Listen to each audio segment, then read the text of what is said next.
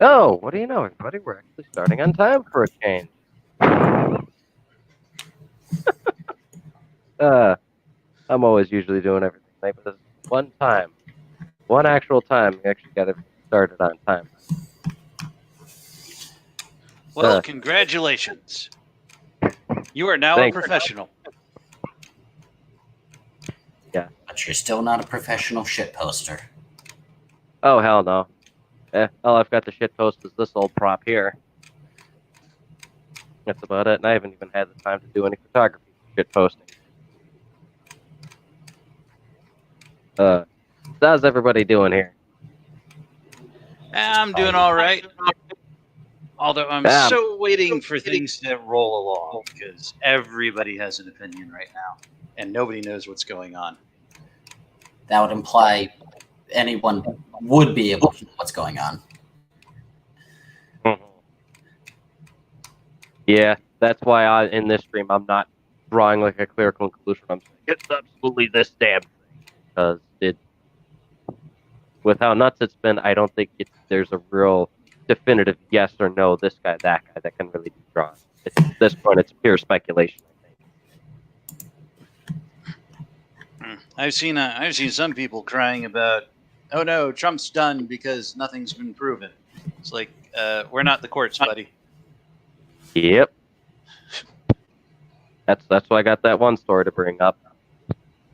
Because, yeah, it's going to have to wait till Monday to when it gets to the Supreme Court. But we'll get into that after introduction.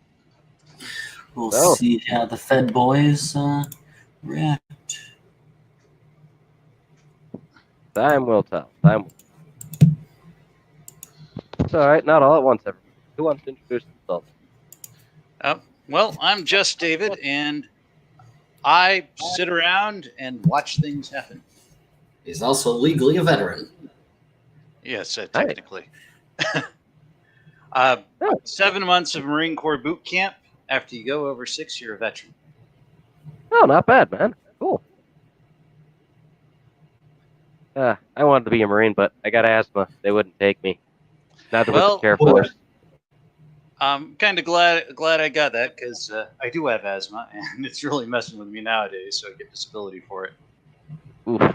Damn. Fed boy benefits. See, not bad.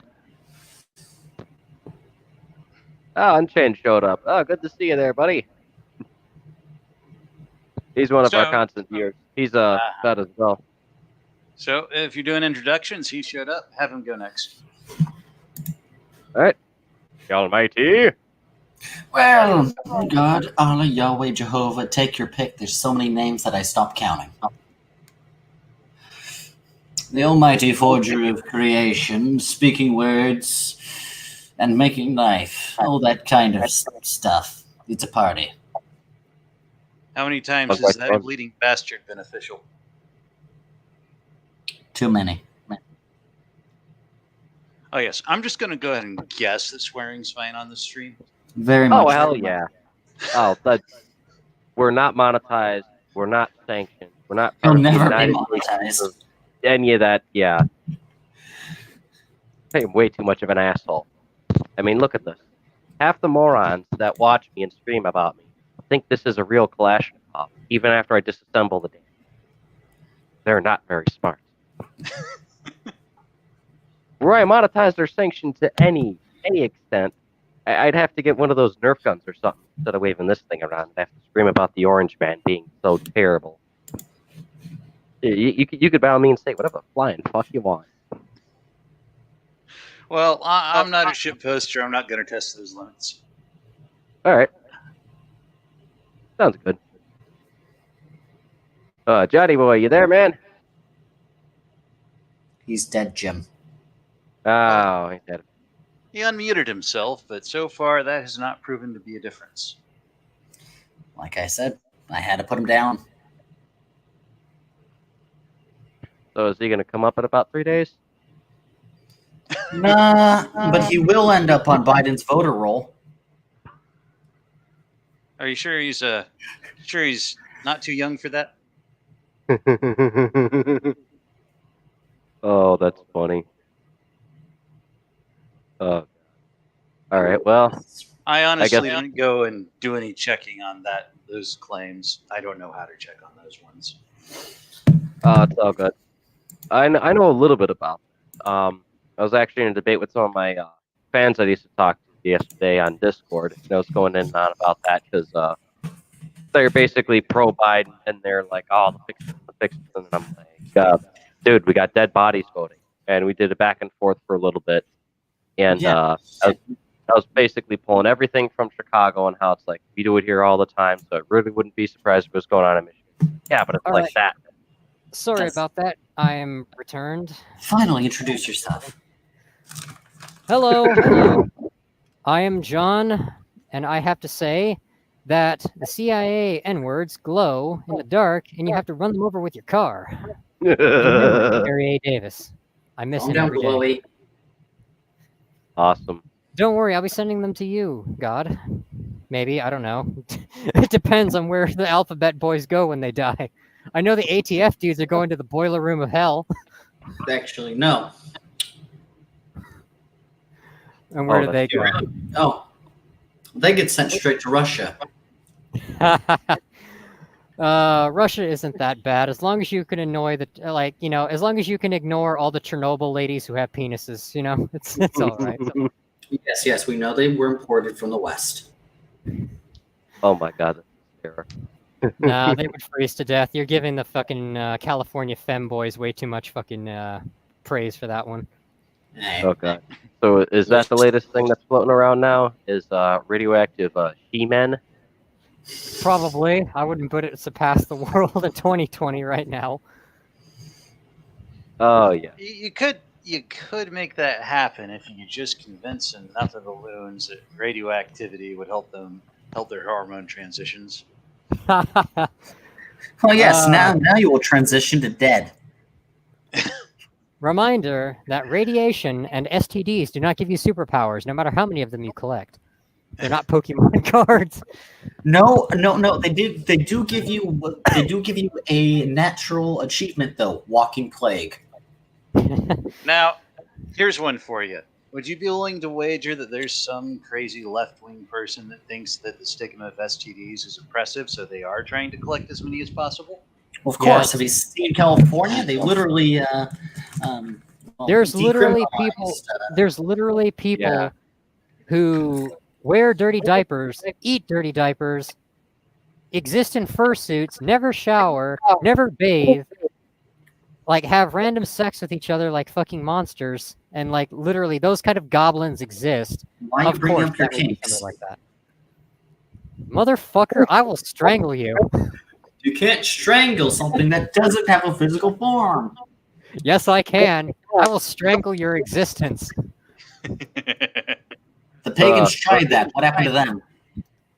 Yeah, they still exist. They're still They're still flipping Yes, you off. except their gods were demoted to angels. Go read Dante's writings. Dude, Dante's Inferno was literally like Beowulf. It was basically his fucking fan fiction of how the heretics were Except gonna it's burn. canon. No, it ain't. No, it Yes, ain't. it is. It is. No, it it was isn't. canonized. It was Okay, canonized. then there was the first fucking ancient fan fiction to get made into an actual book. Okay. It's just like the Bible.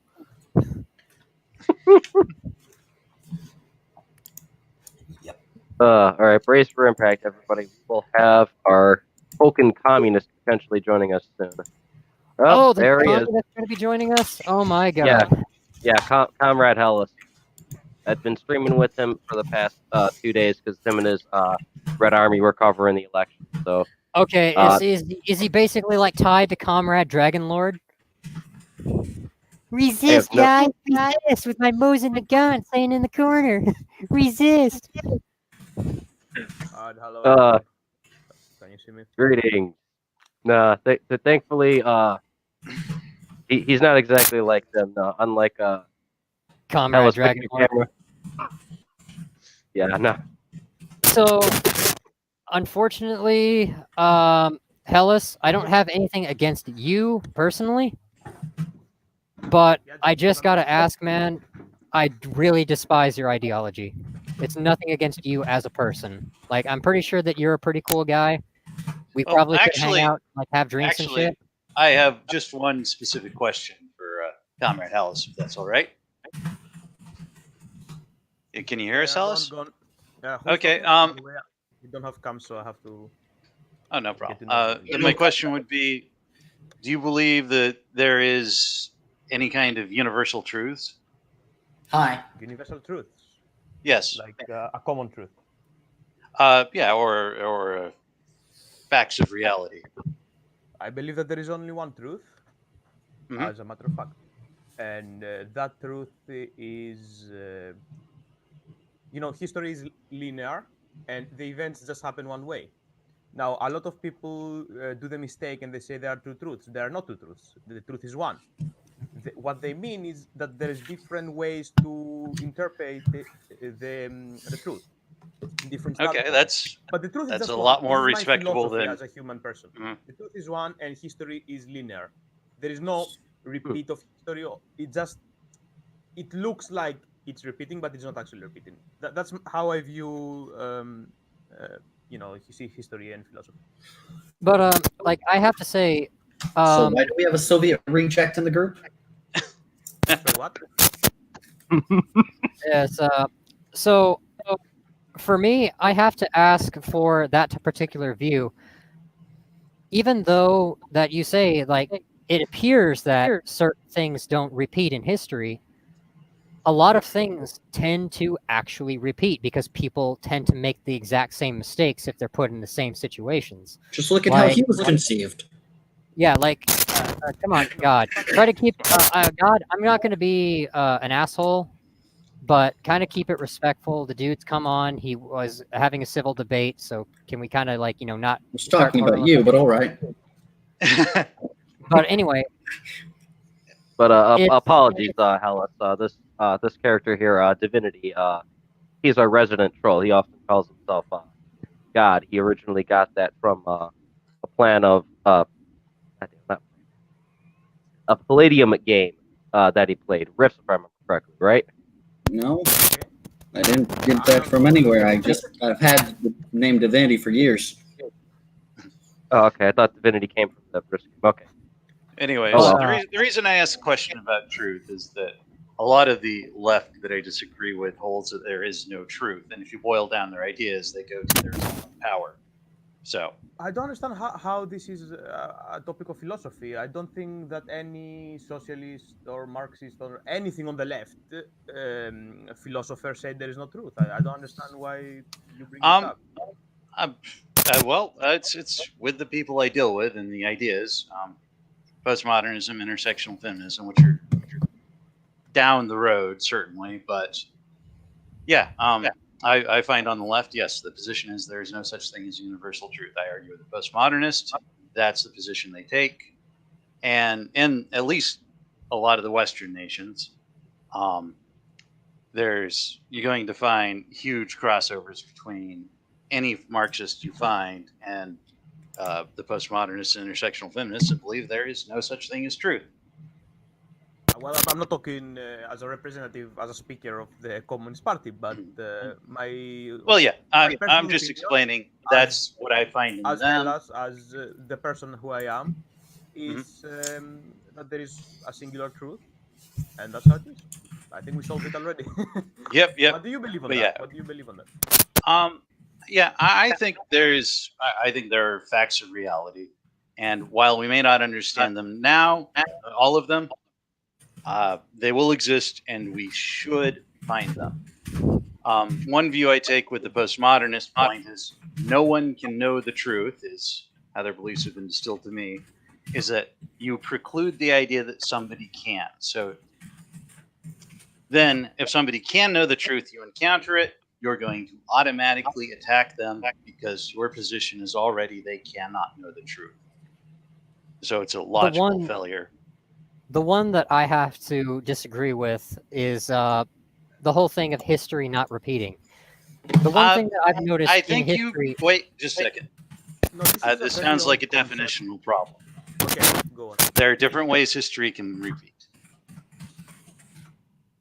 I'm saying, like, the two ways that I've seen it as repeating is people have, like, certain groups, tribes, civilizations, and such, they all tend to conform to certain types of structure. And in those structures, they tend to make the same errors that either cause said civilization to fracture apart, to collapse, or for, certain things to happen. Like, the one thing I will say is like a commonality of that's why a lot of people don't like communism, Stalinism, Marxism, or anything tied to that ideological system is the concept of Lenin and Stalin and the Great Leap Forward, Mao's Little Red Book, the genocides of the Armenians from Pol Pot, where all of it can be tied to a certain type of linchpin of where those people studied socialism. What was from Cambodia? With Sorry, Pol Cambodia. Pot, I think you mean the Cambodians. Yeah, When did Pol Pot genocide the Armenians? yeah. So Cambodia, and then I think the one I was thinking of was Idi Amin. Sorry, and That's Uganda. yeah, Idi Amin Uganda, was and the Rhodesian Enver Brush Pasha, War. he was Ottoman Mhm. general and statesman. He is blamed Yeah. for the Armenian genocide. Enver Pasha. Yeah. Sorry, I just get a little bit confused on those because I'm trying to. It's fine. But I So- will crack a bit of a joke, How did Pol Pot end in Armenia? And yeah, Yeah, it's just the similar thing of when you see those kind of people, they all take ideas and essentially similar belief structure from those teachings that they read, because they read from Marx, they understood communism and socialism, and that's how a lot of people think that socialism will always directly lead to communism, and communism will have the exact same outcome as all of those leaders because they all did the exact same thing when exposed to the same source. They all came to roughly the same conclusions of how that they were going to improve their societies, but all it ended up doing was benefiting the few, punishing the many, and people suffered except for the ones who were in power because socialist and communist governments and stuff and rulership and leadership, they still have centralized figures that would be akin to, like, say, a prime minister, president, king, emperor. There's always going to be those figureheads and the ones below them that say they represent the larger group because they can't incorporate every single person to having a voice. That's why in Stalin's leadership of his government, he still had things that would be akin to like a council, where each councilman, or it was essentially like a senator, they had a large amount of people in their section that they spoke for. And those people all directed back to Stalin. But he had the final say, and he basically ruled it as a dictator. It was his way or the highway. You didn't have a choice. You're making a lot of points, and I would like to address them one by one. Okay. Let me Go right ahead. remember. First of all, Enver Pasha and Idi Amin were not communists. I think we know of that. Enver Pasha's ideology is influenced by Neo-Turkism, which is nationalism, and he was connected with the German imperial doctrines of militarism and all that. Idi Amin, on his other hand, is a very complex figure. He had a lot of ideas. He was an American-backed dictator in the beginning, but then turned on them because he didn't receive enough support. Something like Saddam Hussein, let's see it like that. He had also British upbringing, Idi Amin. But let's not focus on that. This is just comments for history. So your main point here was that the communists, for example, they assumed that socialism will lead to communism, and you also said that there was like a hierarchy or something like that. I would like to address the point that you say that Stalin, for example, got everything he wanted like a dictator. Well, this is a falsehood. There were many instances that the Central Committee overruled Stalin because they had to vote on it. I'm not saying that like he got everything he wanted as a dictator. It was more his type of rulership was not to be questioned except if it was in his inner circle. That's kind of like the whole like I would say it was a joke, but they allowed you to vote, but the only person whose name you could check was Stalin, so he got in every single time. There was no way to actually get rid of him and replace him with somebody else if he was failing as a ruler. That's why a lot of the things that like we didn't come to that point. We had many instances, for example, Khrushchev got replaced. Who came after Stalin. Malenkov, who came between Khrushchev and Stalin, got replaced within a matter of 3 months. So if Stalin actually was a bad ruler, and even if you don't believe that the Soviet Union is a democracy, I truly believe it because of the structure of its voting base, which is on the workplace, and this is the most democratic form, electing from your working environment. Each industrial unit, and not an area as a whole that is more diverse and more large. Stalin was never in that, didn't occur this scenario because Stalin was a very effective leader. Let's be honest here. Malenkov was a weak. Sorry, what? Of course, he I killed would- all his opponents. If there's no Yeah. one to oppose you, of Malenkov- course he's going to be perfect for the job. Yeah, I have to He was a admit very- that Stalin, I would admit, was as personality-wise and such, he was a strong leader. Like he commanded authority, but he also was extremely ruthless in making sure that he kept his power, and then he kept his ability to If he was lead. ruthless, he wouldn't be the general secretary of the Soviet Union. Let's be honest here. This was an era that you sleep once, your head is out. There is no clemency for doing a small mistake. And what Yeah. Stalin did was deliver that, and he took a country that in 1928 were using windmills for energy, and 20 years later, in 1948, they were using nuclear energy for that.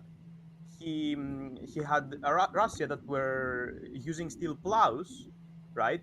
The average life expectancy under the Tsar was 32 years, and in 2 decades, I tell you later, under Stalin, that's jumps to 68 years after the war, of course. But They are didn't he using also nuclear like? energy. They are using innovations such as the first blood how do you call it in English? Transfusion. Transfusion, yes. Transfusion yes. when you're First- talking to the receive the first blood, heart, yeah. The first lung transplant, heart transplant. They tried even a brain transplant between animals. They were very advanced. They had Yeah, the that first was IMB. that was the Yes, If exactly. I remember correctly, Satellite they actually station. used that knowledge from the Nazis. No, they didn't. Yeah, much of All that these- medical knowledge they actually claimed from Nazi scientists that they. all these, the blood transfusion and the heart and lung transplant were before even the war. The Nazis didn't exist in 1930s and 40s, or well, they did about that time. So don't tell me the common mistake. Oh, they took it from the Nazis because this didn't happen. Yeah. There's It's there- a Russia prime was, example. Take a look at the at U.S. war. with NASA. The first leader of NASA, a Nazi, a literal Nazi. Yeah, that Werner was, von Braun that was from one of the Operation things. Later on, that- on the That rocket was one of the things like they did for the Nazis and Unit 741 for the Japanese side. They were offered clemency for the exchange for their medical knowledge, even though that was a monstrous thing to do. But They should never have done that. that was on the rocket department, and mainly it was the Yeah. Westerns who did it. Sadly, the Soviets were not given the opportunity. Not that they will do it, but we don't know. But they were more ideological. Let's say. I don't Here think we they are, did. Operation Asukovin. Also Viakim. Huh? Operation Asoa Viakim. Can you type in the chat? There's a little chat on the. Yeah, give me an article about that. Yeah. So the Soviets, when now you jump onto to another point, okay? But let's go to that point. When there was the occupation of Germany, the Soviets were left with lower class engineers because all the big brains went to the West. So that didn't help them much. But yeah, sure, they got some stuff from the Nazis. Would you Alright. also, what's your opinion on the fact that through, like, I'm just using Stalin as the one that we're using as the talking point right now. I haven't gotten to the others. But for his rulership and stuff of how he run his government and how he tended to eliminate certain people that were either a threat politically or that he's seen as incompetent, that he opened up the path for a lot of people who were not suited to their jobs. And their incompetence essentially was a very On the military sector, you mean? Yeah, a military sector as well as some parts of the government, like what's his face, Beria, Actually, who was such a Beria. horrible. Yeah, he was such a horrible person that even Stalin said that his daughter should not catch a ride with him because she'll end up raped and killed on the street. that's a true actually because I will tell you the story. So it's a night. They're all in Stalin's dacha. Stalin's dacha is a like a two-store small house outside Moscow, like with garden and all. And they're having, Stalin loved to party, so they're all drinking, probably watching some film. And after it's too dark, they all leave, all the members. And Voroshilov is driving with his daughter, and Lavrenti Beria, probably drunk, is following them, and that creeps them out. And they go to Stalin. Lavrentia was a sex maniac, just like your guy JF Kennedy was a sex maniac. This is a historical fact. And they went to Stalin, and I don't think he was very happy. Lavrenti Beria was, in fact, famous of being sexually promiscuous. So I'm sure that's right what you said. They were afraid of him, but Well, I feel let me the man Lavrenti Beria wasn't that cruel, but he was very how should I put it? He was very okay. Let's say ruthless, and he was following orders. The man that Beria actually replaced was Yezov, and Yezov was much more hard on his much more hard on his approach. But at least Beria was very loyal at that point. Later on, we will see why he wasn't, but you get the point why he got the job. Now, you Yeah. said something about the military. And Maybe you're it's right. it's Maybe for you're like right. it's for like some of the experiences of the Red Army was mostly because a lot of the generals posed a political threat because they were very well liked by the people. They were very well liked by the military themselves, like in their inner circles. Yeah. They Can I were have like 2 minutes respected. on this so I Oh, can yeah, sure. roll it up. Yeah. Yes. Before you start though, Yeah. I DM'd you the website that covers that operation. Not exactly sure how to pronounce that. But it kind of just grazing over kind of. Osviakim, something like that. I'm sorry, but the Soviet Union did the However, exact same thing the U.S. did, just at gunpoint. What? Speak up, please. I didn't get it. The Soviet Union did the same with Nazi scientists as the U.S. did, just at No, gunpoint. that's not true. No, that's literally, it's right there. Why are you denying the truth? I'm not denying the truth. I'm just saying the he Soviet didn't get the Union chance to read it through yet, because I just found it like right after let me just note I read that part of it, and what it was here, I'm telling you, the Soviet Union didn't have the chance to take the high-profile Germans, Yes, they did. but they took lower engineers. The ones More that engineers. Yeah, that's the fact. Transplant research, production research centers. They also had research on, they took the scientists from V2 rocket research. Yes, they Isn't did. that the But V2 they rocket did- research was also an improvements for like the Katyusha rockets and stuff like that they started using and like improved upon before In they fact, hit- much of the transplant research was also stolen from the Nazis. wait. I mean, I wouldn't put it past them too because they pushed very All right, hard well, into the let's not motherland. dogpile on it too much. Sure that doesn't have to do Um, with anything. I think the notion that because they used some German engineers, and I'm telling you again, no big names came to Russia. There were lower Well, engineers. of course, they're going to keep the names out because it's the Soviet Union. No, no big names came to Russia. They didn't want to associate with Nazis. They probably took some lower engineers, laying low. not Or they part of kept the Nazi names Party. out of the public because it was the Soviet Union. all right. No, this- How about this we isn't put it how at it this? works. Here, Hellas, I sent you the article that I found in regards to it. Read it over and just whenever you get a chance, just let us know what you think about it. All right. So I think, I was replying to John. Can I address that? yeah, by all means. I All right. just wanted to So interject there is- because if you don't know too much about it, and he knows more than you do. I think it's kind of going to be like a moot arguing point if both you guys go back and forth about it. You don't have the full picture that he does. All right. So we're talking about the Moscow trials and the purge in the 1938. So what happened there was that there was an active insurrection within the Communist Party. We are talking about a country that hasn't properly established itself yet. And there are many political factions. You have Bukharin, who is on the right of Stalin. He wants to allow some form of private property and open market. And you have Trotsky, Kamenev, and Zinoviev, on the left, basically surrounded around Trotsky, who wants to go on and kick the West's ass. He's on the left of Stalin, and he wants to use all the public funds to start permanent revolutions around Europe. And as Lenin and Stalin saw it, it failed. The revolutions in Hungary and Germany were suppressed by the reactionary forces in collaborations with the established bourgeois. So Stalin put it, no, we don't have to do that. We need to develop our country first. This is called a socialism in one country. Create a very strong Soviet Union, and then we can go on and kick the West back. The West back. Now, about the purges. In 1938, these people started growing unruly.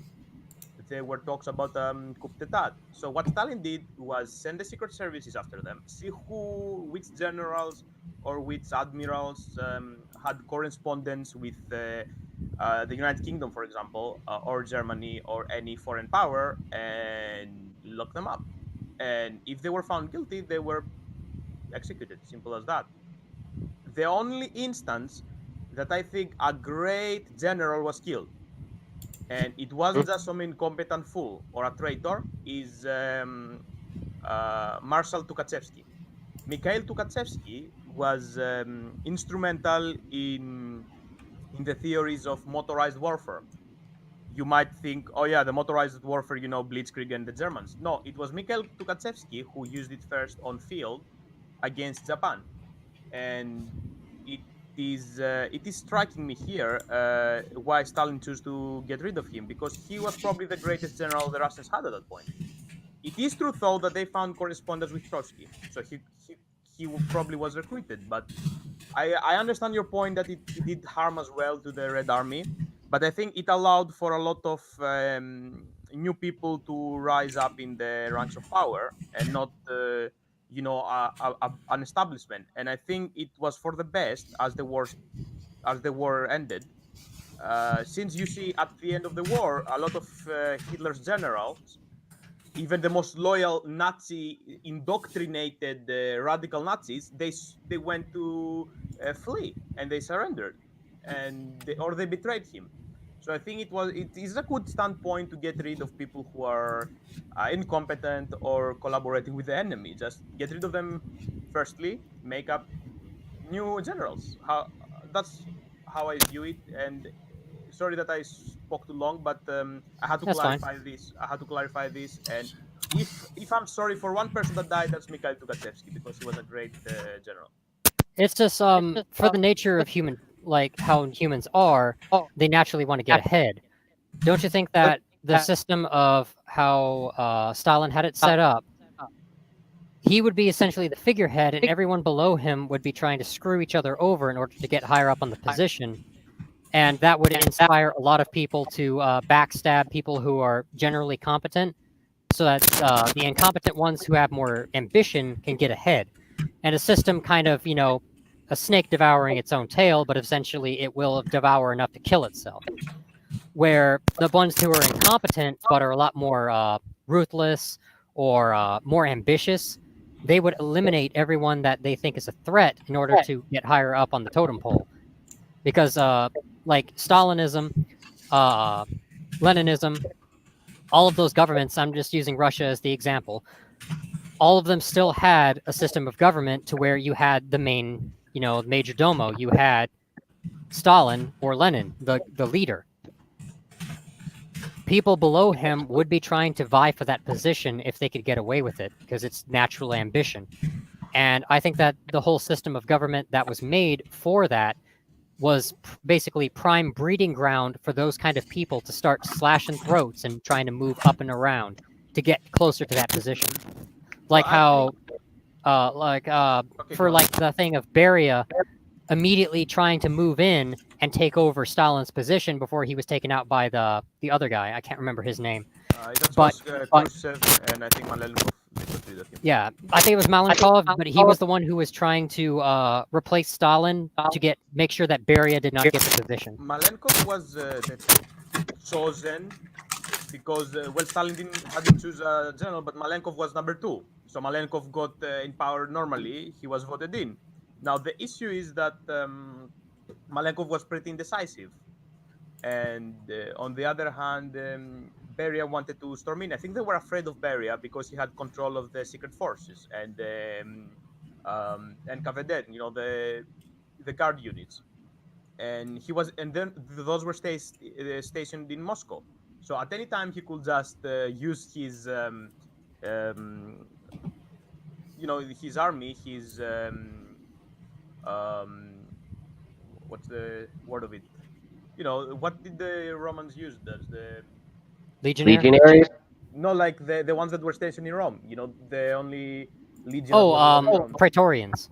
Praetorians, yeah, the Praetorians. The chosen ones, the creme de la creme. He could choose his Praetorians that were stationed in Moscow, then Cavede, to take the power for himself anytime he could. So I guess Khrushchev and Malenkov grew worry, and they had him removed. And how it happened, it was that they sneaked with him, and it was Malenkov and his bodyguard, Khrushchev and his bodyguard, and Berry and his bodyguard, and basically they just they had a Mexican standout. They all took their guns out and they finished them, and it was Mexican standoff, not standoff. yeah. All right. Yeah, because I remember like the very reports interesting and if you stuff read it on said the that they the reports and stuff for them like restraining and taking away Beria was basically him crying and begging for his life, Yeah, and that's mostly true. Yeah.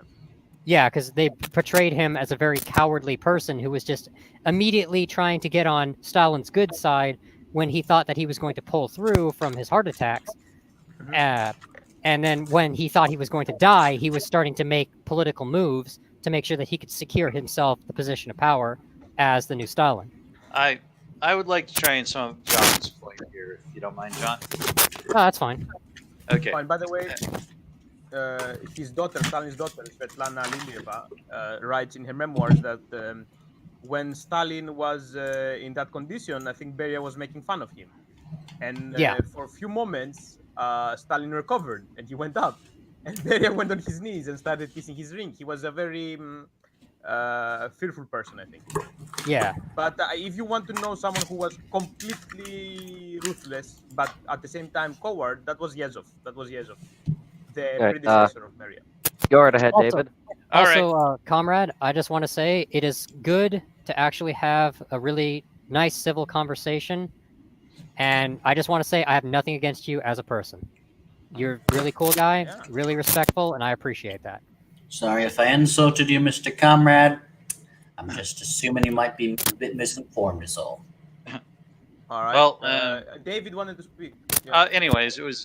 I think one of John's major points here is that under Stalin, the kind of system you have is that competent people become threatened by people who are performative or can accuse somebody of essentially not being good enough, being a traitor without much proof, or essentially I'm a better communist. This person isn't. They should go. The level of backstabbing and sabotage is seemingly encouraged by the system. It's like At this the whole point, thing. Do you Sorry. want to continue, John? Just a little bit. It's like the whole system of how when people see like the leadership of the Soviet Union, especially during World War II, they seen it as Stalin was very fearful of the people below him that could possibly perform a better job than him, so he had them either replaced, sent out to fight and then get killed, or just essentially, sent his version of the Gestapo on them to take them and spirit them away or kill them because they were a threat to him, and he did not want to pass up his power for somebody who could possibly do a better job than him. And that kind of government encourages that kind of behavior to where you need to get ahead, and in order to do so, you're going to have to backstab this guy and this guy, even though these guys are doing way better jobs than you. It's kind of that system of environment of where it fosters that kind of a system where betrayal and getting ahead means stepping on everybody else, even at the detriment of the loss of leadership and competence overall for that government structure. That actually didn't happen. The last purges were in 1938, so about the time of war, everyone was, especially in the middle of the war, everyone was ready and everyone was loyal. There was not a single instance that someone tried to overrule somebody else. But like Stalin the was people that ahead. were replaced during that time, they weren't exactly vetted or anything. That's why the Red Army had such a massive amount of losses, is because most of the leadership cast, like the higher officers, colonels, majors, That's one generals, theory. lieutenant colonels, and That's one such, theory. I think those it was.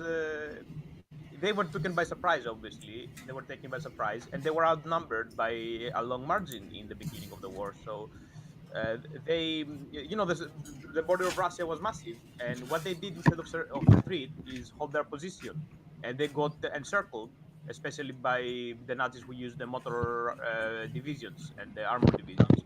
They got encircled, and the Russians are very stubborn people. They didn't surrender, so they got butchered, all of them. yeah, And because it kind of by reminds the me of time, yeah, by it the kind of time they reminds me produced of more oh, sorry. conscripts, yeah, by the time they produced more conscripts and they had the E-34 KV-1 tanks coming out, who were not only on par, they were in fact superior at that time. Um, they were able, of course, to hold and win their first major victories. It's a matter of fact, I think that the Red Army won every single decisive engagement, and that's what really hold them there. Now, to really finish up this subject, I don't see any loyalty issue, and I think the people who came after people who were completely incompetent, like Budioni, were actually very potent generals, and they proved themselves. Georgy Zhukov, Ivan Konev, um, Rokossovsky. You have a bunch of them who are exceptional generals, and they prove themselves in battle. So you might say, yeah, in the beginning it gave the Red Army a disadvantage on experience, but later on it, it, it proved to be good. Now we can debate it days, but let's move on this subject. You said something about what was it? Something I completely forgot. You, you were talking. That's all right.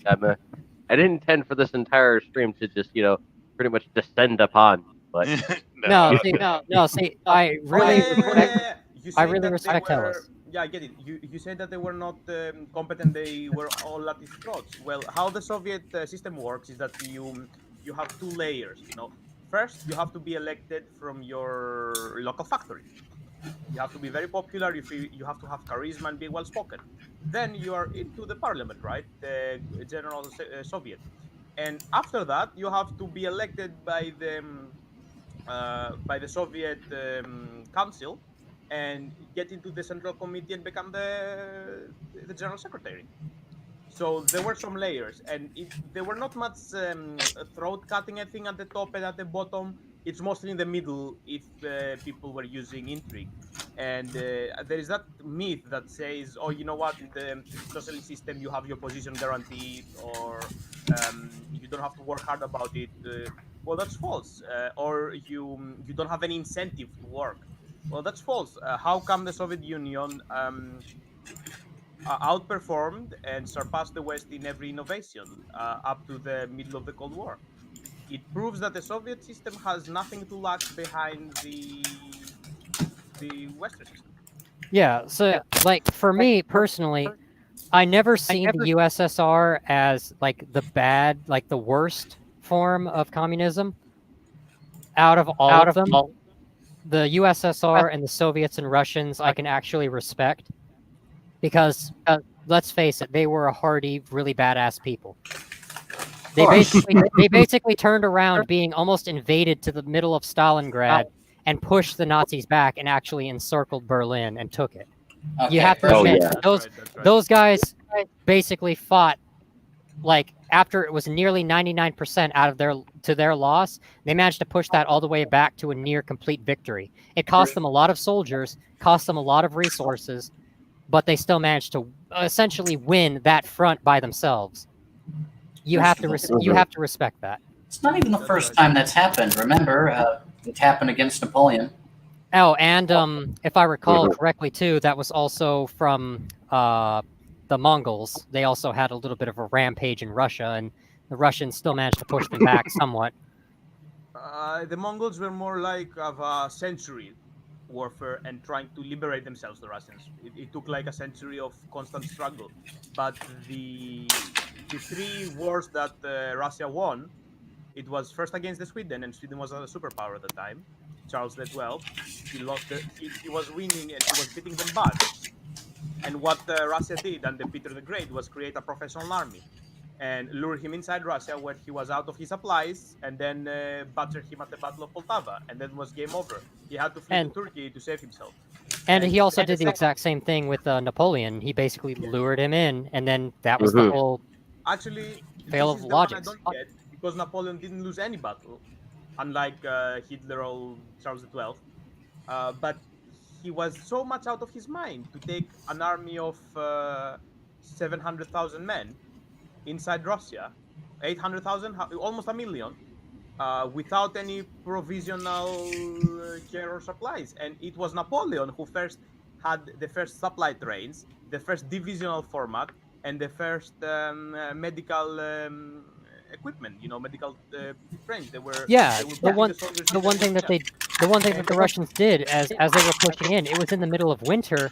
And they did the scorched earth policy where they would burn all the grain and stuff to prevent them from getting any food and sustenance. I don't understand how Napoleon didn't take supplies with him to last a year. It was Napoleon in Italy 10 years or 15 years before that said an army marches on his stomach. Napoleon should know that. I don't understand how he went out of his mind. That was an inexcusable tactical blunder. Oh yeah, it was not a smart idea for Napoleon to march an entire army it through is the winter. out of his character. I don't understand it. Yeah, I think he went completely arrogant. He was like, I think he believed that an army of that size is going to scare the Russians into not. And basically, okay, because what he wanted to do is not conquer Russia, is to put them in line. The line was to blockade Britain, deprive them of their trade, to starve them out. The continental blockade from Russia to Portugal down to the Ottoman Empire, he controlled all of that. He didn't allow Britain to. Right. All right, I gotta say, you guys would make a pretty interesting historical podcast, because getting the Russian perspective on some of this stuff is pretty fascinating. Yeah, like the only other thing that I would actually bring up more for the line of what we were talking about, like the openings for incompetence and people to basically cover their own ass at the expense of everybody else. We've covered that a bit, and we're here for Burnside stuff. It's fascinating, but we do have stuff to move on to. True. That was the only thing that I had to say on that was the incident with Chernobyl and how poorly it was handled by the Russian government during that time. Give me a break. Everyone is talking about Chernobyl. They forgot that the same shit happened in Pennsylvania, the same shit happened in Fukushima. They just want to put the blame on the Soviet Union. And from propaganda side, they're right, but they forgot. Well, what about the Nazino affair? What affair? The Nazino affair.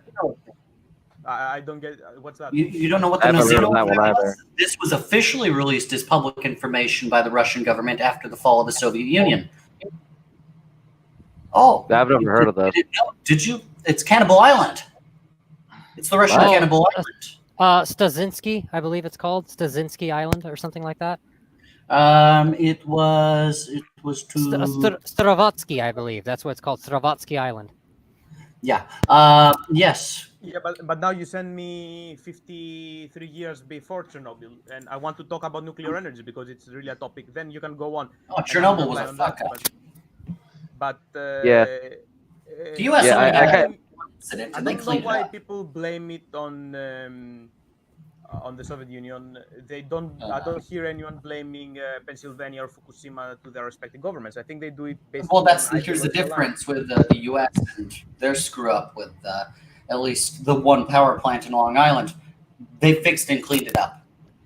I believe that was more. The issue was on the lower ranks, I wasn't saying it was. It went all the way up to Moscow. I'm not more the local government area. Moscow was misinformed. They said, "Oh yeah, it's the core is intact. There was just some leak there." And when they asked what's the radiation, they were like, "It's minimal. It's like exposure for a year." They were like, "Okay, fine." Yeah, like that is relatively true. But I'm not gonna lie. We could probably do this for like if we wanted to do a Chernobyl stream, we could do this for like Yeah. hours. Because I agree with Hellas on that. It was not all the way up to the highest echelon. It was more localized What was government, the- but they were still what covering their was asses at the expense of everyone in Chernobyl. Who was in Uh, charge of the reactor uh-huh. 4? What was his name? Dyatlov. Dyatlov, yeah. So basically, Dyatlov had exact orders not to do that. And on the papers by the government, it says never test between below, what was it, 600, 700 watts, megawatts. And he wanted to test it to 100. They were exact disorders. He wanted to do it by himself. And Dyatlov, I don't know why the fuck someone trusted him with Chernobyl. He was responsible for a submarine nuclear accident 20 years ago when he was in his youth. The guy's a disaster. Why Let me nobody just- saw that on his biography? Why Let did me they add put that? one little note on this one. It's Yeah. going off topic to it, but it kind of related up. I did watch the Joe Rogan Alex Jones podcast, and in that one, Alex Jones said he does think we've advanced nuclear to the point where we can do wonderful things with it, but he doesn't trust anybody to run the plants anymore or to build them. Yeah, So- I don't know. I think it's overrated. And if you know right now, there is probably a hydrogen bomb outside Savannah, a few kilometers, and the American government has completely lost track of it. And if it activates, you're all screwed there. Makes Yeah, sense. that's the one thing. That's the one thing of the First of dual all, engine. don't even argue with that. The Something like- Soviet government sold off. No, The bloody nuke. enough of that. Give me Enough of that. give We're me a not- minute. Give me a minute. Give me We've a done minute, enough I with want to- give me We've a done minute, I enough want to wrap it throwing up. Soviet at Hellas, please. Yeah, just a second, I'm going to talk about nuclear energy. Something people don't know is that nuclear energy is the safest form of energy aside I'll agree solar with you on energy. that. It's the safest form of energy, and they're all scared. It's like planes, for example. You're afraid of planes, but planes are the safest form of transportation. Yeah, Nuclear it's energy just is the it's just the safest form of dual-edged. energy. It's the Yeah, dual-edged sword of nuclear energy, to where if it's like not handled properly, the ramifications of it, saying like a core meltdown or Yeah. radiation leak, or the effects of radiation on living things, is so horrible that it kind of balances out its usefulness I think, versus what happens if something goes I wrong. think it scares Well, people. the Alex Jones point was, of course, the technology is great, but how do we trust the people building it to not cut corners and the people running it Exactly. to not cut corners? Yeah, that's Because- definitely the problem. Is everyone's afraid that we're gonna have another Dyatlov run another reactor, and then it's gonna just go kablooey, and then we're gonna be stuck there trying to figure it out. Yeah, because if I recall, the reason why the reactor detonated too is because they tried to put the rods back in, and he rushed it, cut corners, trying to make it faster, and then that's what caused the meltdown, the explosion. I don't know, man. I think we should give a chance to nuclear energy. And France, for example, has 70% or 75% of its energy coming from nuclear energy. They are completely self-sufficient on energy. Why can't we do the same? All well, in the these, U.S., other I don't energies- trust anybody that's going to build it. All right, I talk a lot. I'm going to take like a 2 minutes break, grab a coffee. You can continue. I will be right back, okay? All right. All right, sure. If anything, when you get back, we'll switch to more of the electoral stuff. There's also a currently active situation going on in Las Vegas, if you guys know. Oh, I knew nothing about this. By all means, There's a inform me. shooter. Oh shit! Here we go again. Yep. There's an active shooter in Las Vegas. At specifically Circus. Ooh, good word. Oh joy. Finally, we can get rid of those annoying bastards. They were always expensive. There's nothing cheap in Vegas, man. Yeah, see, Glad now, that's gone there. I kind of wish that a lot more people were like Hellas, where he can actually, have a civil discussion. It just doesn't devolve into like slinging, insults at each other and stuff like that. I enjoyed talking with him about that kind of a thing and hearing his retorts back. I wish more Yeah. people could be more civil like that. Well, that was Yeah, that that's was what I've gotten kind along of with. that was kind of the motivation behind my question of, do you believe in truth at all? Hmm. I have learned that's a key indicator of things. People who don't Yeah. believe in truth believe in power. So at that point in time, I tend not to trust them. And it's always just the thing of, at least for me, I've always noticed that those similar types of governments that were created from essentially the linchpin of that particular leader, reading Marx, learning about socialism, it just naturally evolves into communism, a communist government, and then it always plays out the same way. I Yeah. have to admit, there's one thing that I will note is that it looks like a lot of communism outside of Russia was kind of what the KGB wanted everybody to have. Oh, Quiet looks at Pol Pot with intense. oh, So- absolutely, Pol Pot. So I'm definitely willing to entertain the idea that there's some I believe differences under between Pol how Pot, Russia ran versus the kind of communism they exported to the rest of the world. Yes, I mean, I'm on board with like normally bashing the hell out of all the time, like how Divinity is. You'd wish to scorch the earth. Although I've enjoyed having a nice little friendly rivalry with Hellas. Yeah, I'd expect it to completely devolve, but this has been out of entertaining, everything, I could at least respect the USSR and the Soviets. They at least had some shit together, and they were capable of doing some pretty impressive shit. So you have to give them With the credit Nazi where help, credit's of course. They also achieved the only real-time RTS event real-time strategy event I've ever seen in the real world. what?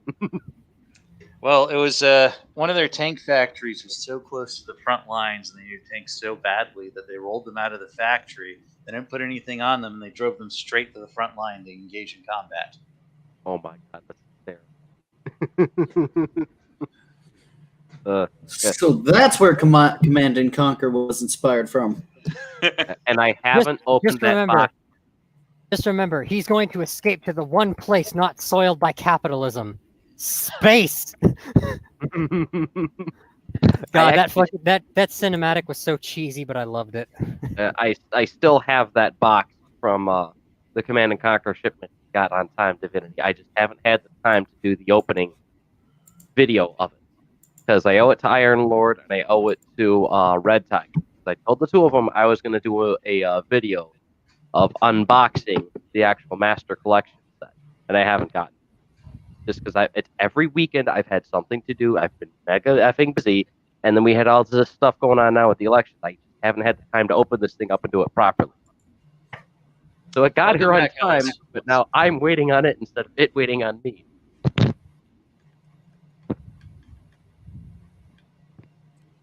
Though the Soviet Union was able to maintain something which was unique amongst many communist nations. They managed to maintain their nationalism. No, that's correct. Anyways, so that was the introduction. No, that's absolutely false. People don't understand this. It's different to say I fight for my country because we are under Nazi attack, and it's different to say the Russian people are superior. The Soviet Union hated nationalism. They were an internationalist, Marxist-Leninist state wishing to build communism. It had nothing to do with nationalism. Well, not really a I Leninist, can link you books and acts In and laws in that forbid nationalism or hate speech or anti-Semitism or crimes against minorities. Of course. Well, here's the difference, though. If I remember correctly, didn't Stalin purge many of the Jews from the original party? No, that's the Doctor's plot. They're referring to Stalin's anti-Semitism because of the Doctor's plot. And It happened, though. Many of the original members of the party were only purged. 3 out of the 9 doctors were actually Jewish. As for the 3, that's an entire third. That's a massive number. For fuck's sake. Yes, because Trotsky, Zinoviev, and Kamenev. Even Lenin himself was. Even Lenin himself. Okay, so here's the question I will give Hellas one quick support here. Or how about the guy who started the Gulag program? He was also Jewish. Can I start? Okay, one at a time here, guys. One at a time. Calm down. Enough hammering Soviet. Sorry, go on. Lazar Kaganovich, Stalin's deputy, was a Jew himself. The fact that a lot of Stalin's enemies, such as Trotsky, Kamenev, and Zinoviev, happened to have Jewish ancestry, they didn't even practice the religion, doesn't mean that Stalin was anti-Semite. If someone comes here to punch me and he's Jewish, what will I do? I will be like, no, please don't hit me. I will punch him back, right? Yeah, it happens to be Jews that were for Stalin. Jews were against Stalin. Stalin was the first actually to ban anti-Semitism in the Soviet Union, and if you He did, also banned homosexuality. Now, Div, that's debated. enough. Come on. You're Yeah, I mean, taking every opportunity to make Hellas It's- defend the Soviet Union right now. Yes, actually, yes. That's- The Article 121 of the Soviet Penal Code actually forbids sleeping with young boys. It doesn't say homosexuality. It's mostly ephebophilia, what we will call it today. Now, I let me just add something. I never confirmed this one, but I did read about Germany had a communist uprising, which is one reason why The Spartans. Hitler was able to turn so many people against the Jews, because that uprising was, I believe, 6 out of 10 of the leaders, and a lot of the members were Jewish as well in that one. So, yeah, I believe that was the Bavarian revolt, if I remember correctly.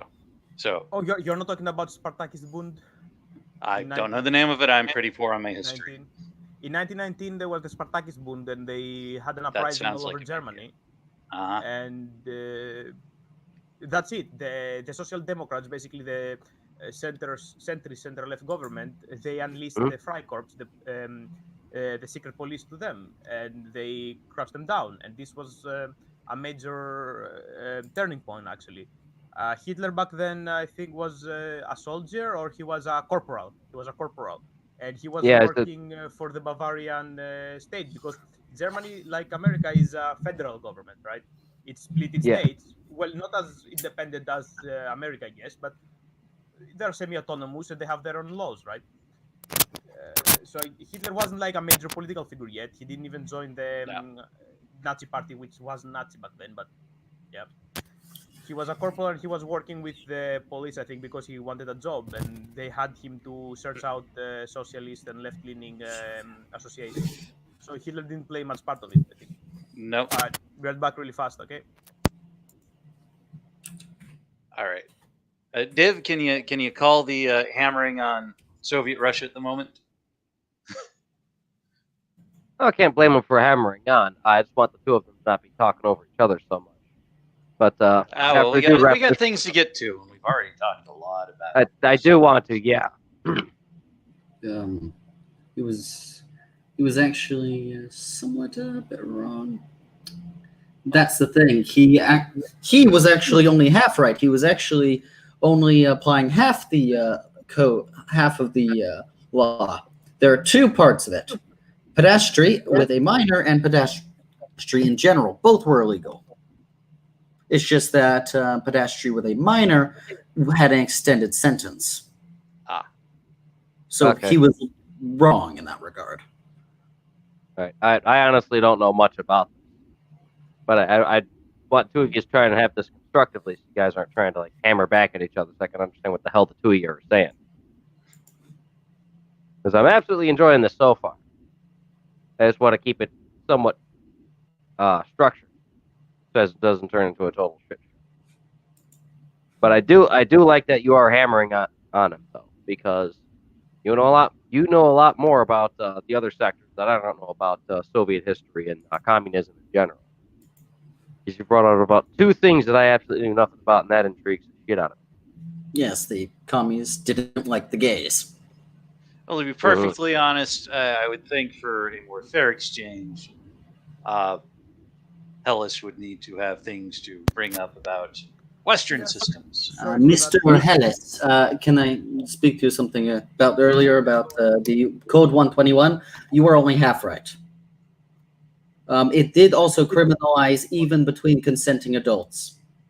It just had an oh, of course. The article, because I read it many times. No, there are two parts. It's with a minor has an extended sentence.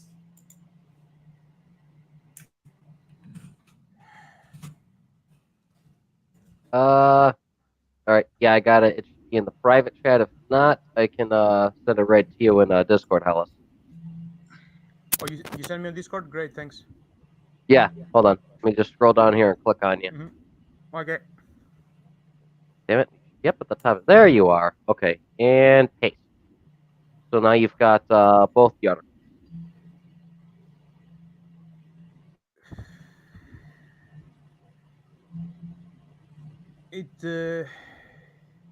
Yeah, if anything, take your time reading it. We don't have to exactly get to it now, but I didn't enjoy the dialogue with you I guys. found although- it, and it says here the Criminal Code of the Soviet Union, of course, and Article 121, as I told you, and it refers to pederasty. And pederasty Yes, but that's is, three, except if you read it, sexual relations of a man with a man.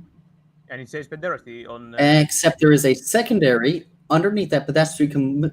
First, shall be punished by deprivation of freedom for a term of up to 5 years. Then there is a one below that. Pedestrian committed with the application of physical force or threats, or with respect to a minor, or with taking advantage of the dependent position of the victim, shall be punished by deprivation of freedom for a term of up to 8 years. It's just that if it's with a minor, it has an extended sentence. Being gay was flat out illegal. It's just that if you did it with a kid, it was worse. Definitely not. Nobody was persecuted for homosexuality. That is a lie. It happens even now. I've read the statistical analysis, and the total number of people persecuted for homosexuality in the Soviet Union were like 800, and we're talking about a country of almost 192 millions before the war. So that's absolutely nothing. I think what happened with the law is that they either use it for political gains, or because there is a limit of what you can accuse someone, and I think accusing him for homosexuality or pederasty is pretty easy to do, and it creates public outcry. All right, can we move on? Yes, I think this did hit you out of left field. So by all means, definitely. I like how this is going. So if anything, on a separate stream, because I didn't know it was going to get that in depth. If you're up for it, Hellas, we'll definitely try and have a hot seat with you, just so we can have more productive discourse like. Because these are a couple things I didn't even know about. So this is actually quite interesting. But despite the politics we have on here, I originally essentially wanted to pick up where we left off when you were initially streaming and you were covering the elections with your guys. And I have the ticker for it here somewhere. There it is. Now the one thing is, since we last left off on your stream, it really hasn't changed much.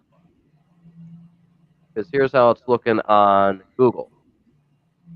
A little bit here. Ooh, So we got good old Joe. Yeah, we got Georgia going blue, although it's by a very close margin. So that's really a coin. That's recount territory too. So yeah, they got recounts. And, Georgia wasn't called. Yeah, and they've got. I know they have a lot of trouble going on in Michigan, and I'm gonna definitely touch on with that. I gotta stop screen sharing for one moment because I heard someone pop in. Go bring them on in. Oh, Mandy, there you are, sweetheart. I don't know if you're gonna be with us tonight. By the way, Georgia wasn't called. It's not on the number issue. Okay, hasn't called yet. Thanks. Yeah, it wasn't called either. It's light blue, as you can see. So Okay. if Georgia gets called, that will put Biden at 306. Okay. And the legal law, I think that your constitution allows for a recount if the margin of victory is under 0.5. And I think right now the only state that the margin of victory is 0.5 is either Georgia and maybe Arizona, just exactly 0.5. I don't know what will happen in that situation. Unless the Supreme Court gets involved, they are allowed to intervene and force recounts. Yeah, so if they get a recount in Georgia, which is not even called in Arizona, that could kick Biden back to 279, and he's still your president. Right, and we are going to cover the Supreme Court case because that it turns out that this actually is being brought to the Supreme Court, and that's starting Monday. As a European, how I see it, why is Trump being such a whiny bitch?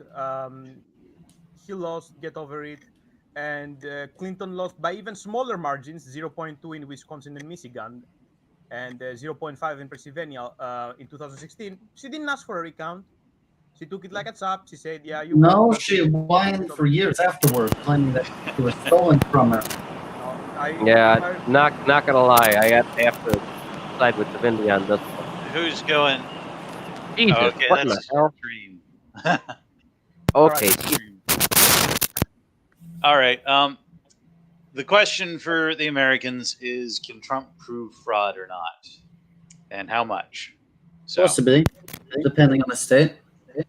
David, Right, we and had that, David, we had the Republican monitor. She was an attorney in Pennsylvania, and she said that everything is fine.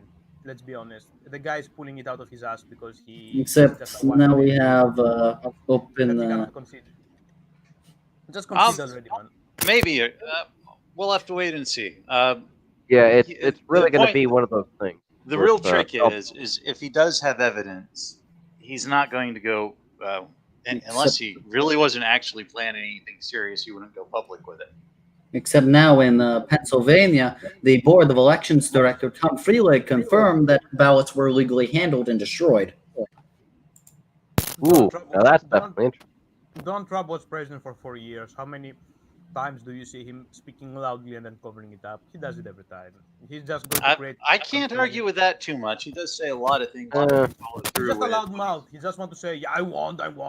He cannot do anything. The Supreme Court. I've got a couple things that might say otherwise. Not gonna lie, yeah, the guy does talk a lot of big game, but in this state in particular, I found quite a few screw ups. Some of this I did debate with some of the fans yesterday, and they wanted me to cover that. Can you put your cursor over Michigan again, just for a second? Yeah, sure. Okay, that's 45,000 votes. What is he going to do? How is he going to change 45,000 votes? And even if he changes 45,000 votes, he will be up by 1 or 100, or 1,000. And then it will be the Democrats who will ask for a recount. What is he going to do? How is he going to make 45,000 votes disappear? And if there was a fraud, okay, 1,000 votes, I will accept it. But they cannot put 45,000 votes as a fraud. That's completely bullshit there. You cannot steal the election, guys. It's over. As we say in America, it's not over until the fat lady sings. Yes. Now, I will add that even if there wasn't, if there's no national level fraud, I'm pretty sure there is independent state level fraud, and I'm positive that there's a lot of standalone complex fraud as well. And remind me something. Doesn't your law say that there should be a margin of 0.5%? I tried to look that up. It appears that different states are going to have different laws, so we're going to figure out what the margins of errors for Michigan and fine. Georgia are. And that's the particular problem. We don't have laws and rules clear across the board, so it's a state by state issue. Let's see here. I have Bellotopedia up. It says 18 states have at least one law requiring an automatic recount if the race's results fall within a close margin. 5 only if there's a tie. 4 requires automatic recounts, but not based on a particular vote threshold. Instead, an automatic recount is triggered if election officials discover errors or discrepancies in the totals. And 23 states do not require automatic recounts. Very interesting. Usually going to get the Supreme Court. They'll be playing their hand. Well, that was just automatic recounts, so it doesn't. That's not going to tell us any other forms of recounts that can be triggered in the states. Okay, for example, Arizona is for 0.1. Jesus Christ. That is a small margin. Michigan less than 2,000 votes. It's not going to happen, guys. He's not stealing the election. Let's see Pennsylvania, 0.5. And in Pennsylvania right now, almost every ballot is counted, and he's leading 0.6 or more. He doesn't have to steal the election if the election's already been stolen. Yeah, but you cannot even demand that. But here's the thing. Say they do check it out, the Supreme Court gets involved and does find fraud, it can actually force. Yeah, you're currently looking at automatic recounts. Something you put in your constitution, each state is responsible for its electoral votes. And yes, but the federal government is allowed to send in watchdogs. Yes, and literally if some state goes rogue, they can say, you know what, I'm not canceling the election, my state legislature is going to vote on it. Except no, the Supreme Court has gone involved. Prime example would be Bush versus Al Gore. The Supreme Court forced a recount. No. You didn't hear me right. I said that each state is responsible of how it will handle its electors. And Yes. if they want, Arizona can say, you know what, fuck the election. I'm giving everything to Biden anyway. Except it can't. I It's don't. based on the vote. No, it's based. Except They can no, do it's it. based purely on the South vote. South We Carolina. do have. did- We can South have. Carolina did it in the past. They did. It. We They held we no can have election. faithless electors in the U.S. And that too. is And that possible. too. Agree. But I'm telling you, the electors can be assigned by its state. It's not about election. South Carolina didn't hold an election. What year was it? But they didn't. They can just say no. We can choose it. It's if you read it, it's very nasty. It's very nasty. They can do that. I do have to give Hellas that yes, it is possible And- for the state to just and- decide they're going to. And there is one more scenario. A lot of states have signed the NAPACO Intervoca. How do you call it? National Popular Interstate Interstate I have coalition. no idea what you're coalition, talking about. which is basically these states have agreed that, you know what, if we gain a majority of the electoral college, 270 votes, these states together are going to give all their electoral votes to the winner of the popular vote, despite who won the state. Hmm. And Interesting. right now, Which I is don't know the how many issue. states. Yeah, and I don't know which states did it, but there are a lot, but they don't have a majority yet. Mhm. Well, the few things I did want to bring up that are going to point to potential fraud and impropriety, which is why Monday this is going to the Supreme Court, is in particular a couple things that I was talking about yesterday that I found in Project Veritas. That's Illinois that agreed, New Mexico, Colorado, California, Washington, Oregon, New York, Vermont, Massachusetts, Rhode Island, Connecticut, New Jersey, and Maryland. For the Interstate Coalition. Yep, and Hawaii. Mm. They're building up. Right now, they control 196 electoral votes, and 60 more are pending, which is Ohio, Pennsylvania, Virginia, and South Carolina have not yet confirmed. And Hey, Henrik, I'm going to have to head out. So Okay. it was nice meeting All right. all you guys. Hellas, it it was was a very pleasure nice. talking with you. It was a Yeah, good definitely. discussion, and I hope you have a good night. all right, you too, man. And have a good night, See ya. everybody. Bye. Have a good night, John. It was good to have you on. Yep, I'll probably be on next stream. Just let me know. Hopefully, it's not like on a day I'm actually doing something. Have a good All night. right. It'll probably be next Friday or Saturday. I'm not. All right.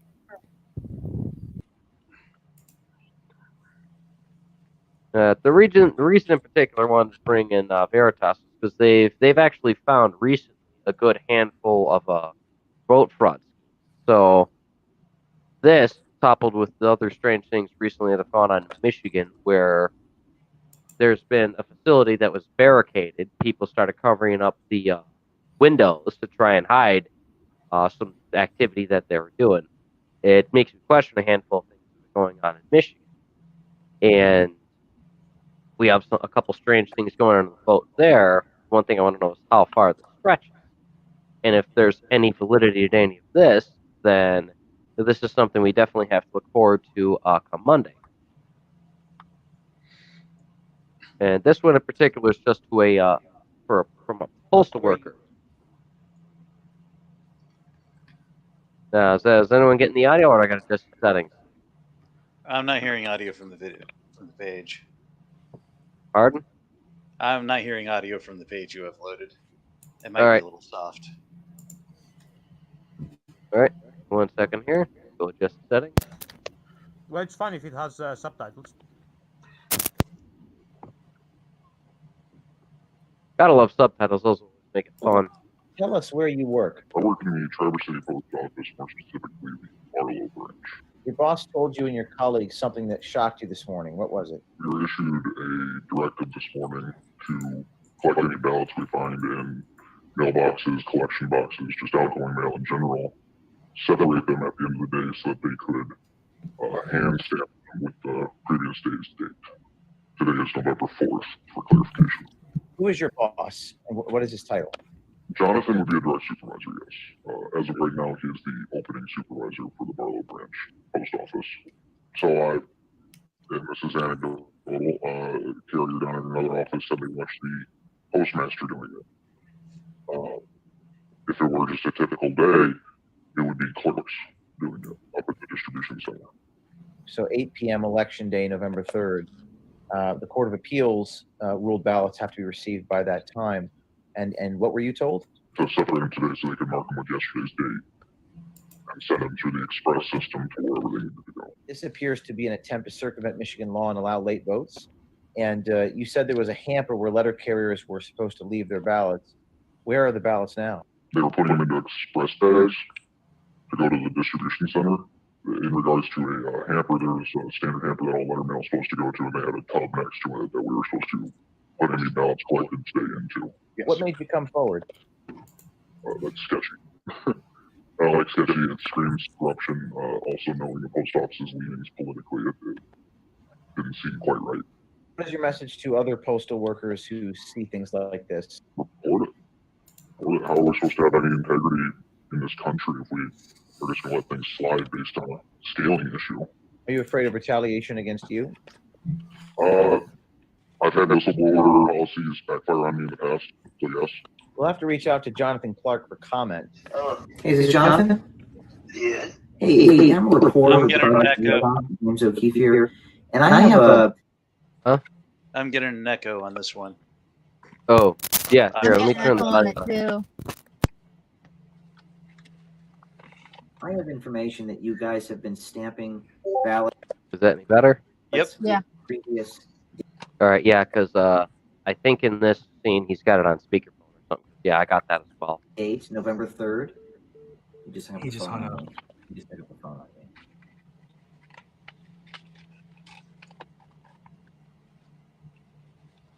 I find that bit interesting because I'm not particularly familiar with people stamping mail as the day before so that it gets sent out as express. I find that a little bit interesting. Default illegal. Let's not admit the fact that Georgia was at 98 99% ballots in, and it was a red state, and then within like 5 minutes yesterday it automatically turned blue. Now, the real question here The is... margin is really short. The margin is really short, and the mail-in ballots always favor the Democrats. Like it was 98% for 3 days straight, and then all of a sudden it turned blue. Yeah, because you see, I read on this, and when you ask for a mail ballot in your home, you receive one, and you post it. Now, in case you haven't yet received your post, but you really want to vote on voting day because there is no other way, they will give you a provisional ballot. In case you vote with a provisional ballot, and if they have received your mail-in ballot, they cancel it, right? So this is how it works, right? And if they found that you have already voted with mail-in ballot, it doesn't count. So for them to count the provisional ballots, they need to count every other ballot before they go to the provisionals, because otherwise they might have a duplicate. And I think that's the common reason. Let's not try to, search with magnifying glass and find errors or admit fraud. If it was like Al Gore Bush 500 vote difference in one state, I would be like, yeah, do the recount 2 times. Post-dated mail ballots are fraud. Yeah, that's the indefinite, absolute fraud we just showed from Project Veritas. Things of that nature being in the state of Michigan, if it can be done there with a postmaster, it's possible it can be done in other states as well. Well, anyways, let me just note there are several things here that we do not know about this.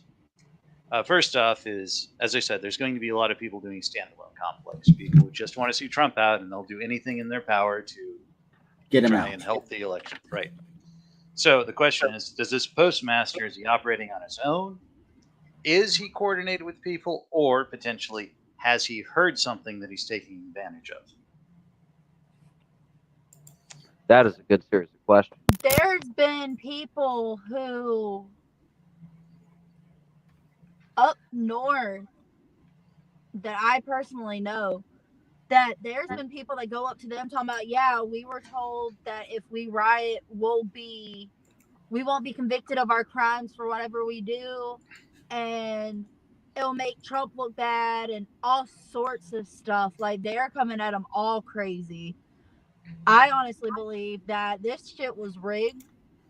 And like I told my boss when I walked in and she told me about it, I said, well, I guess I'm going to go get my guns before they ban them. Oh yeah. Although That, I would like to that's say, why I'm glad one of that got what I Bernard, you're an intelligent man. What do you think? There is a nationwide fraud in every county, in every state of the United States, or do you think that Trump is taking this out of his asshole just to save face? Let's be honest. What do you think it's more likely? I'll be very honest. Though he will play up a good game, Very good. being the fact that I'm in Chicago and I'm familiar with this happening on the regular, I honestly wanted to go to the Supreme Court because I want to see what's actually going on. Fine, go for a recount, but I'm telling you, yeah, it's over, and they won fair and square, and you have to come up and be like, yeah, we lost this one. if it does, it does. Trump gets a chance to prove they didn't play fair and square. If he does it legally, exactly. I'm fine with it. If he does it legally and they found some kind of fraud, fine. But let me tell you what, I don't believe that. Now, let me add one little thing to fraud. In something here you said, Hellas. You said national scale, and it doesn't need to be national scale. It can be a series of operations. If there are 4 or 5 operations in different states, or even more or less. It doesn't need to be a national scale fraud. It just needs to be several states working on their own. And Mandy, after John's David, after David's done, go right ahead and finish up your point. So David, finish, and then Mandy. Okay, I wanted to say something about Mandy's comment about people saying that they're not going to get prosecuted. While I do believe there's information where that's legit, let's also consider that the left is very happy to send people into situations they know nothing about to get abused, beat up, and whatever. So they're willing to misinform their own supporters and rioters and whatnot. Go here, you're going to be fine. We don't really care if you are or not. So they love their little foot soldiers doing whatever gets them in danger. I have heard that happening on a couple of occasions as well. I mean, useful idiots are always useful. Mandy, go on. Okay, so I honestly believe that they need to do a recount because first and foremost, there's no way that states that were already claimed as red states automatically turn blue. There's no way. There was a couple of states. There was a couple of states that were blue, that were red for like 4 days straight. All the counts were in and everything. Next thing you know, they're blue the very next day. There's something off about that. Second of all, Biden is stupid as hell because Nancy Pelosi has already started the same shit she started with Trump to get him out of office. Well, of course, that's because they want him out so they can get Kamala in. Like Article 25 thing? The main president, because after Kamala, if she was to be removed out of office, who does it go to? Nancy Pelosi, the Speaker of the House. It goes to the Speaker of the House, which is Nancy Pelosi. So in any way, shape, form, or possibility of the votes actually being right, we're still screwed as fuck, and we're all going to have a civil war probably. Oh, come on. You have one thing. I hate America on a lot of things, but one thing I have to admit is that you guys had 230 years of transitional power. That's 230 years, 32 years transitional of power. There was never a coup d'etat. You are probably the biggest. Sort of. Remember Civil War? The Civil War was on the states' rights. It was a defensive on states' rights and slavery and all that. Okay, so minus the Civil War, whichever way. It wasn't against Lincoln. It was against slavery and all that. You never had an actual the Civil War wasn't over an election issue or a leader issue. Exactly. You never had any problem with election. And now Trump, what you cannot see, I don't know why, because you see through your partisan glasses, Trump is trying to divide the country, and he's the only. All right, can you please tell me why he cannot just? Okay, he has the right to recount if it's within legal bound, but why didn't Clinton do the same in Michigan and Wisconsin? She lost there by 0.2%. She took it like a champ and said, "Yeah." I thought he had filed. I thought he has had filed. for it. He Okay, has which filed. one of you guys are going to go? Divinity, David, which one of you guys? We're both It agreeing probably that does it's also been filed for those states. Supreme Court. I'm sorry, but we're waiting on them. It's there. It's on their. It's in their hands right now. Jesus Christ, man! Al Gore was literally robbed, and he took it like a champ. And Trump, that lost on 5 states, 6 states, what's the count, is whining about fraud. Come on, give me a break. Hey, Now, I just I showed will- you Wait a some minute. fraud. Wait a minute. So it's okay. My question is it's okay when Trump was going against, was it Obama last election? That was Hillary Clinton, 2016. Hillary Clinton. Hillary. Okay. So Oh boy. it's okay for Hillary to accuse of the Trump's party to be in cohorts with Russia. It's okay for them to bitch and moan and whine about how illegal votes for the election, but yet Trump can't say, hey, something's not right, and I hear you, request Mandy. a revote or No, I hear you. I hear you. recount. I hear you. You made a good point there, but at least he should act like Clinton. Concede the election, and if you have any issues, go to the Supreme Court, go to the state court, go to whoever you want, get it legally done. We're and waiting if on you that. find fraud, it's fraud. But if you don't talk without evidence. And what Clinton did was use the was it CIA who came up with the Russian collusion? It was It's a the federal agency. FBI. FBI, And that the Federal Bureau. It was the Federal Bureau, and they had evidence on that. they Now, wound up to not having evidence after it was investigated. It wound up being reported Trump was as a impeached. serious scam. Wait, But Trump was at the impeached same by the time- Congress for that, but the Senate saved him with a 52-48 vote. Yeah, So, but they didn't impeach had him for evidence. evidence. In order to impeach someone, you need to have legal standing. You have to have due process. You cannot just say, "Oh yeah, he did it." Where's your proof? They had some kind of proof at least to get him to be impeached. But which the he thing didn't. is Trump, they had no proof that he was in cohorts with Russia. But yet, what about Hillary's deleted emails? Let me say that I think That's an issue. Yes, that's an issue. Hillary. I don't think they got him. I don't think they impeached him on collusion with Russia. I think they impeached him on impropriety. But No, I'm not there sure. there were two charges which I checked it recently. I haven't read the accusations, Huh? but the two charges were abuse of office of power and colluding with foreign power, basically Russia. Okay. I'll have to check up on that one. Oh, Yeah. I know all about it because I watch it at work. All we watch is Fox News at my job. I would like to make one little comment though on the idea Hey, go that right ahead, Trump David. is dividing the nation. I would blame the media for dividing the nation. Oh my God, I've never seen such an opposition media in the U.S. in my life. I got to agree. That's why I never listen to the news. I whenever it's on the TV, the only time I ever listen to it is when I'm at work. I'm sitting there, I'm cleaning my gas mask, and I'm eating my lunch. And 5 minutes to listen to something before I go to work. Well, I'm Yeah. probably going to be hopping off of here in a few minutes because I just got off of work and I moved and now I live 30 minutes away from work. So I'm sitting at a gas station talking to you right now. Aw. I'm not the last time. Well, have a good drive, Mandy. I know what those drives are like. I have to deal with deer. Oh dear. Oh God, I just dodged deer yesterday on my way back from the range.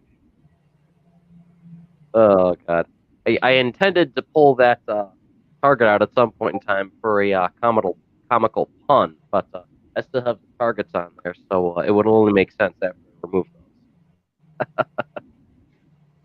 Because one of the other former people we had on here was a very hard partisan left person. And just being the fact that they were like my equal opposite on the left, you know, the last guy you spoke to, Mandy, on the last show you were part of. So as a pun towards that, I was literally sitting there at the range and I had this blank press board, and I was like, I always write something on these. What am I going to write this time? So I was thinking of him, and I was like, screw it, why not? And I scribbled it on targets on, and I took it to the range and I shot it. Which one are you talking about? Talking about Poor Soul. Which one? You there were two of them. Last one is Divinity's friend from Oregon. Oh, the one that wouldn't let me talk. The guy kept talking in circles. Yes. The one that every time I started talking to, he went, I don't agree with that. Yeah. Yeah. I'll unveil that a little later, but yeah. But no, it is so bad. Like, honestly, I wish that I wish I didn't have to watch Fox News as much as I do. Like, I kid you not, my boss told me the next time I change it from Fox News, I lose my job, that it stays on Fox News. Oh my god. The fuck is wrong with you? The fuck is wrong with you? We kind of like zone out.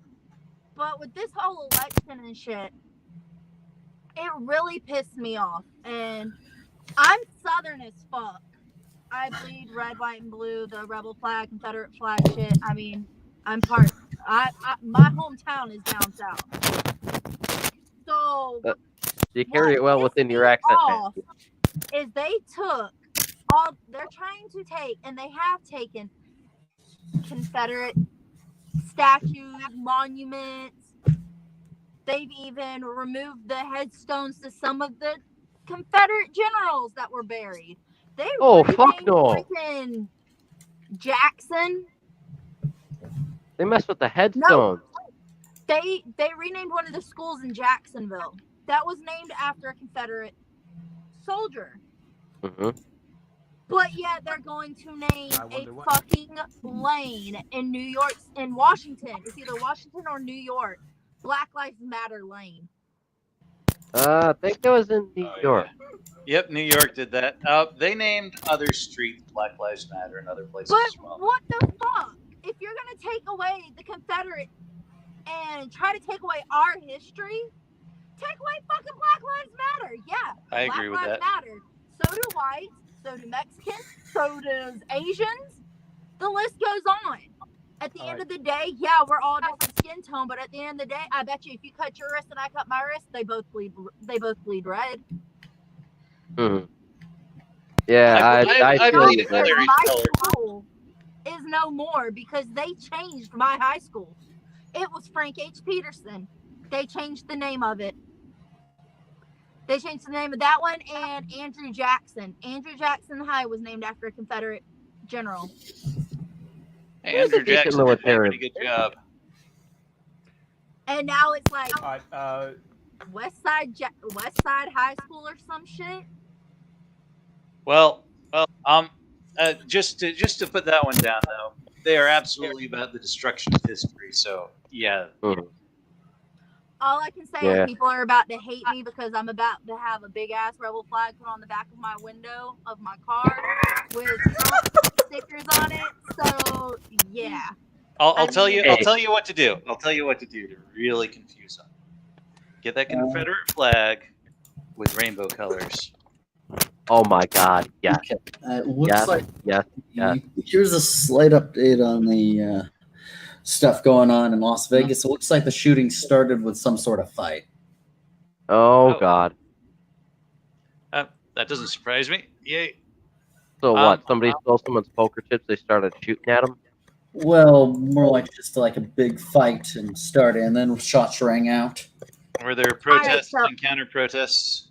I'm gonna be right back. We'll have to see. I did find the articles of impeachment against Donald Trump. It's like 2 pages long. I just pulled it up, and holy god, my bladder's kicking. So everyone give me a minute. Mandy, by all means, drive off, show the flag. I'm not going to fault you for it. You guys know I listen to Pantera, so whenever anyone complains about it, I just say, hey, replace the stars on the flag with Pantera, and that's all that really matters. we want But Trump. the Cowboys from hell are good. We got Trump because we want a flag and shit, and they took our jobs. They illegally. Well, that's the thing. You got the joke. Actually, that is that. No. They actually did, but not in the way people expect. It's actually on the company. Listen, It's on the I'm not, companies. listen, I'm not Lathith or anti-Yosemite. Despite What the hell's a Yodomite? Yodomite. I'm just making fun of the far right, you know. I'm not anti-Yosemite. What the hell? These words you're speaking, what do they mean? What is a Yodomite? Anti-Yosemite. It's a joke from Sacha Baron Cohen, the comedian. He's making Who? fun of the far. Okay. Sacha Baron Cohen, the British comedian. I don't watch He's it, making so. fun of the far right in America because they're like, well, I'm not anti-Semite, but so he's like, I'm not anti-Yosemite. In fact, some of my best friends are anti-Yosemites. I have no idea what the hell I any will of send that you is. the I don't link. pay attention I to will the send you British the link. people. I will send you the link. He pranked Sanders. Okay. He pranked who was the Trump's Lewandowski, the guy who was with the Trump's headquarters. He pranked every major politician. It's very fun actually to see, and he's But, very good at it. No, He a lot of started people. since the Bush era. A lot of people. So, have- if, Alright. if Burnside's going away, Hellas, I got a question for you that's completely trivial. Well, means free reign. I gotta pee. I gotta get rid of these empty beer bottles. Hellas, are you interested in video games at all? Yeah, I play from time to time. All right. I heard some interesting stuff about the history of arcade machines in the USSR. Yeah, that's true. You know, the Tetris and all. Not Tetris, earlier stuff. Back in the earlier days. And I was wondering if you know of any Soviet museums for arcade machines or anything. I'm not in Russia, so I cannot tell you, Okay. my friend. But yeah, I was just a little interested in you talking No, about that topic. Right? I'm not from Russia. I'm actually European. You're European, okay. Where are you from then? Let's clear that. The South. The South Our- European. Excellent. Our South, yeah. Good old But- Southern European. But I have no Confederate flag. Yeah, I'm from Greece, man. Greece. Oh, okay. Oh, no. So native or Yeah, native Greek. okay. Oh. By the way, Just do you know my great grandfather was in America? He migrated there. Oh, wow. Nope. He You could have told me you were an American. I'd believe you. So came back to Greece to fight, so our family stayed here. He had Greek ancestry and all. But if you want a light topic, yeah, the Soviet arcade machines are kind of interesting. Yeah, that's actually a very good topic. Yeah, definitely. I heard they didn't want anything with fantasy, so they had everything based on some kind of real world situation. Yeah, fantasy. I heard some Polish guy, and I'm like, maybe it's an Eastern European thing. I guess they don't like fantasy much. Yeah. Although some of the other information was a lot of the arcade machines were recycled because they had a lot of metal in them, so they're pretty rare. Yeah, that's true, man. That's true.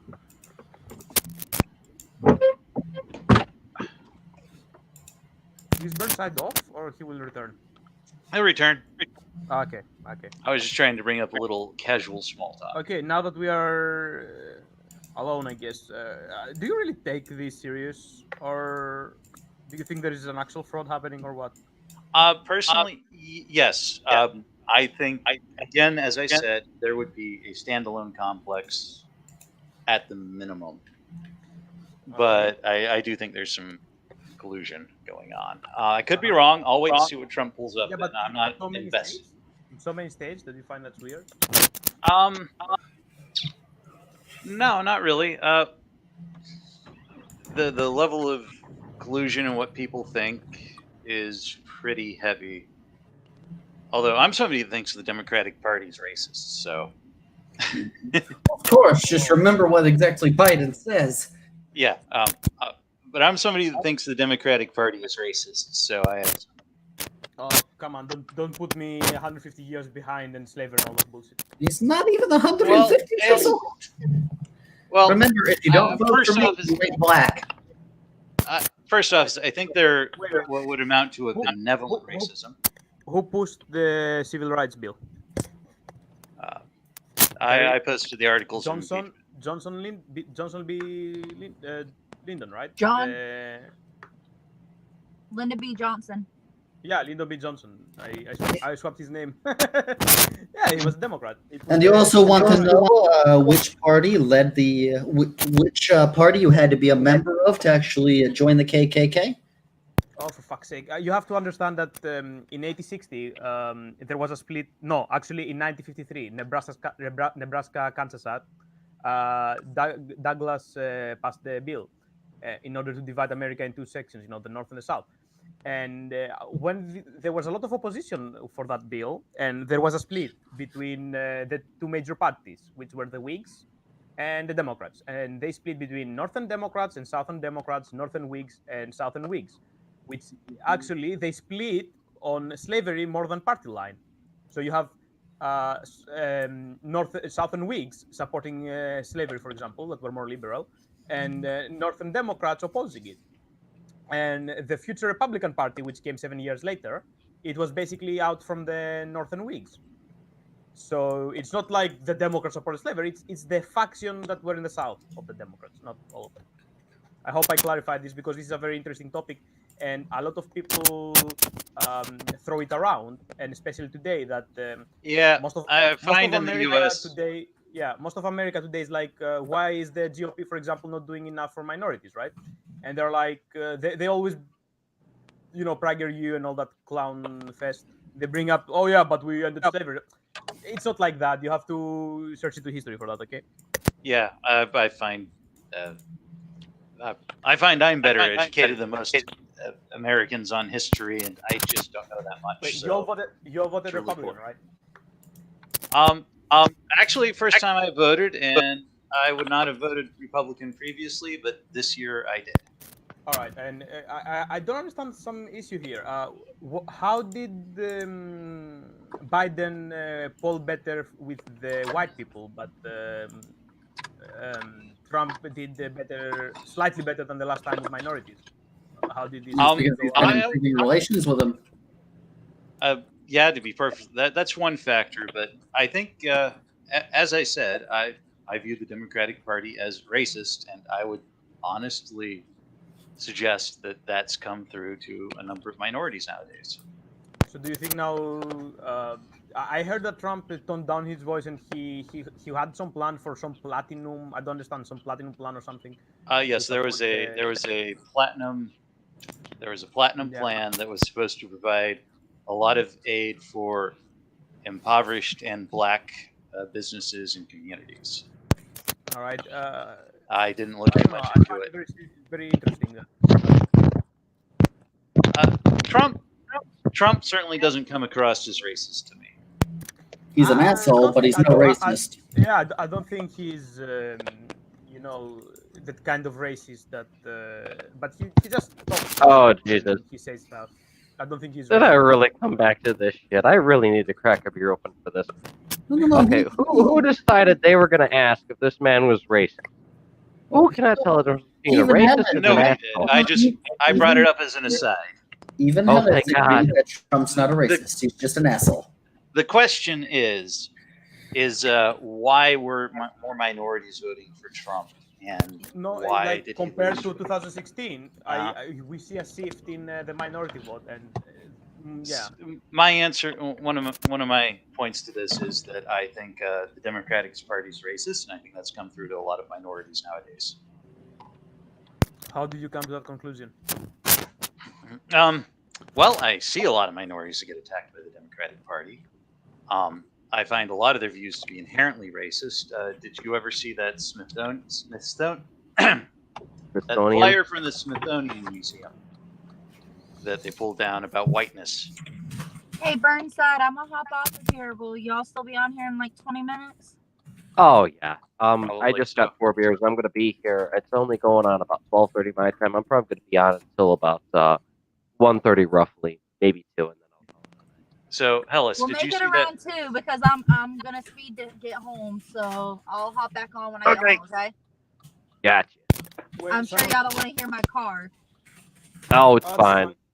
Fine. Okay. So all you're Hellas, gonna hear is my car and wind. Okay.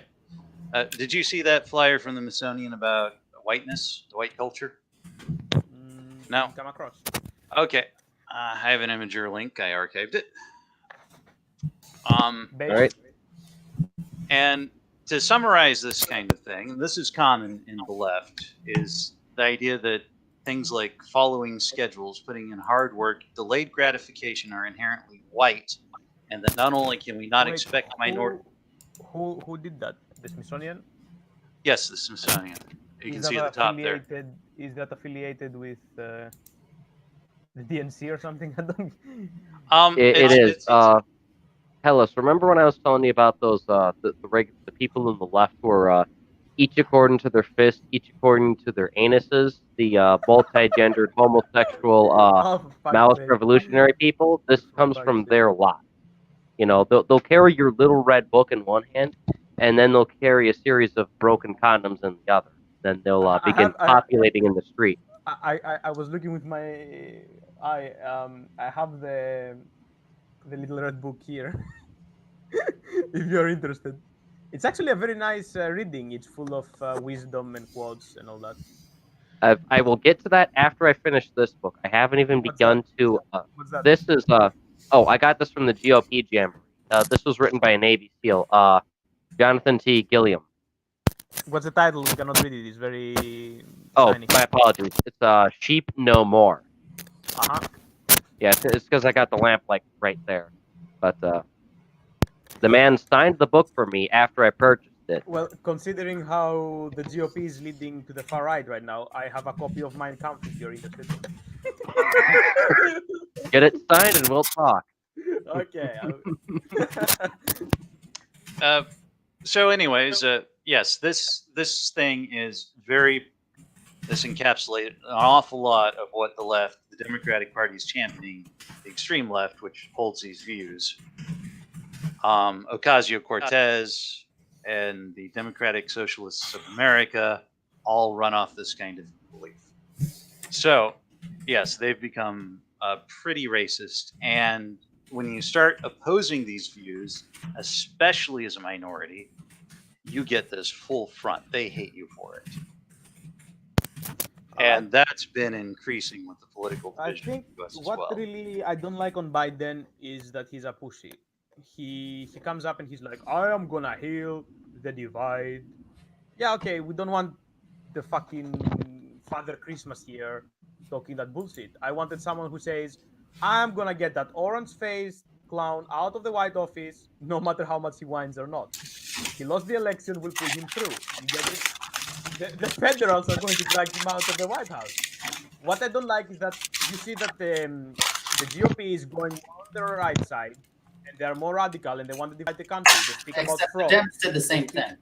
I would disagree with that, And the actually. Dems are like, no, we can come together as Americans. I want some radical guy that will say, I won, I'll get you out of the White Office even if I have to get the troops inside. But no, actually, I would say that, Hellas, I would actually say that the thing you observed about more minorities supporting Trump is counter to your positions.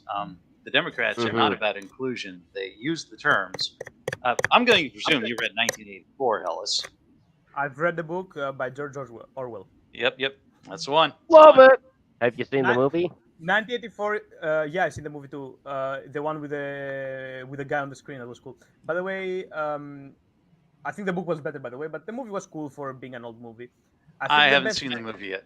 All right, But I really think to understand the way the left uses language is you need to understand newspeak. Oh yeah.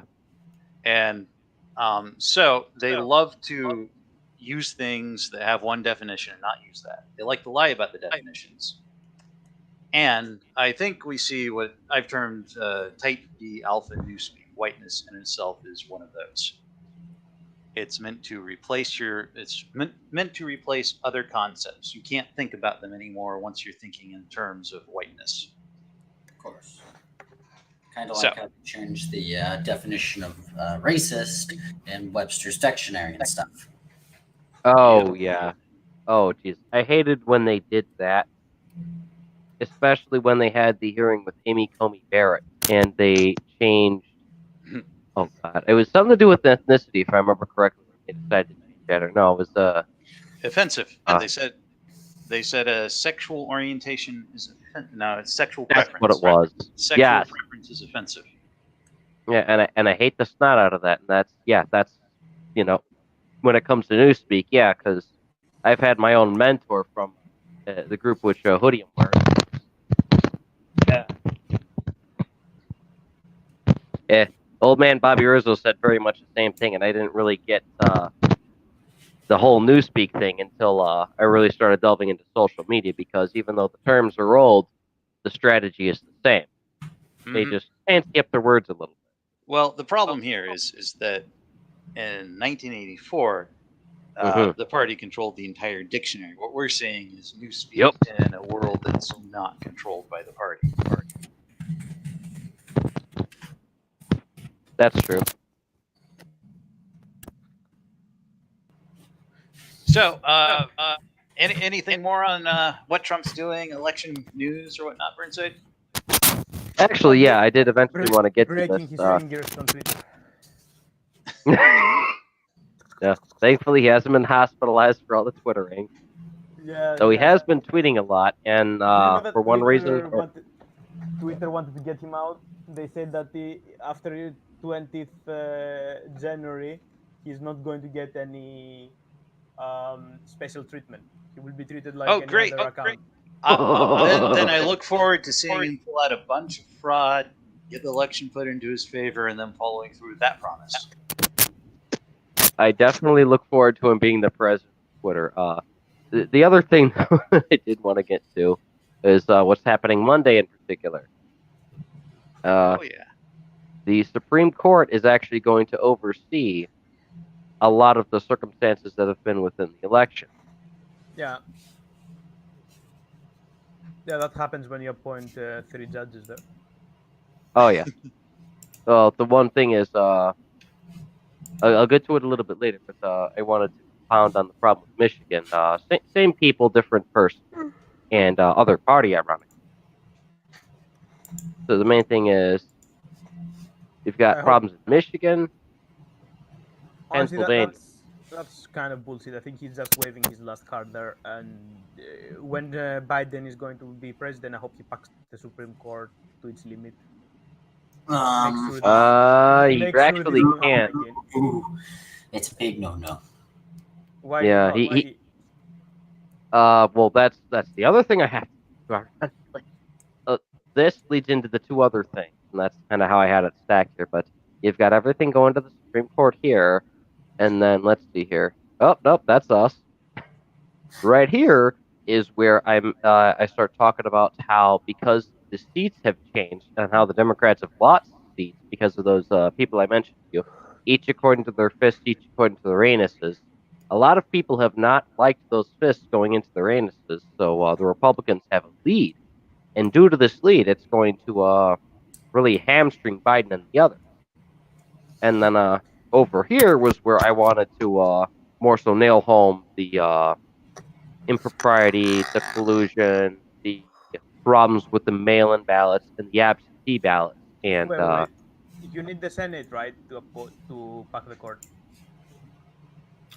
Yes. Pardon? Well, first, but right now the Senate is like 48-48 or 48-49.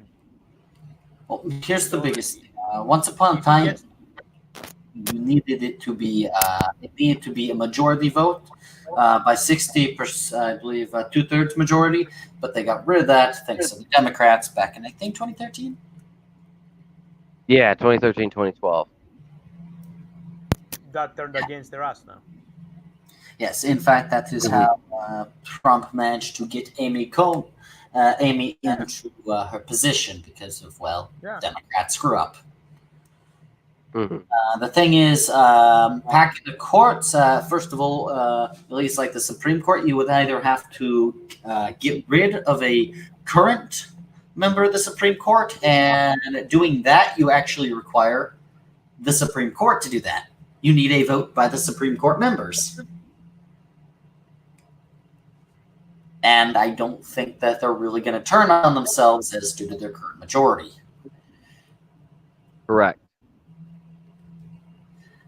The other thing they can do is attempt to increase the court count, which has happened before, but that would require both the Senate and the House. Which both are divided, if I'm correct. Yes. At least according to current results. The request would have to be started by the House. Then the Senate would have to, well, properly apply it. The president doesn't need to be involved in the process, though. Let me just note one possibility here: is I will that tell if you what there will is happen. The Democrats need 2 seats. Then Kamala Harris is going to break the tie, and hopefully they will pack the court, like Roosevelt wanted. Why do you want the court to be packed? Why do you want it to be packed? I want the Nonetheless, court to be packed, so this bullshit never happens again. So there's What no bullshit? more not presidents. So what, you want the Because endless I will tell you numbers what. to continue? Wait, Trump had 3 Supreme Courts appointed, right? Yes, he If you Yeah, pack the because- court, wait, if you pack the court and add 6 more Supreme judges there, how many are going to die within one presidency? He cannot.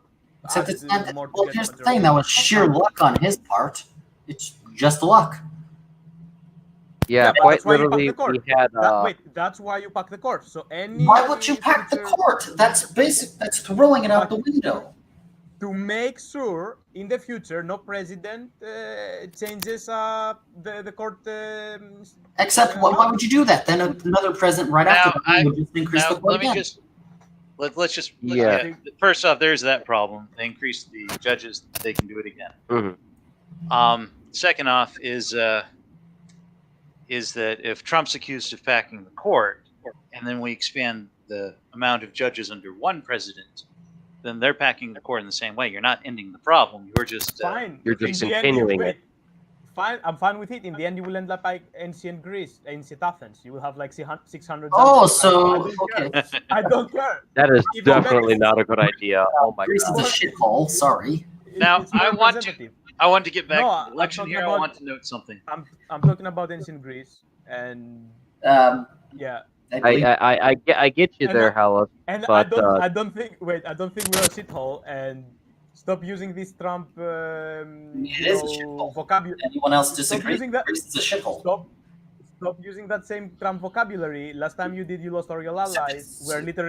We are literally your only ally in the Eastern Mediterranean. You don't want to lose us. It's just us. all right, Israel so all right. Let's not make this the whole argument as far as fair. right now, it's us. Right now, Israel. Right now, your only allies in the region is us in Israel. So if you're going to call us shithole, it's not going to play out good for you guys. Because they are. Well. Anyways, Well, let me note he something can on the come up with election. the- Here. Recounts, Yeah. fraud. All right, Divine, Could- sit down before you fall If down.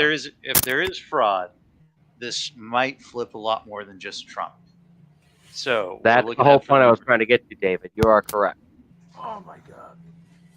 Yeah, that's the thing. We don't want to be chasing our tails here with packing the courts, unpack the court, and things of that nature. The important thing is we get this to the Supreme Court, and they figure out what is what with this whole debacle, and we get it resolved there, so that we don't have to resort to alternatives. So, Henry- Hellas, hypothetical. Henry, where's Scoob?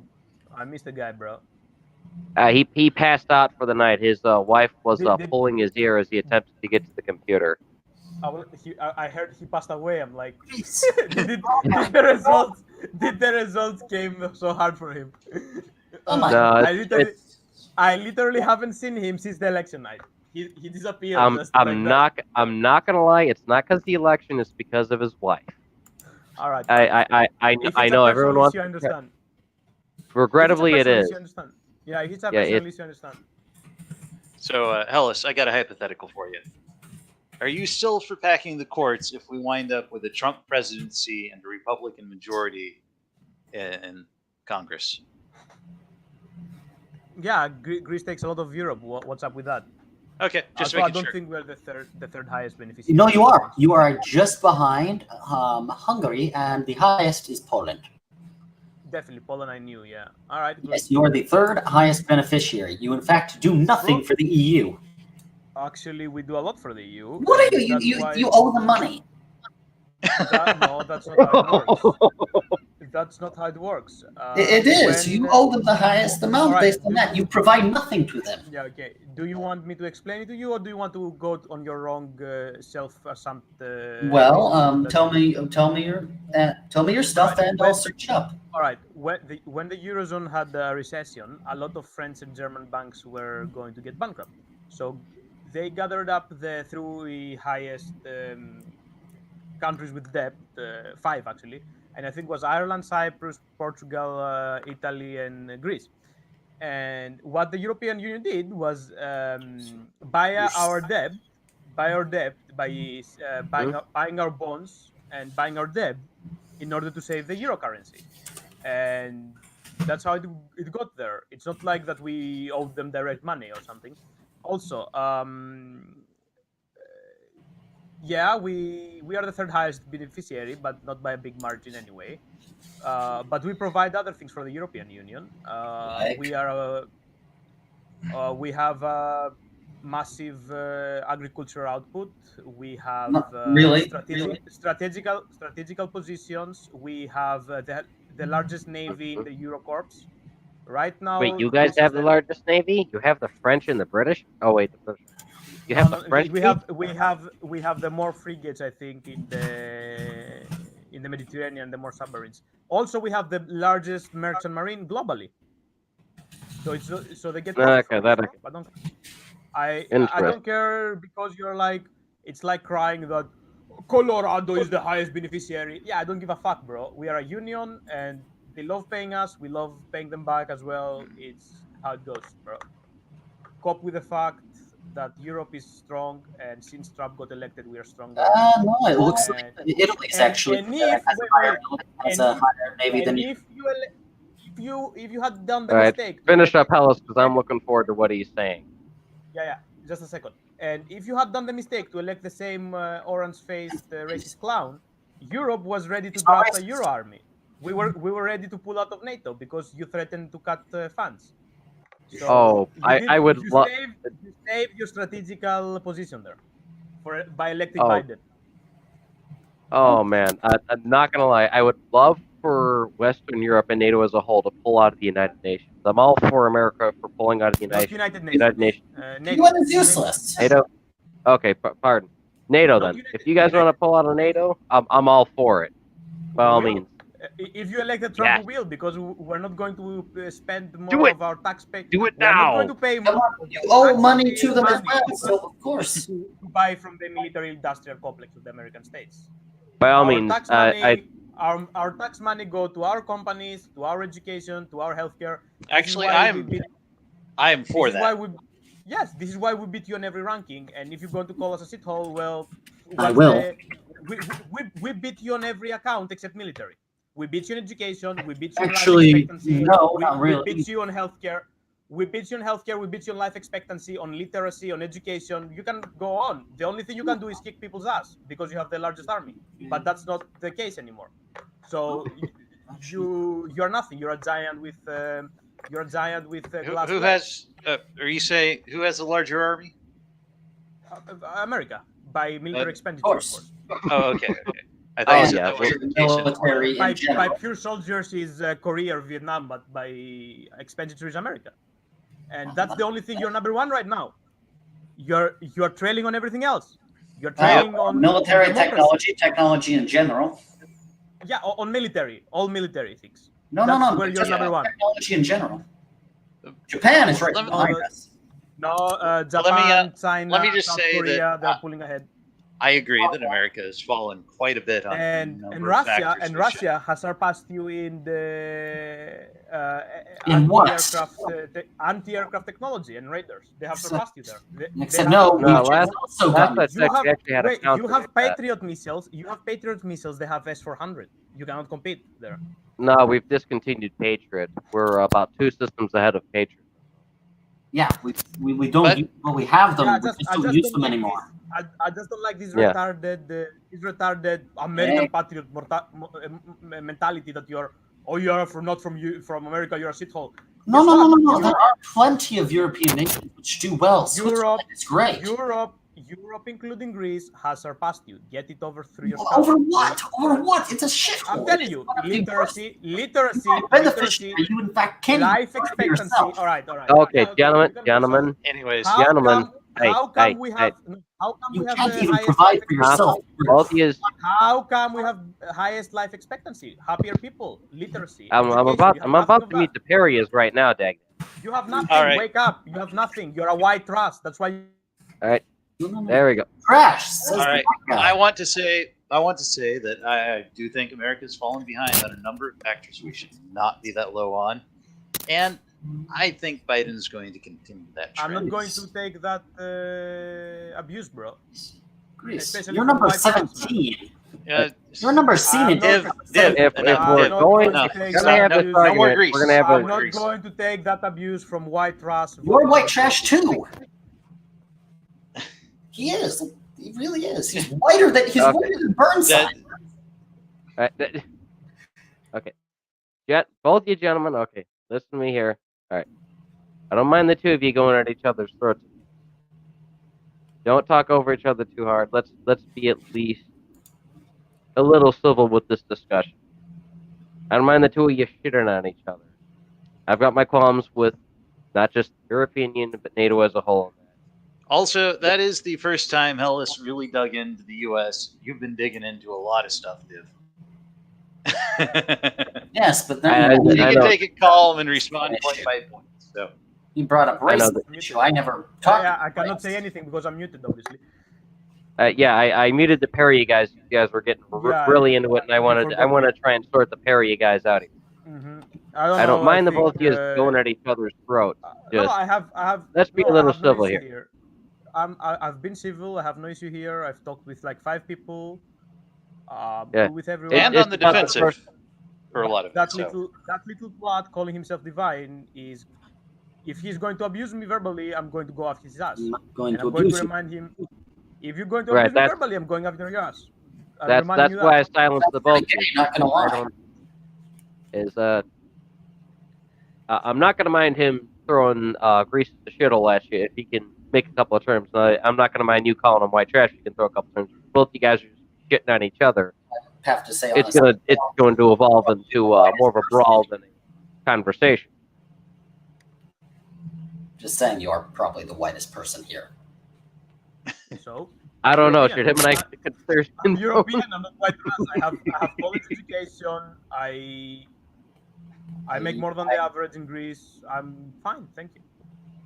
I hate to tell you this, but according to And intersectionalism, I'm never going to vote for right-wing parties. Well, no, That's shit. I hate That's to tell fine. you We're this, not but going to tell you how to according vote for it, but go intersectionalism, right ahead, David. That's literally everybody how the who's trash white works. is trash. No, white trash is someone who is, especially in America, who is below the standards of the average white person. I get that, yes, but yes, according High-paying to job, middle intersectionalism, class, everybody that's family, white is yeah. trash. Oh man. Right. Yeah, so I used to get pissed off at the white trash thing too. We But also I just wanted to try and sort that out before it got too out of hand. there's also trailer trash, which is usually white. Oh, fuck the whole lot of the trailers, folks. That's why. Ow! Did I really hit myself in the head with that? I can't. I haven't had that much freaking irony. Wow. I haven't done that before. I've actually done it. That's actually. Hello? I think you're using the best can opener ever. Hello? Burnside, you're echoing. I think you're echoing for a minute, or I don't know who is that. Yeah. What's up? Someone is echoing. You know. Okay, am I echoing then? Oh, that It's might have been either me because Burnside- whenever I drop the mic, Yeah. it'll echo. All right. One. So, let's see. All right. You So were do we talking want to? about, you're on WION stuff.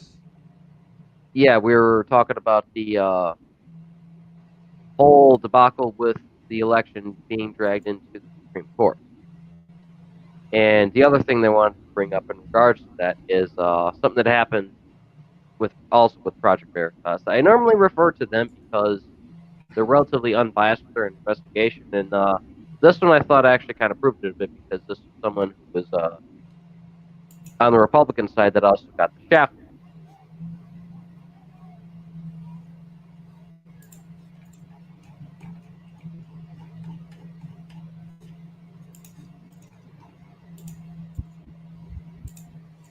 And I'll turn this down a bit just in case it starts back up. James O'Keefe here in downtown Minneapolis at the scene of the crime. The person you're about to meet, Levon Muhammad, aka King Levon 1, boasts about the hundreds of absentee ballots in his car. This video is one of the first of its kind. A man self-incriminating himself, bragging about all the illegal ballot harvesting that he does. Money is everything. Money is the key in this world. If you ain't got money, you should not be here, period. You know what I'm saying? Life is everything. También le damos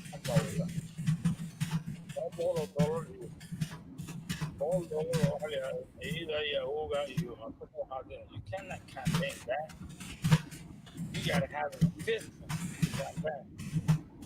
You gotta have a fundraisers. You gotta have Juanito. You gotta have the whole team. Numbers don't lie. Numbers don't lie. Gariga waa buuxaa. Waxaas waa absent ballot salka yaala. Soo ma jeedin. Fiiri. Waxaas oo dhan soo ma jeedin. Waa buuxaa gaariga. Waa buuxa yaala. Waxaas kulli waa Jamaal Cusmaan wey. Fiiri. Fiiri. 300 clear maanta soo dhac. Jamaal Cusmaan. Ya.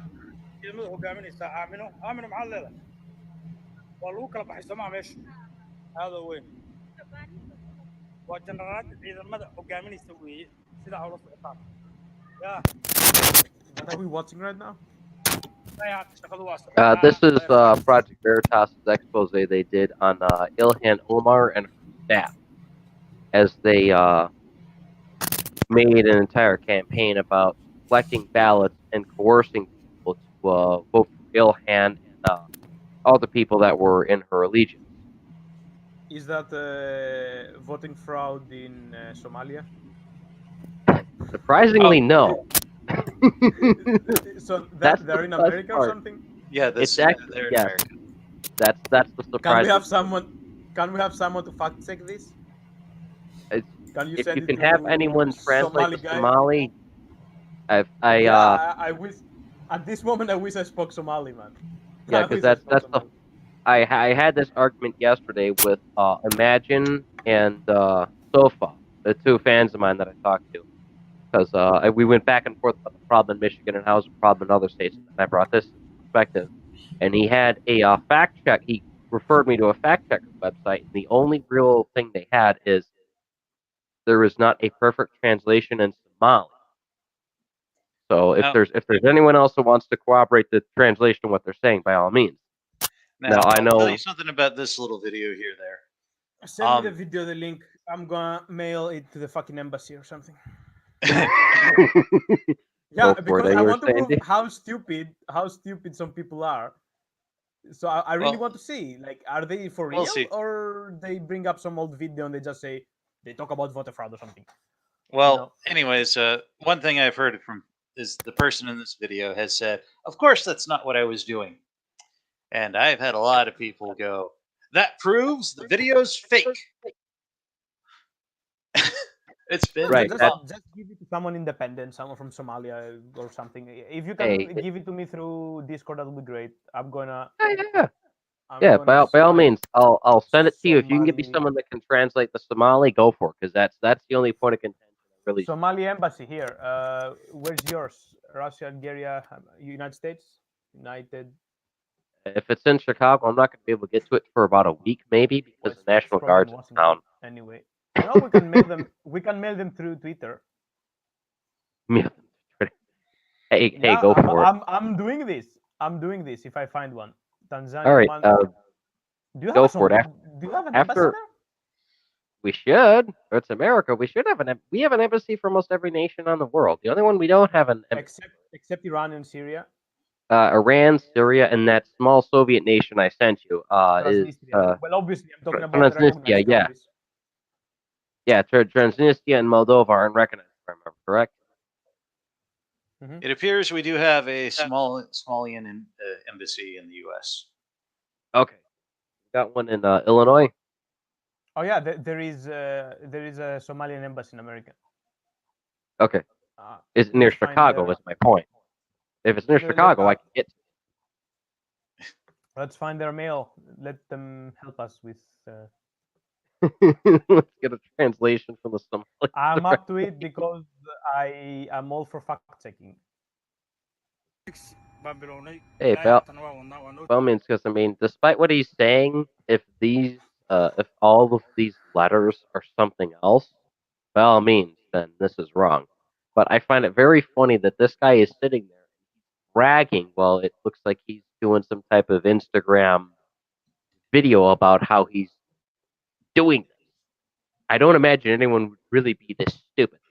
This is like me sitting there with a bunch of deactivated bullets in my car going, yeah, I've got a mega motherfucking AK, motherfucker, something. I can believe people are that stupid. I got their email. I got their email. Cool. You can Did if you you can write them, that would be great, man. You're American. Did you And hear ask me. about the guy who prompted the Dunning-Kruger study for the Dunning-Kruger effect? I'm not familiar with that. Kruger, yeah, I heard it.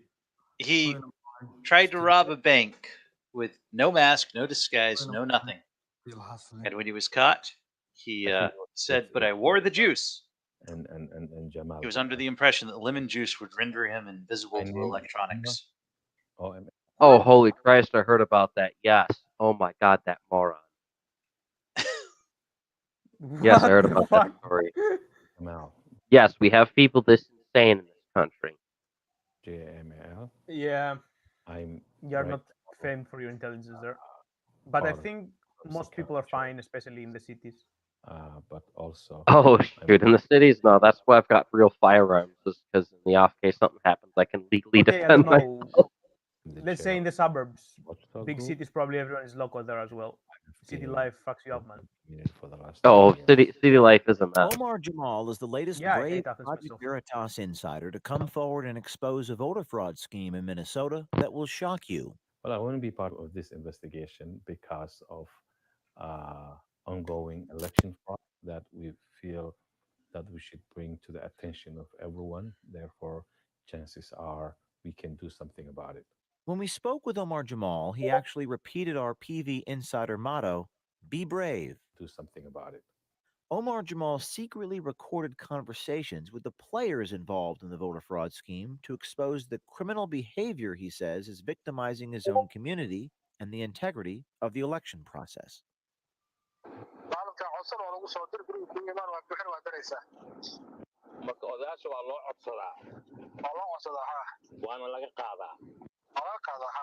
Liban didn't get it in a unique way. He just get them the way that everybody before him, or even maybe even after him, will do, which is go to the elders, probably maybe pay them and collect, help, to their men. He's helping them. So I think that's the process of collecting from the seniors from their buildings. There was video. You can see the video. There was a video out and about that he has the ballots in his car. Right. And talking about the only way you can win is with money. She used. All right, I have another theory. Many people. She's not the only one who works for her. All right. All right. Yeah, go for it. So if you pay attention to what this guy says, the guy we're seeing videoed is like second or third generation on this operation. He was brought in after it was set up. Have you ever had an idiot take over a position where something was working well and they tell other people about it, or they brag about it, or they fuck it up? That's probably why this guy is so stupid about it. Oh, surprise me. It only takes a few idiots to ruin an entire operation. I've had this same problem at work, in which they've actually had a couple guys shadow me. Technically, I shadow them, but they only follow me and type on their phone, so it's more like they're shadowing me. But nonetheless, I try and educate them on how to properly stack boxes on wooden or plastic or other miscellaneous pallets for categorization, and they'd horribly fuck it up. I'd have to continuously correct them as I go along, and I don't like to be a dick about it, but I'd have to constantly go, you do this, you do this, you do this. And then the manager go around and go, what the fuck's going on? And I go, you gave me an inept chronic masturbator. That's what's going on. And naturally, they don't like it when I tell them that, but I tell them that anyways. Yeah. Yeah, you give someone a little know-how and they go nuts. Yeah, it's a pain in the ass. So yeah, this is probably somebody that saw the operation, was brought in, and is just too stupid to do it to keep their face off of video chat. There's a lot of people like that nowadays. Actually, I don't understand the difference between their online presence and their real life, and they put everything online. Mhm. Yeah, What's that's the thing? it's the person in question with Project Veritas, the man who was driving the car and bragging about collecting the ballots, the Somali man in particular.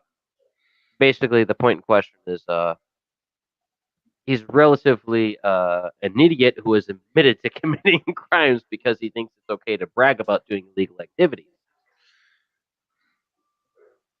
How did he end up in America anyway? That's a good question. I'd like to know myself. And wait, he was in Minnesota. Wait, or something? Somalia. Yes, he's in, he's in In Minnesota. He's in Minnesota, in a Somalian area. So it's like, from what I understand with this, you literally have Ilhan Omar in a district that's Somalian in Minnesota, and you literally have a bunch of Somalian voter pirates going around stealing vote ballots and manipulating them. Mm, It's like they're doing the same thing on the high seas as they are in office, or vice versa, technically in this case. I was in Iowa for a little bit, and there were a lot of Bosnians in Iowa. And to my understanding, it had something to do with a program that was used to bring in Bosnians to fill out the labor force. Actually, there are 30,000 Somalians in Minnesota. So. Oh shit! Well, that would explain a couple things. Yep. That's a decent amount. That's like the Serbians we got in the next town over. Burnside, I think you should send it to the embassy or something. Maybe they can reply to you. Ask them Ah. to translate it. Yeah, why not? Because I'd very much like to know what they're talking about too. It seems like a good 2/3 of this is in their native tongue. Mm-hmm. Yeah. Although, a quick note on Iowa and Bosnia. I was actually at a veterans clinic, and they had a pain chart that had English, Mexican, and Bosnian on it. I looked and I said, Bosnian, I haven't seen that since I was in Iowa. And the person working there said, well, actually, those all come from Iowa. So,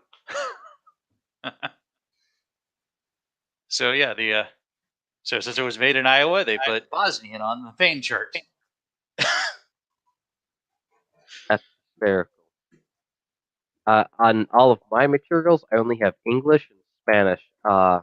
Despite the fact that East Side actually still has a very predominant Serbian population, we don't actually have Sorbian or anything, which is actually quite shocking because you can go over to a couple different places to eat in East Side, and you'll actually have a handful of Serbian dishes. Mm.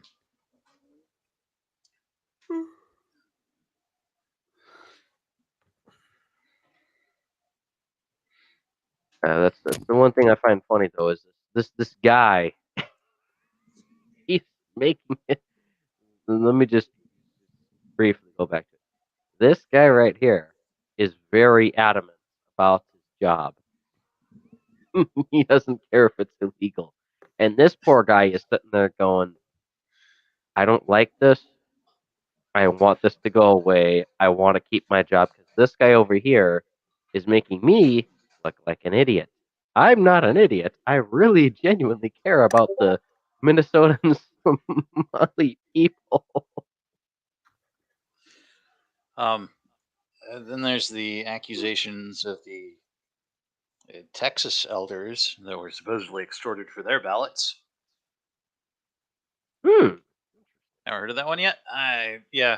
Actually, Nope. it's there was Haven't a heard full about that. affidavit. There was a full affidavit on it, and I forget where it was from. And it was given in September, although the information's just come out that they acted on it. So. Oh, so I'm gonna have to hit the bathroom here in another second. I guess these are really going through me like water. So have fun. There's gonna be mayhem until I get back. I know it.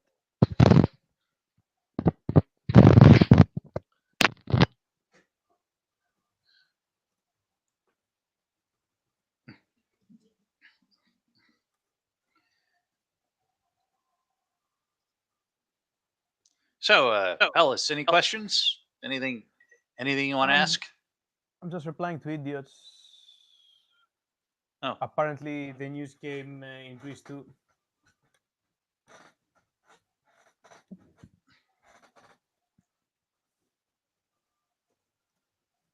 Just a minute. No problem.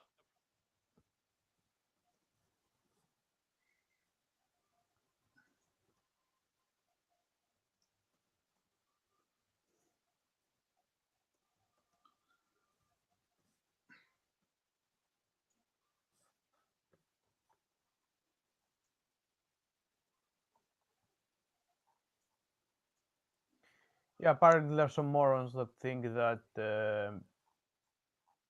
it's legal to have a recount.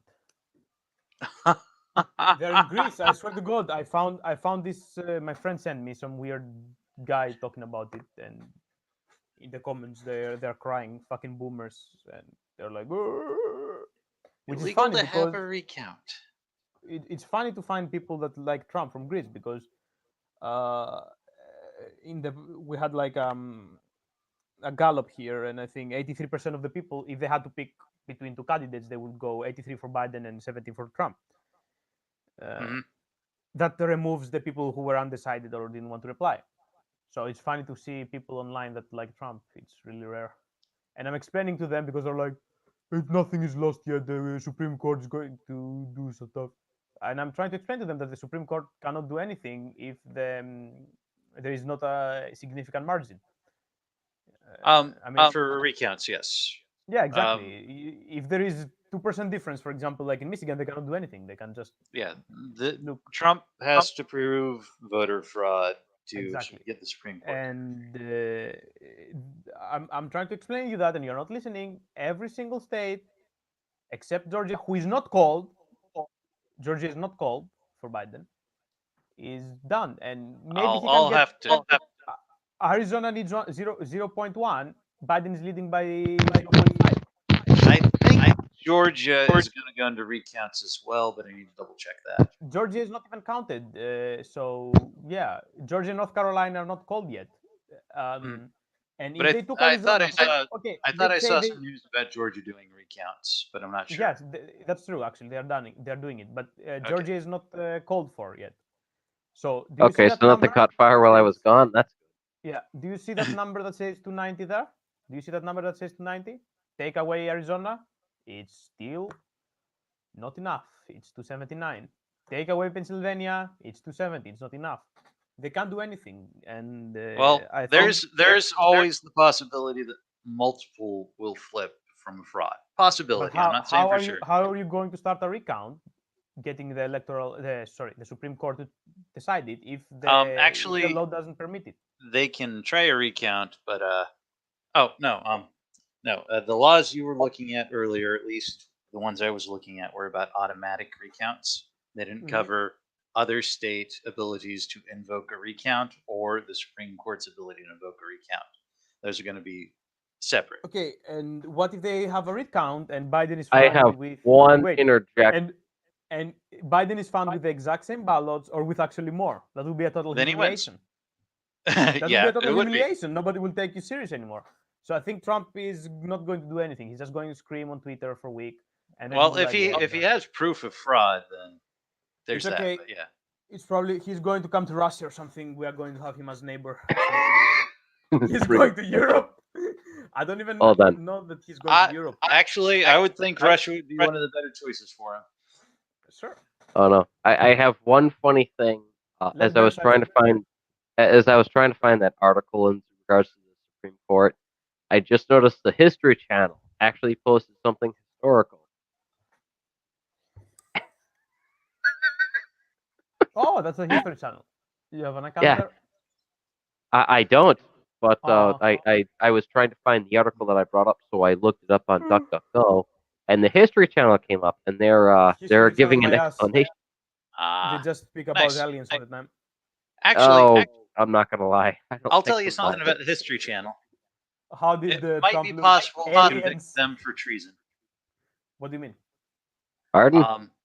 Yeah, it might be possible to convict the History Channel for treason. Why the fuck? Oh, do it, do it, do it, do it, do it. It depends entirely on if the United States is at war with ISIS or if we qualify for purposes of distributing propaganda that's positive for ISIS. Oh, holy God, that would be What terrible. what did the History Channel do? There's actually BBC Station 4 created this mini series that was pro ISIS called The State. I haven't seen that. That would be fun to see. And crap. it was aired on at least the historychannels.com site, especially if they, which is the US site. So, but especially if they are in the US, Yeah, but BBC that is is British, conceivably considered distribution of material. So not only to produce it, but if you broadcast it, you're under charges, basically. You could be, Yeah. like I mean, you got to be Alright. prosecuted and everything. That has to fall into this line. But yes, Yeah. the state would qualify, and so yeah, it would be possible to prosecute the History Channel under charges of treason at this point. That'll be fun. I'm not gonna lie, I don't like a lot of the History Channel's modern content.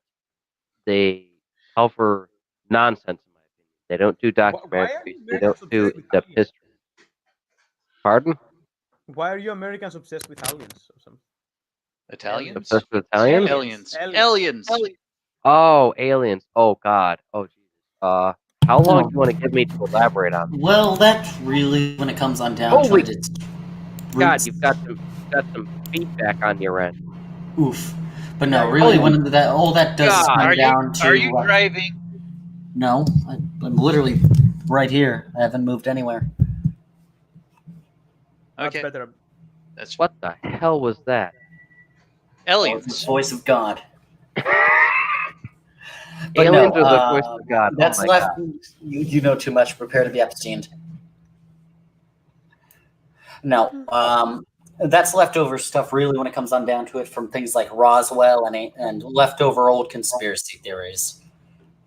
Yeah, I Yeah, love how every alien and UFO is in American territory. They ignore all other Earth. They just land to America, and the We Americans have see them. some.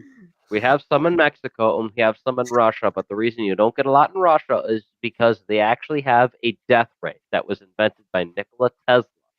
That's the conspiracy. Because I have seen one video in particular in which they actually show some type of weird laser firing off at a UFO into space, and the UFO just decides nope, and it Do you dodges. believe that? And Well, actually, if you want to go down for it, it is possible to put down for a certain amount of experimental craft for looking like UFOs. oh Wasn't yeah, the we had flat- Project Silverbug. Well, If there were wasn't the aliens around us, we flapjack wouldn't know it. actually canceled because it generated UFO reports? That's, I have not heard of that. I've heard of a couple things that I have not heard of that. Do you know about the flapjack? Nope. It's an airplane. It was specially designed during World War II because we were trying to launch planes from civilian ships. And it's actually an incredible little design. It's maneuverable as hell. If we hadn't gone to jet craft, it might have been, and it hadn't been canned by the Navy, because we got a UFO reports. It might have been a top propeller plane in performance. I'm not sure about that. I'm not too familiar with planes, but yeah. But it looks the flapjack fits. It's got the profile of a UFO style craft. That sounds cool. But it can take off on such a short runway. It's incredible. Burnside, are you still going to the inauguration? Oh yes. I talked to Scoob, and regardless of who wins, he still wants to go through. Regardless, okay. Yeah, regardless. Naturally, I want the Orange Man to win, but he was saying, okay, you know what? Even if he don't win, I think we should still go. So I was like, all right, you still want to go? And it was one of those things where it's like we were only going to be in it if both of us were going to dedicate to it. And he earlier today, yeah, we actually decided to dedicate. All right. So we'll have good coverage for that. I'm just hoping I don't get tear gas in the face because I'll have to actually use my gas mask. I need to avoid anything that involves tear gassing. I've been fortunate enough to avoid that on several. I'm actually asthmatic enough. I have a painter's mask. This mask mandate hasn't had much effect on me. I wear a mask normally. Yeah, I've been fortunate enough that with all the masks and stuff, I have enough gas masks or prop gas masks for Halloween that I just slapped one of those on and called it a day. Because the regular masks that they have just kill the shit out of me. I can't breathe worth a damn out Oh man. of them. Yeah, it's asthma. It happens. Yeah.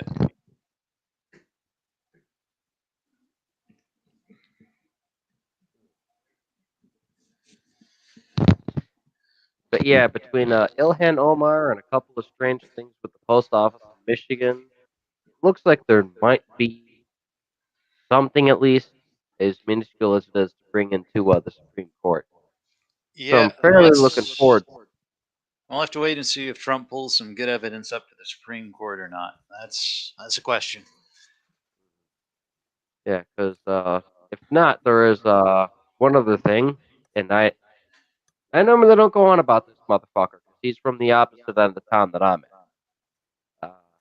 Long story short about Chicago culture, we're very divided north, south, from where I live right now to where Tim Pool's roots are. Him and I are on opposite southern ends of town.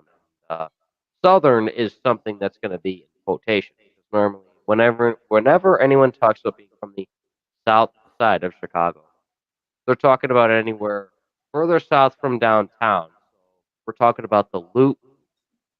You're going to talk about 2 or 3 neighborhoods south from the Loop and say, okay, this is the south side because that's where you have your poverty, you have your shootings, you have your degradation, and you've generally got your semi-ghetto culture. You know, anywhere from like downtown and Loop and around that general area as a general positive culture because they've got police that are going to be on time, plenty of employment opportunities, not as much gang crime. So, All right. Nonetheless, here's Timmy Pool. The media called the race for Joe Biden, declaring him the next president of these United States. Can I send you a video? Rejected this, saying that they will begin the legal battle on Monday. Yeah, that's Timmy Pool's video. He's stated a couple times he doesn't mind people covering him or giving commentary because he's relatively a free speech truist in the sense. Let me find it. With It's Rudy from Giuliani, the media monitoring the election in Pennsylvania. declare the winner. They can call the race. But Yeah, this was some of his election coverage that he was going over. But who cares about the media? This is going to make it to the courts, and until the race is officially certified and legal challenges are over, they are not accepting defeat. Now, I don't know ultimately what's going to happen, but my personal opinion is that I think Trump's legal path to victory is slim, but it does exist. There's something else that needs to be said, however. As you noted from the thumbnail and title of this video, even MSNBC is slamming the Democrats, saying, even if Joe Biden wins, it will be a one-off. This election looks like a complete rebuke of the Democratic Party and their brand. They are suffering, losing House seats, which no one thought possible.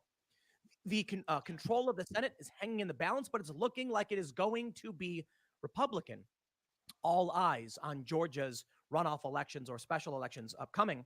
This will be where ultimate control of the Senate is decided. Democrats at the state level did not win a single legislative chamber. They're hoping to flip Arizona, but it's looking really bad for Democrats across the board. We even heard the other day that one Democrat broke down crying as they lost. Ladies and gentlemen, it seems like we don't really have any clear winners. You know, Donald Trump is tracking to lose the White House. Joe Biden, they're declaring in the media as the next president. I know there's going to be legal challenges, but the Republicans made gains in the House, are likely to hold the Senate and state legislatures. This means that gerrymandering efforts and local politics, which will greatly benefit Republicans' chances in 2022, Republicans are doing really well. The far left is being rejected. And as much as Ocasio-Cortez wants to pretend that, no, in fact, we are doing great. They're not. Moderate Democrats are roasting them, saying, you cost us these seats. And now even MSNBC is saying the same thing. Let's take a dive beyond the presidency and see what's happening down ballot and how this is going to impact everything as we move forward. Because, ladies and gentlemen, I'll tell you this. I know there are a lot of people, they're telling me, Tim, I'm not going to give up. Donald Trump must win. I hear you. Trump should take every legal channel he can and make every legal claim. You okay there? You got to make. They're projected to win 2 seats in the House, and he makes it sound like they won majority or anything. You just went 2 seats up. If it remains like that, then the Democrat candidates don't surpass you by the end of the count. Yes. Jesus. Anyway, I will send you the video now. It's a Okay. short video and it's a must see. Let's see. What do you have here? I have a Republican from Pennsylvania who was monitoring the count of the ballots, and she's an attorney. All right, let me go to that. All right, play it on. All right, and let me turn the audio on. Let me pull it back to 0. And all right, let me get the screen share. I sent it to Romeo's too. It was fun. He liked. Oh, I have no problem with the counter narrative, Timmy. I just like the general point he was making. It's good that you know more or less about what he was going. Yep. It's very good Associated Press. I would say I'm very impressed with what they're doing here. I think that it seems to be very methodical, very organized. Obviously, I'm just watching 2 or 3 people at a time. I do think that. Holy shit! The first thing I think is this in the United States of America? This looks like fucking Stalker and Metro. What the shit kind of place are they working in? Yeah, but supposedly we are the shithole here. Fucking Yanks. You are. Fucking Yanks. I'm not going to lie. Oh my god, where the hell are they working out of? This looks like a random parking lot. What the fuck? It's a warehouse. Some They've people converted a say warehouse for the counting. Some people say it's like a sweatshop, and they. I'm not gonna lie. It kind of. I'm gonna start over because I don't mean to interrupt like that. But I'm looking at this. And going, what the hell? I've seen a lot of places like this in a rundown in Chi-Town, so I've got a very asshole bias on this. I will say I'm very impressed with what they're doing here. I think that it seems to be very methodical, very organized. Obviously, I'm just watching 2 or 3 people at a time. I do think that here and there minor issues do come up. I will say that they've made every effort to correct said issues. I certainly support the president. I think that he is at a much higher view than I am. Like I said, there's only a few people that I am witnessing today. In those in particular, I haven't seen any fraud or anything that I would suggest would be. That being said, though, I'm an attorney. I'm a lawyer. I like evidence. That's right. Oh, all right. I don't really get this one then.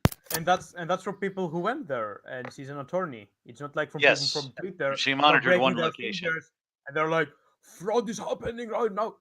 Like, if No, you you're cannot, talking about you talking don't about trust the media, opposing right? state You don't trust the attorney. media. You don't trust even the fucking. Oh no, the Associated Press is You outright don't- lied. I can pull you up Yeah. articles.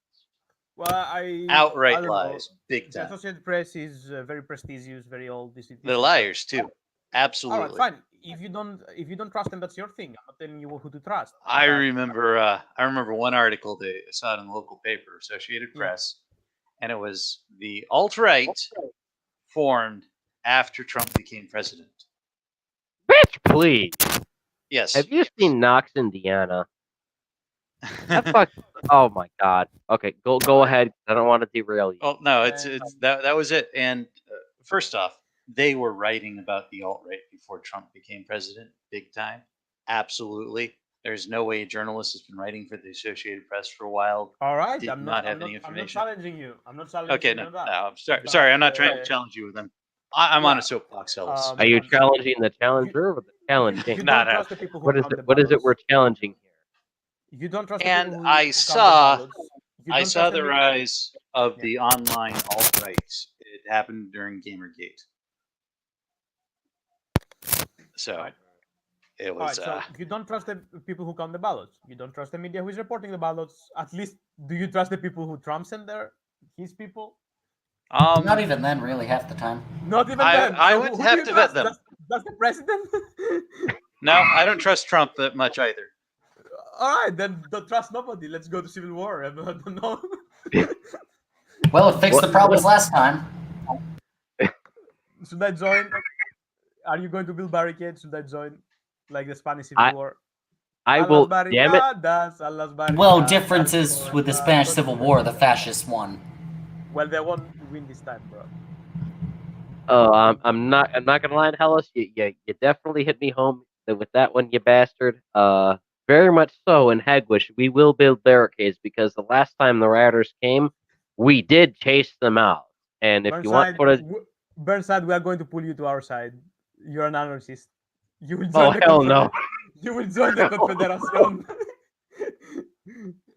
I'm normally not opposed to a confederation of allegiances, but as far as the left is in America, it's no way in hell. It's okay. If you're we are talking going, about the left in Europe, you might have an argument. Not in America. It's okay. I'm we're going not. to form councils, and then we are going to stab you in the back because that's what Stalin used to do. And force 1984 dystopia. And be like watching you with cameras. And be like, Well, oh, I'll tell you what. I'll tell you what, Hellas. With some of the people you deal with, actually, the question I asked you at the start of this might be interesting for you to ask them if they believe in the truth. If there's any form of truth. If you want to ask anybody on the left you deal with, yeah, dig into that. That could be interesting. As long as you're fighting for my side, I don't care, right? Well, that's the thing. I absolutely do.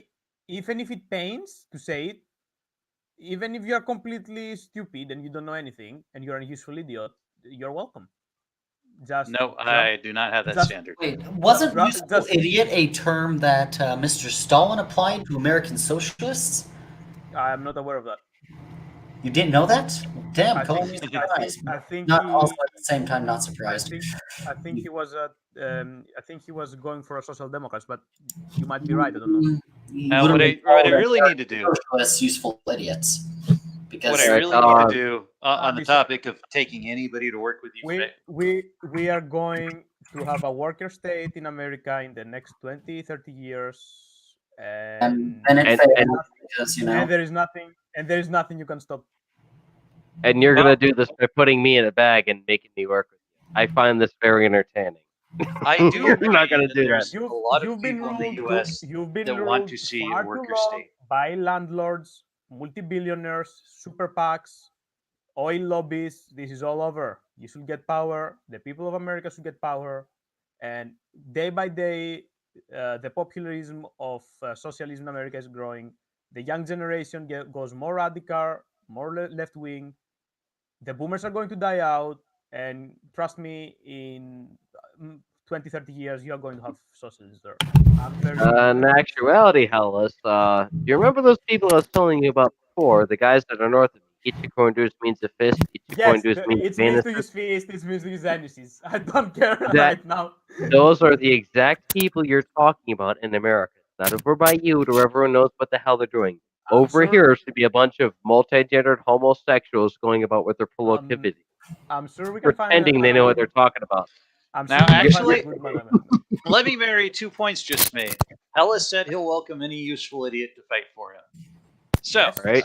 the people Even Burnside you, just even listed you. are the useful idiots people like Hellas Yes, are going even to you. use. Even you. If you change sides, I welcome. Change sides for what? No, For but people's power. now I would like to make a little comment here on. Give the people power.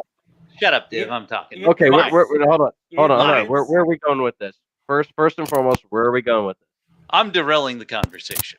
Yes. I'm All going right. to say that when it comes to accepting people, I really need to read up on Stoicism, concepts of practicing virtues to be a hero. That's Okay. the kind of stuff I value. I would not take a useful idiot alongside me because I don't think they're worth having by my side. I want someone who's going to practice virtues. I want someone who's going to try and be strong and make people around them strong, not You use know- people and discard them because they happen to be someone they can use and discard. Understand? I agree with that. Understandable, I but you definitely cannot. second that. Which is why I was laughing at Hellas for saying he's going to take me in a bag. All and he's right, that gonna wasn't take me to necessarily his bag. directed at you, Hellas. but I understand. Understandable, but you cannot expect from everyone to be an intellectual and understand the value. So what you're as saying well as is you are manipulating the what's the word? Unwashed masses. Minority. No, I mean in a case of a civil war or a revolution, we are welcoming everyone. That's how it goes. But I And can't if it expect them sounds- to practice If it sounds virtues. manipulative, fine. I'm fine with that. So you're saying I don't know, you man. manipulate people. That it's not exactly very good things. In fact, I believe that's also talk that the Nazis used. Oh come on, you truly can't bring that into discussion. Oh, I will. I will. There were I would social- beg to differ in Divinity's regard. The Valfen SS had in particular two Irishmen that they took that were previously British soldiers. The reason in particular that they took them was because not only were they IRA sympathizers, but after a very intoxicating brawl at a bar that they were at, they decided to, for whichever reason, decide that they were going to wander off. And after they wandered, they ran into the Wehrmacht, and then after that decided to surrender, and then became the only two Irish members of the Vossen FS. Well, that's the thing. Vossen A lot of Ireland, well, a fair chunk of Ireland actually supported the Nazis because they wanted them to beat off the British because, you know, they're the Irish and they don't like the British. Ireland did not support the Nazis. Actually, they did. Ireland, They did. Ireland did not support the Nazis. Do you want me to cite proof? Do you want me to tell you? Because I've Do you want me to studied cite proof? Don't say anything. You want me to cite proof? I'm telling you. Do you want me to tell you what happened in All Ireland? right, one at a Not time Ireland. here. Hold on, one at a time. Okay, All right, do we I want to will- want to argue the fact of Yeah, I will Do stop you want that. to argue the fact? Do you want me to send the info? Which one of you The wants to go Irish first? Republican Army, the Obwe collaboration. All right. The IRA did not collaborate with Nazis. No, they did. They did. All right. They Obwe did not collaboration. collaborate with Nazis. Both They of did you, not by all collaborate means, with send me Nazis. information because this is the first I've really heard of it. Okay. Let me read over what you've Yeah, sent. I'm going to read it over because it's fucking interesting. Do you have anything outside of Wikipedia? I really don't like Wikipedia. Well, the thing Oh, is, really? he also I cites was their own going to- sources. If you I was want me going to to, do that. there's more. All right. The Irish Times themselves. All right. Can I have a minute on this? So Ireland at that Yeah, time take yourself a minute because I want something outside of Wikipedia. kept strict Yeah. kept strict neutrality and did not collaborate with the Nazis. Read after. That's what Hitler wanted. I don't care if you find me. Wait, I don't care if you Nonetheless, find me. let him No, go for his I minute. don't care if you find me a dozen people in the IRA, for example, that collaborate with the Nazis. I don't care about that. Ireland, as a country and as a state, was opposing to the Nazis, and there was actually a movement that they wanted to join the Allies. Now, of course, they were happy that the British were losing, but at that time, I want to remind you that they came on to have a mutual agreement with Britain. I was explaining to Burnside last time because we had this discussion on how they allowed the Brits to use a tiny part of their airspace just so they wouldn't bother to go around with their planes. Yeah, that I do remember. Yeah. And Dublin got bombed by the Nazis as an accident, of course. But you see, Yeah. I don't think anyone serious in Ireland wanted to join the Nazis. Now, if you find me a dozen people in the IRA, just like when you send me on the link that sends some information, okay, fine, whatever. But the state of Ireland, it had nothing to do with the Nazis. Honestly, nobody had anything to do with the Nazis. I think you can find a collaborator in every country, but most states were forced to ally with Nazi Germany by their. How the heck were the Irish being forced? No, I said most states in Europe that allied with Nazis were forced by their either kings or German occupation. At that point, even if you remember, in Really, half of Hungary, France allied with them outright. What? He is actually right on that. You did have Vichy France and you had occupied France. No. Vichy surrendered. The French government did not surrender to the Nazis. It was General Marshal Pétain that signed the armistice. It was not the French government. The French government in exile left. That's Okay. So did he subvert the French government? How did the? Because I'm curious about this. This is something I've already covered.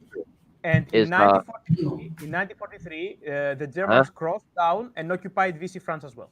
In 1943. Okay, was- so then, okay, so, shoot, how do you pronounce this guy's name? Marcel? Petain. Petain. Petain? Okay, Petain. Okay, so Petain is supposed to be ahead of this, so he, without the French government's consent, signed over one half of France as the Vichy government. Yes, and they Now, settled is that it some as a, form of a coup? well, France was almost completely occupied, and Yeah. they were evacuating their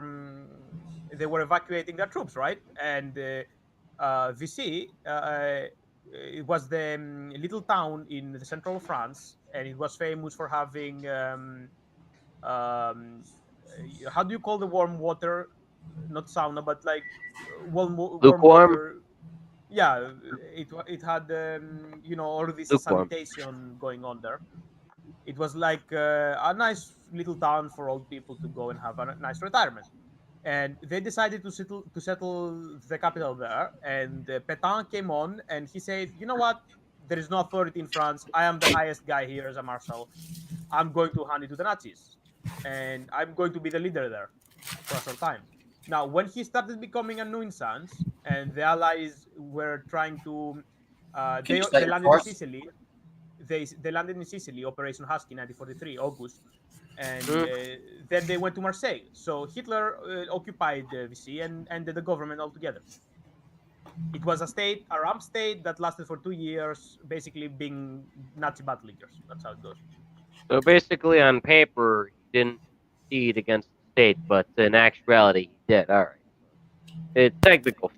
Yeah, but no elected official in France had surrendered. Petain had no authority, but he took it because he was like, "Yeah, I'm the marshal." Yeah, here, we'll do whatever he I want." subverted it for the fuck's sake. Yeah, basically, yeah. Imagine if USA was to collapse and I don't know who you guys had, MacArthur, and he was like, "Yeah, I'm gonna sign up the US government to, I don't know, Canadian occupation." All right. Okay. All right. Divinity. Put your 2 cents in there. Well, that's the thing. I grabbed food. He wandered What? away. No, I played my part, and I provided my proof for what I was saying. He just wouldn't argue. He wouldn't cite anything against it. He literally, it's all hearsay from him. He has no evidence. What do you want evidence for? Well, prime example being what I said earlier, the IRA. I said if there was a You misunderstanding. said it's all said. There was a misunderstanding. I was referring to, you said Ireland, now you say IRA. Okay. I said the IRA. All right. So hold on. Maybe, So maybe a faction of the IRA was pro-German. Faction, it was the IRA in general. No, it says here in your link a faction of the IRA. Maybe you're right, but the Irish government was strictly neutral, and if anything, they had more to do with the Allies than the Nazis. Definitely. if anything, there's 2 people that regrettably are asleep right now that I could call to confirm this that I can't right now. So, because regrettably, I know a few people who are expatriated that are still alive from the last war. yeah, But I'm not gonna lie. Divinity does have a point. There were a handful of people in the IRA, at least, that had these leanings for at least I'm a not few challenging people. that. I'm not challenging that, but I have to read into this topic, and I can tell you as You're a fact. saying the Irish government, though, is what you're saying, right? I said the Yes, IRA. the Irish government and Simone de Valera, the prime minister. How do they call him here? Yeah, had nothing to do with Nazi Germany. And if there was a faction of the IRA, I don't know about that. The IRA. Maybe all the IRA. Maybe he's right, all the IRA. But I definitely don't know into that. I need to search into it. I need to read about it, and I don't think like just scrolling now 2 minutes into Wikipedia will tell me anything. All right, I need. Oh no, I would not go to anything off of Wikipedia. But I don't consider that. If we have nothing else, Read their I sources. guess Wikipedia will do. I have no issue with that, but I don't know. I mean, I can only source this. I'm only going to say this because the man in himself is not here to speak. But I talk to him on a semi-regular basis. There's one person that I know of who would state that the IRA would have, or the general Irish Republic would have, national socialism. You want to know something? What? You want to know who would be useful in this situation? Oddly enough, Unfortunate Son from before. Who? Unfortunate, the guy I brought on before. Oh Christ! Yeah, the 8 cap. Well, I know. I was Well, when he publicly admitted that his father, that his uncle lived through Nazi Germany and was not only that, he was a soldier in it. He's probably got a lot more information on it than most of us. the buddy I have. I love how you. uncle I love, was a member of I Waffen. love, yeah, I love how Americans are. Waffen, no, Waffen was the fighting SS. They were all volunteers. They were not Germans there. That's He correct. was German Waffen. They didn't call it Waffen. They would call it Südstaffel and No, something he was else. Waffen. That's literally what they were called. Right, whatever. All right. I can't find the complete definition of it, but I'm sure they had a different naming for volunteers and German SS. No, we had the George Washington. More or less, I think at this point, regrettably, both the assholes I know are asleep right now. Like, that's the. I don't know what the fuck is wrong with America today. There's so many fucking neo-Nazis. Well, There aren't any Nazis. The Nazis have power, honestly. I'm Actually- talking about you, but I know where the protest for, like- neo-Nazis are. There aren't very many. There's. I'll be honest with you, Comrade Hellas. I didn't hear David. I know where Okay. I know where to find neo-Nazis in the U.S. They're very specific. Most of them are in Idaho, but they do congregate in the All right. northern Oregon area and Bumfuck, the Idaho. western. Good to know. Yeah, that's where you find actual neo-Nazis. I would Good love to to know. see Antifa decide to go and fight with them. That will be great. Bumfuck, Idaho. But who wants to go there anyway? Well, apparently Yeah, Antifa doesn't, because it's the only place you're I- going to find actual Nazis. Burnside. You also have I- a chunk of leftover KKK in Oregon. We There's might. KKK in That- Oregon? Yeah, That's They're that's in true as Oregon? well. yeah, Up there? Yeah. in the rural area. You didn't know? I'll- I thought that's a the state southern was thing. originally founded by KKK members. All right. It- Very much the Burnside, same go as on. Indiana. That's no, and Divinity and David aren't very wrong. In those states, you will find members who are either card-carrying Democrat members of the Knights of the Ku Klux Klan or members of the Ku Klux Klan as a whole. But They're still Democratic There's- KKK members. yes, as I said this to Imagine, and as I said this to Sofa, if you are and I know this from people who are either knights or people who I've met in passion. I think I've had a few more beers with this, but met in passing. In order for you to be a member of the Ku Klux Klan or the Knights of the Ku Klux Klan, one, you have to be a white person. You've got to at least be like 80 or 90% Caucasian for them to submit you as a member. Two, you have to actually be a card-carrying member of the Democrat Party. They haven't changed this since the Civil War and the War for Reconstruction. They've kept very hard. And three, notice I'm doing it not in the American way, but the German way, because this is more so the way that they communicate with each other. Three, you have to actually believe in the general cause. You have to also, some consider this the fourth, but this is part of the third rule. You have to have no interrelation. If you are, they don't care if you're friends with someone who's not white. They prefer that because it gives you clout. But if you're going to have an interracial relationship, you're dating someone who's non-white or relative, That's a get big up no. and get about it. Yeah, that's a very big no-no. They want everything all white all the time. White is. That's where they get very up about. Oregon's a weird place. I'm starting The to like the KKK idea was- of Oregon because it's very diverse now. Um, diverse of ideas. Like, Well, that's the thing. Depending on where you go in Portland, they still have sundown towns where Okay. if you're black and you don't leave by sundown, you're vanishing into the night. does the KKK dislike neo-Nazis? No. Uh, And they strategically have alliances There are But do they look down on them? Because I hear that they look down on them. sometimes. Yes, because the KKK still has some deep roots in nationalism, and, well, the Nazis they didn't really agree with in that regard. Now, I'll tell you a couple of. So what's their point of difference there? Let the Divine explain it. It's basically KKK is pro-America, and Yeah. the neo-Nazis are Okay, not so fair enough. much. Yeah. How about It's like we love the German nationalism idea, and Yeah, the KKK is more we love the Does the- American nationalism idea. Does the KKK allow Catholics in now, or what? No, they do not like the Catholics. They are very deeply Protestant. They hate Oh the shit! Well, that explains a few things. I wonder why they were so weird. Still I about had no idea. Yeah, they flat out ban the Catholics. In fact, that's one of the reasons why you see them burning crosses. Good to know. Oh. Yeah, I knew that they didn't like Catholics, but I'm like, still in 2020. They also don't like the Irish. Yeah, okay, fine. I'm not Irish. Okay, Oh, then the good. KKK I'm actually won't like surprised me at they're all. nice to me then. God damn.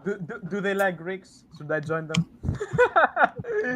Not no. really sure. They probably view you as more of a commodity of the fact of, hey, you gave us some cool philosophy, but you're not really white anymore. Sorry. All right, fair enough. But Well, I'm pretty white. I will tell you something real quick though about Oregon KKK. First off, is Oregon was very successful at keeping black people out of the state for the longest time. Did they have So- segregation up there? Yes. Um, It was more unofficial, though. unofficial, and then it completely died because all the regular citizens weren't KKK. Oh, by the way, you know, guys, we don't care. You know, guys, I don't like Catholics, right? Oh, you don't? Oh, you won't get along with me. Well, remember, he's Greek. They're Orthodox. Who is Catholic here? I'm the Catholic. Jesus Christ, my Ironic. my girlfriend's family is probably all Catholic, but they don't practice much. I fucking hate them because all they do is come here, knock down some Orthodox or other Christian cities, and they call it serving the God. Like, Jesus Christ, man. Ironic. The Catholic faith has done the most harm to Christianity than any other denomination or religion. Well, they've done the most damage to other denominations. And I'm not talking about I crusades. just made the snot out of that, but all right, finish your point. Not to mention the Inquisition, child molest, corruption, changing the Bible on how it fits them, selling indulgences, Islam's done all that burning shit. heretics to the cross, crusading against Greece, crusading against Croatia, crusading against the town of Toulouse in France, crusading against the Russians, crusading against the Czechs.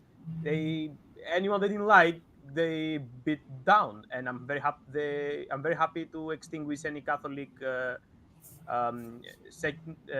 power. You know, I want secularism, if anything. I have no problem with Catholics, for example.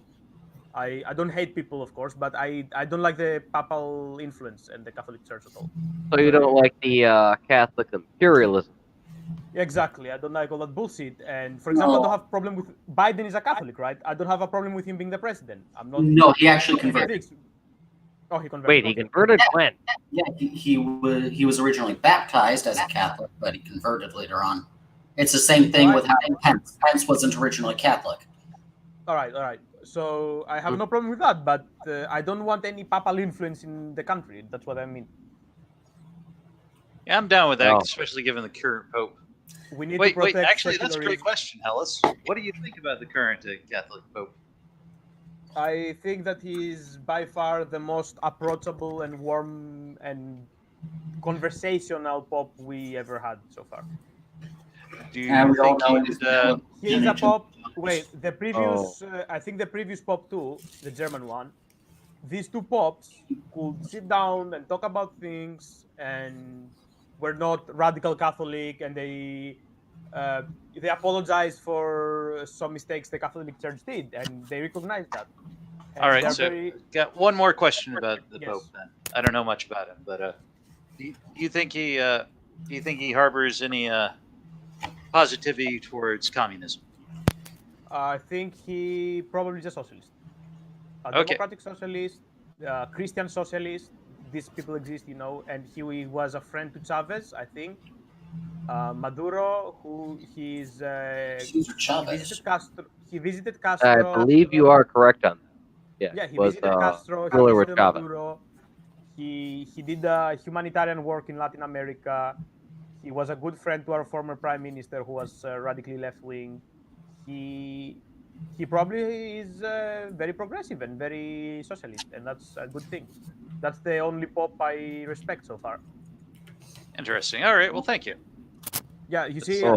when I said I stood up and I'm like, I don't like Catholics, I probably did it out of heat. I have no problem with this, but I don't want any influence of the Catholic Church in any country. That's what I meant. Okay. Well, I don't have any problem with the Pope, and I'm not going to burn Burnside or see a burning cross outside his window because he's Catholic. Obviously. geez. Yeah, like I said, I don't know much. Yeah. I'll tell you comically, if you put a burning cross outside my lawn, I'm not going to be the only person looking at you sideways because my entire block is mostly Mexican, so they're And- fairly and- devout as well. But they're Santa Muerte Catholic for in regards to the wrestling. So they're going to sit there and they're going to go, hey, and they're gonna whip out one of these and go, what the hell are you doing? But they're going to ask you in Spanish. And I'm going to not be able to interpret that. You're going to be sitting there going, well, this and that and the other, and that's it's not going to go good. And then he's going to try to interpret bloody, the hell kind of language that the Greek use, because I believe he used the same one as the Russians.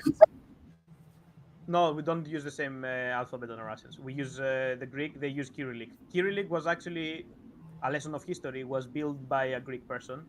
It was Saint Cyrillus and Methodius, and it was built when they went to Moravia, kingdom of Moravia. The kingdom of Moravia is between Austria and the Czech Republic today, in the center of Europe, and they wanted to become Christians. And this is where we disagreed with the Catholics as well, because they asked us to become Christians. And the Catholics believe that there are sacred languages that you have to pray, Latin, Greek, and Jewish, and you cannot pray in any other language.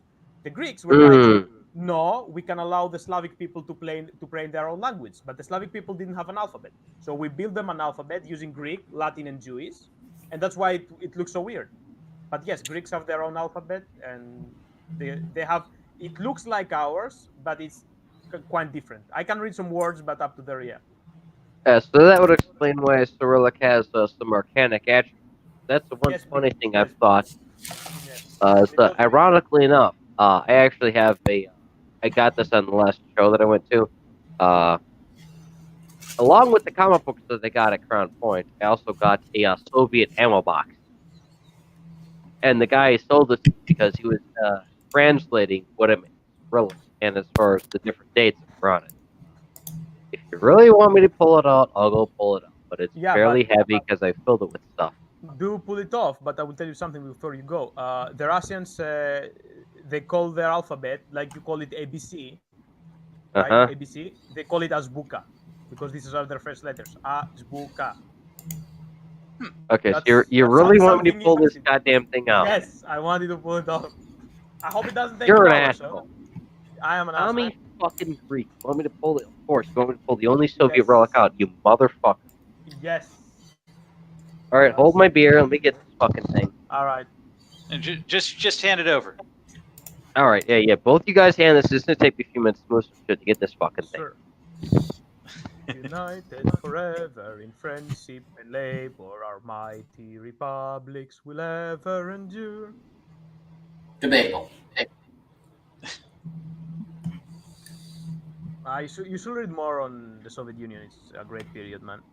I don't want to. I don't want to look at many slaughters and starvation. Are you afraid? The Soviet Union ruined one of the world's largest lakes. Are you afraid that you will turn to the great Soviet Union? Are you afraid Right. that you will turn Entire to... Look, he's screeching right now. He did. The Soviet Union ruined an entire sea. He's screeching. He's screeching now. All right. I got another question for the Greek person. This one's completely irrelevant. I'd go on. Do you play role-playing games at all? Tabletop. What? Sorry, Burnside. Tabletop role-playing games. You ever play any? Like I don't know, Dungeons and Dragons or bullshit like that. Oh yeah, that kind of stuff. Yeah. Board game. Yeah, sure. It's fun. I have some small collection of board games. Okay. Burnside, show us.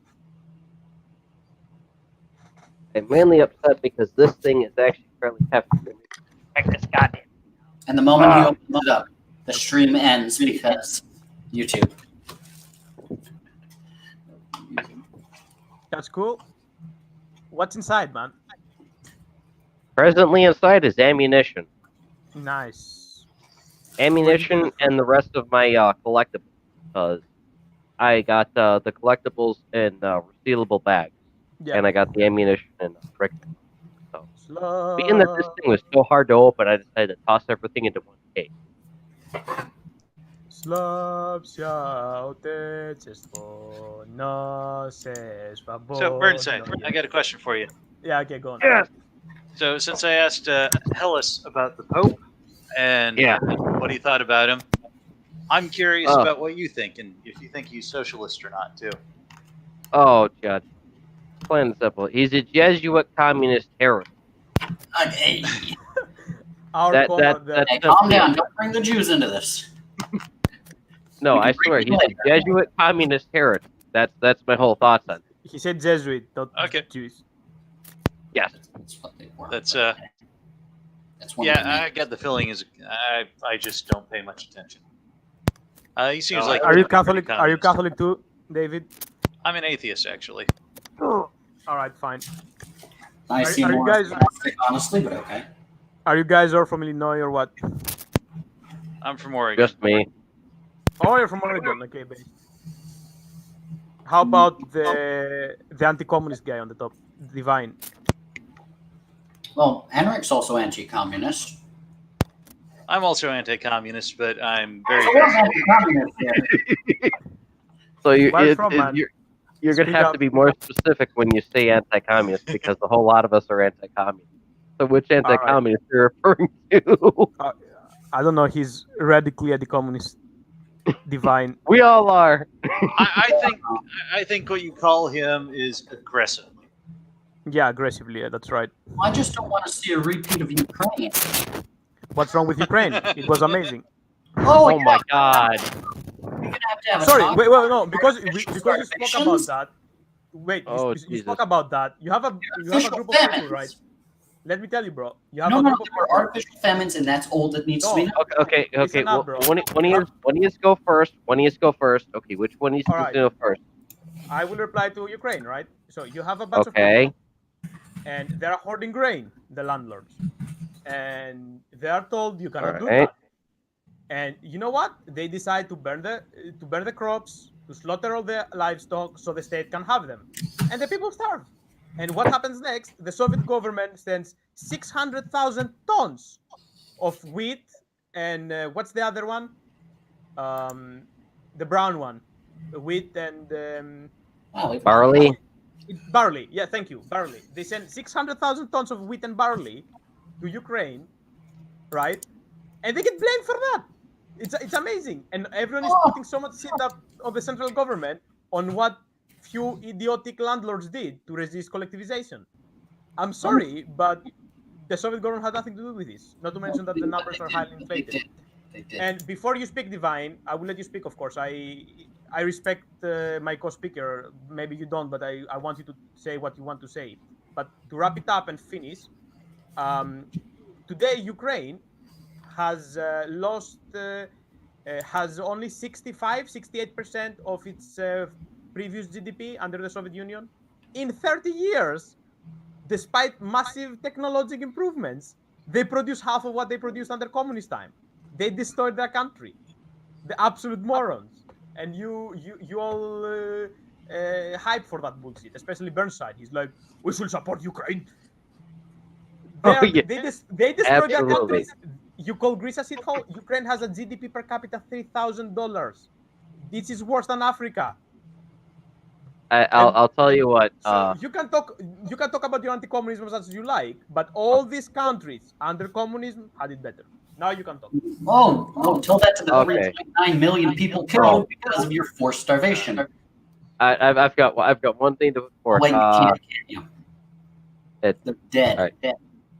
No, Comrade Hellas, by all means, if you want an alternative perspective, Divinity and I'll go to my Uncle Lou, and I'll ask him about the holometer, because that's the main reason why I have the pro-Ukrainian perspective outside Did the he Civil live? War. Did he live in Ukraine in this period? Yes, his How family old is he? fled. He's got about 30 years on me. His family are first generation from Ukraine, and they fled to America because of the Soviet advancement into Ukraine. I believe they actually escaped the holometer. All right, but I don't know. Like, I want someone who lived under it, and not someone who will tell me Soviets bad, and I heard it from my That's from my dad. particularly why I'm bringing that to the table. Is Grant is my uncle Lou's father is still alive, and I could actually go to him and ask him what it was like transferring from a sovereign Ukraine to a Stalinist Ukraine, and I could have my uncle translate to the parts where he cannot speak fluent English, but he speaks Ukrainian. I don't speak a lick of anything other than Whoa. Just a minute. We have Yeah. we have that guy sending about the RLC. Jesus Yeah. Christ, man. And also before that, the Ukrainian forced famine. No, this is the RLC under the communists. Do you see the big blue area? That's a nice sea. Do you see 2010, how it happened 30 years later? Except if we turn that around, that's the actual one. Okay, what am I supposed to be looking at here?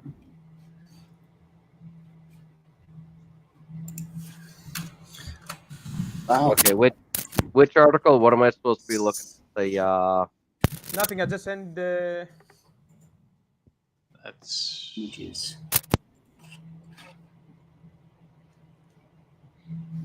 But the main thing is, in regards to Ukraine, I actually have people who fled Ukraine because of the clusterfuck of communism. I can only repeat what it is they've told me as I've grown up. But if you want me to get you as best as I can in regards to their understanding of it, next time I can see him, by all means, I go to a family reunion or something. I'll pull my uncle's side, I'll pull grandpa's side, and I'll ask him a couple questions, and I'll sit and make out the babbles between the bit between English and Ukrainian and my uncle's translation. By all means, but this is just secondhand stuff I know of them motherfucking this, motherfucking that. And so that's really about all I can tell you in regards to the Soviets advancing Ukraine. They really don't have a good perspective. They don't like it very much at all. No. And it's more than that. You see, Ukraine was a very productive member of the Soviet Union. They used to produce cars, airplanes, televisions, radios, all that high-tech stuff. And now I mean, you were going to have sorry to interrupt, but you were going to have in Chernobyl 5 reactors. So there must have been something big if you're going to put 5 reactors, right? And Chernobyl too. They had 4 reactors there. 4 actually. Yeah. And Chernobyl too. They had right? 4 active nuclear reactors. They were a very productive country, and now they're a fucking shithole. And all they do is create riots and praise Stepan Bandera, who was a literal neo-Nazi and white supremacist. And his ideas talk about ethnic cleansing of Russian, Jewish, and Polish populations, civilians. So this is what you have in Ukraine now, and you call it democratic. Our government probably calls it democratic. But let me tell you what. You have Stepan Bandera, and you have among the. I'm not saying Ukrainians are neo-Nazis. 400,000 people there. 400,000 people there were protesting for peacefully, but you had 12,000 out from them being neo-Nazis, literally. Right, I'm familiar with the Orzov Battalion and some of the things Euromaidan and all that bullshit. And I love how always Greece is the logic, the rational part of Europe and NATO, and we always go like, let's think more. because Americans are like, let's go kick Yugoslavia's ass, let's go kick Libya's ass. Let's go to Nicaragua, and Greece is like, let's see.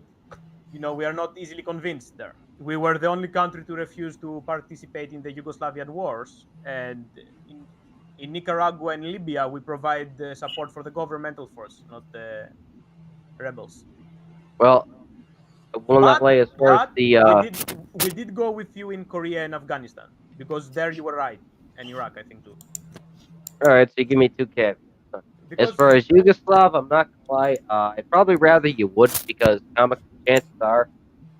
I don't know, man. Yugoslavia is an interesting project. If we didn't, yeah. If we didn't go to Yugoslavia, chances are I'd actually have some magazines that would fit my actual functioning Kalashnikov. Yeah, that's true. That's the one thing that pisses me off is everyone swears up and down Yugoslavian Kalashnikovs are the best thing on earth, but God forbid you did anything compatible with them as far as magazines. It's a nightmare. Sure.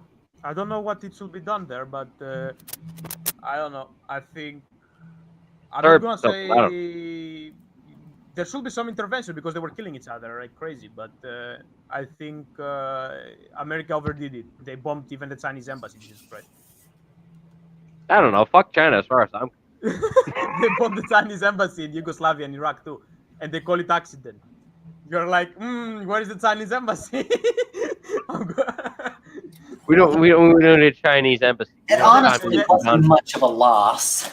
And then you apologize. You're like, accident, sorry. We will pay for it. And you're like, it's all right. They have like 1 million clones. I wouldn't mind paying out of my taxes just a little bit so that the Chinese embassy gets replaced just for it to be bound again. Well, I understand it. I don't like the CCP. I understand it, but I wouldn't mess with China. They own like 1/10 of your national debt.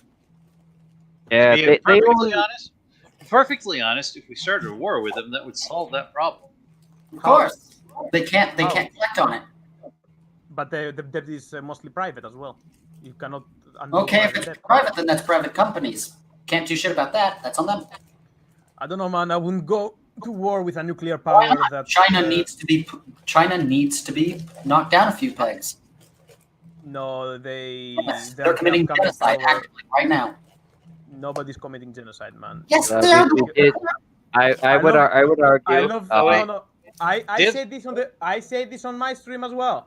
You have people who believe the mainstream media that talk shit about China in Hong Kong and talk shit about China in Xinjiang, and they don't believe their media when they talk about their own country in Minneapolis, and they don't believe the election results. You guys are completely local. Now, I want to add. Anyways, Hellas. You believe the mainstream media as long as it fits you, right? Okay. No, good question. No, I want to ask you. All right. Go on, David. The Uyghur Muslims, is China incarcerating them or not? I have not been there. I have no idea. All I can tell you, I can tell you about Hong Kong. You haven't seen it for yourself. It doesn't exist. Yes, I can tell you about Hong Kong. Two people died in Hong Kong. I'm not talking about and 30 people died in George Floyd protests. We're not talking about that. We're talking about something else. Okay, Hellas. And China is a country with 4.5 times your population. Okay, well here's the point question. we're going for, Hellas. Is we want to nail home as far as the allegations to the Chinese Communist Party actually committing genocide. Now we have this allegation not just in Xinjiang, but between Inner and Outer Mongolia, because there have been quite a few people, more particular in Outer Mongolia than Inner Mongolia, who have made protests against it. So you've got this between 2 or 3 different regions that this is allegedly going on, as well as different leagues. Now, if you want me to go ahead and Google it and try and search something up, I will, but this is something that arguably is going on. Well, yeah, that was my follow-up question was going to be, you don't know about the Uyghur Muslims, so you can't tell us if that's fake or not. Since when you care about the Uyghur Muslims? You guys want to ban Muslims from entering your country. Since when you care about the Uyghur Muslims? Personally, I'm anti-genocide. As I said earlier, I don't want to. I don't want to exploit useful idiots on my side because I prefer to practice virtues. Do you support the executive order of Donald Trump to ban people from Muslim countries to enter the United States? Travel bans? Iran. It was not all of them. It was not all Muslims. So it was that like question, 8 countries. yes, all that would be 8 Muslim. countries. All Muslim, 8 countries. Yes, but that's not all Muslims. Yeah, but do you support that? From what I understood of it. So you support that? From what I understood of it, yes, actually. Don't draw conclusions until the man makes his conversation. But how does that negate me caring about China putting any population into alleged concentration camps and potentially killing them off? I don't know. Do you think that the Uyghur people are a bit problematic sometimes? Muslims I think that there are radical Islamic faiths that encourage terrorism. So why can't China lock up a few radical Muslims, but you can do it in Guantanamo? I don't understand. Oh wait, when was it established? That Oh the shit, Muslims we got are a very radical? dynamic difference there. I can tell you a couple things about Guantanamo versus Guantanamo is Xinjiang. a torture base. China prisoners are not. Nah, Guantanamo is not a torture base, it's a prison base. The only reason it became a center of torture was because under George W. Bush, they allowed unwarranted and full-on waterboarding. Now, waterboarding within certain parameters can actually warrant Oh, come on, don't you tell me you support waterboarding. Hear me out on this. Okay. So here's the whole thing. I might jerk off a little bit more than Dick Cheney, but hear me out on this. I'm not going to sit there in realtor and told you need to jerk it to the deaths of 1,000. But here's what little I know on this situation. As far as Guantanamo Bay, yeah, it's supposed to be a detention center. It's supposed to be a prison camp that's within an agreement with the Cuban government. In regards to everyone with waterboarding and that, the reason why we are supposedly switching to waterboarding is because somebody came up with the idea that we had an alternative to a truth, and that under the certain circumstances, you could non-lethally extract information from, which means you'll get an officer of some organization, you'll get a lieutenant, you'll get a captain, you'll get someone of a higher echelon other than private or sergeant who may potentially know something. And you'll sit there, you'll blindfold them, you'll put a sock down their throat, you'll put a couple, I want to say, correct me if I remember, about a liter's worth of water around their face, and they'll have the assumption, because of the shock of it, that they're drowning, and they'll non-lethally assume that they're dying. It's like Chinese water torture, but amplified. Because Chinese water torture, they go absolutely nuts. Whereas with waterboarding, droplet falls, yeah. Yes, it's droplet. Yeah, it's a similar idea, except you amplify it. You cover their face so that they don't know where it's coming from, so it terrifies them. And you cover their mouth so that when you pour the water down on them, it doesn't actually choke them. It gives them the idea as they're being. Because they cannot breathe through, yeah. Yeah, because they can't breathe through. It gives them for a couple seconds the idea that they're drowning, but they're not actually drowning because it's a psychological effect versus a physical effect. So it gives them that suffering. So their argument is you do this for a little bit over a certain amount of time, and you'll garner results because it will psychologically break the person.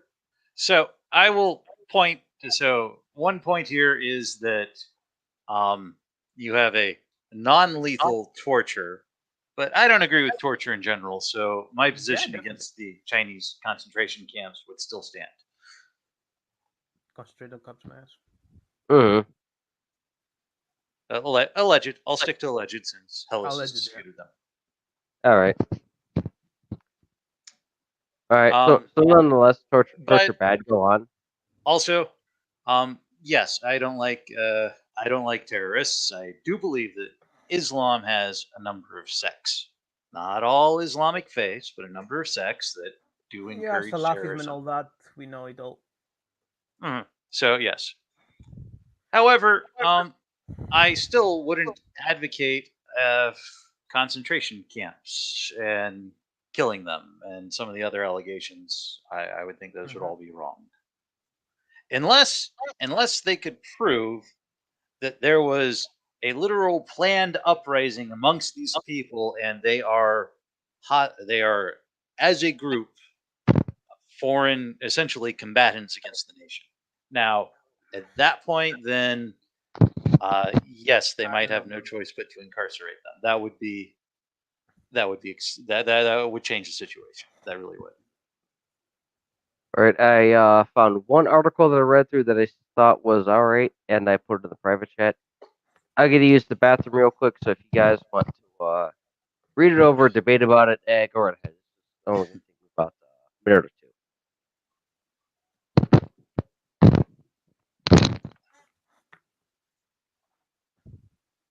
Can I be right back really quick?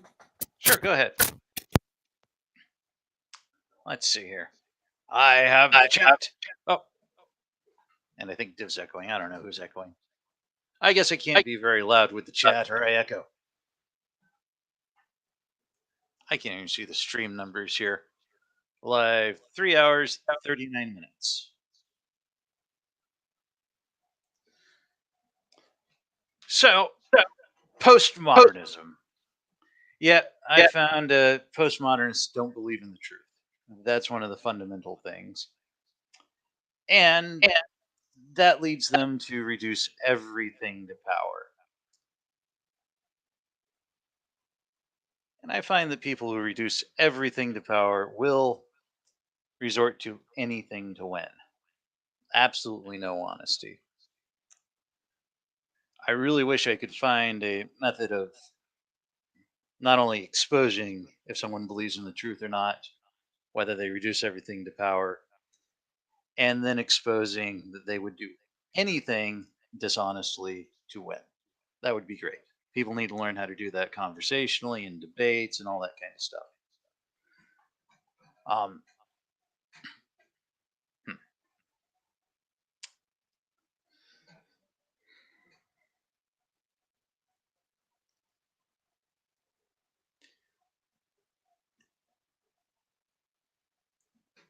Still got to mug the camera a little bit.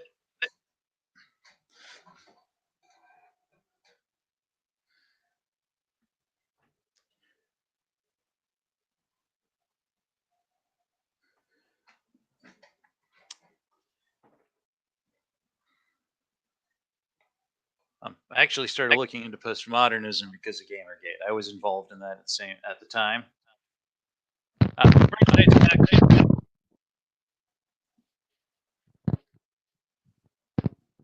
Hey, Burnside, I don't have anything information on the stream. How many people are even watching this at the moment? Oh, I'm not gonna lie, we have 0. We had a highlight Zero. of about 5, and we have nothing. Okay, so I'm not entertaining anybody but you. Okay. It is what it is. Normally, when I'll broadcast this out on several Discords, and I'll put it on 1 or 2 social media platforms. It really doesn't get much of anything. When Scoob or Terra broadcasts it out, we get our retractors and anti-groups, and that's really about the best we get. Okay. I've never Regrettably, it is live stream anyways. I wouldn't mind being a little bit bigger, but a lot of people we've gotten into in the past as far as big live streams are a bunch of backstabbing jagoffs. Well, there's So it that. is. Algorithmically, you're dead too, so. Oh, I imagine. Christ. I swear every couple of seconds. So why the flying fuck would they have me up on their algorithm? So. And should I mention I'm comically enough dancing around with a prop rifle? It's a very dangerous assault weapon if it were actually functioning. Well. Yeah, we'll probably see the social media platforms decide to get rid of a ton of people here anyways. Especially if Biden wins.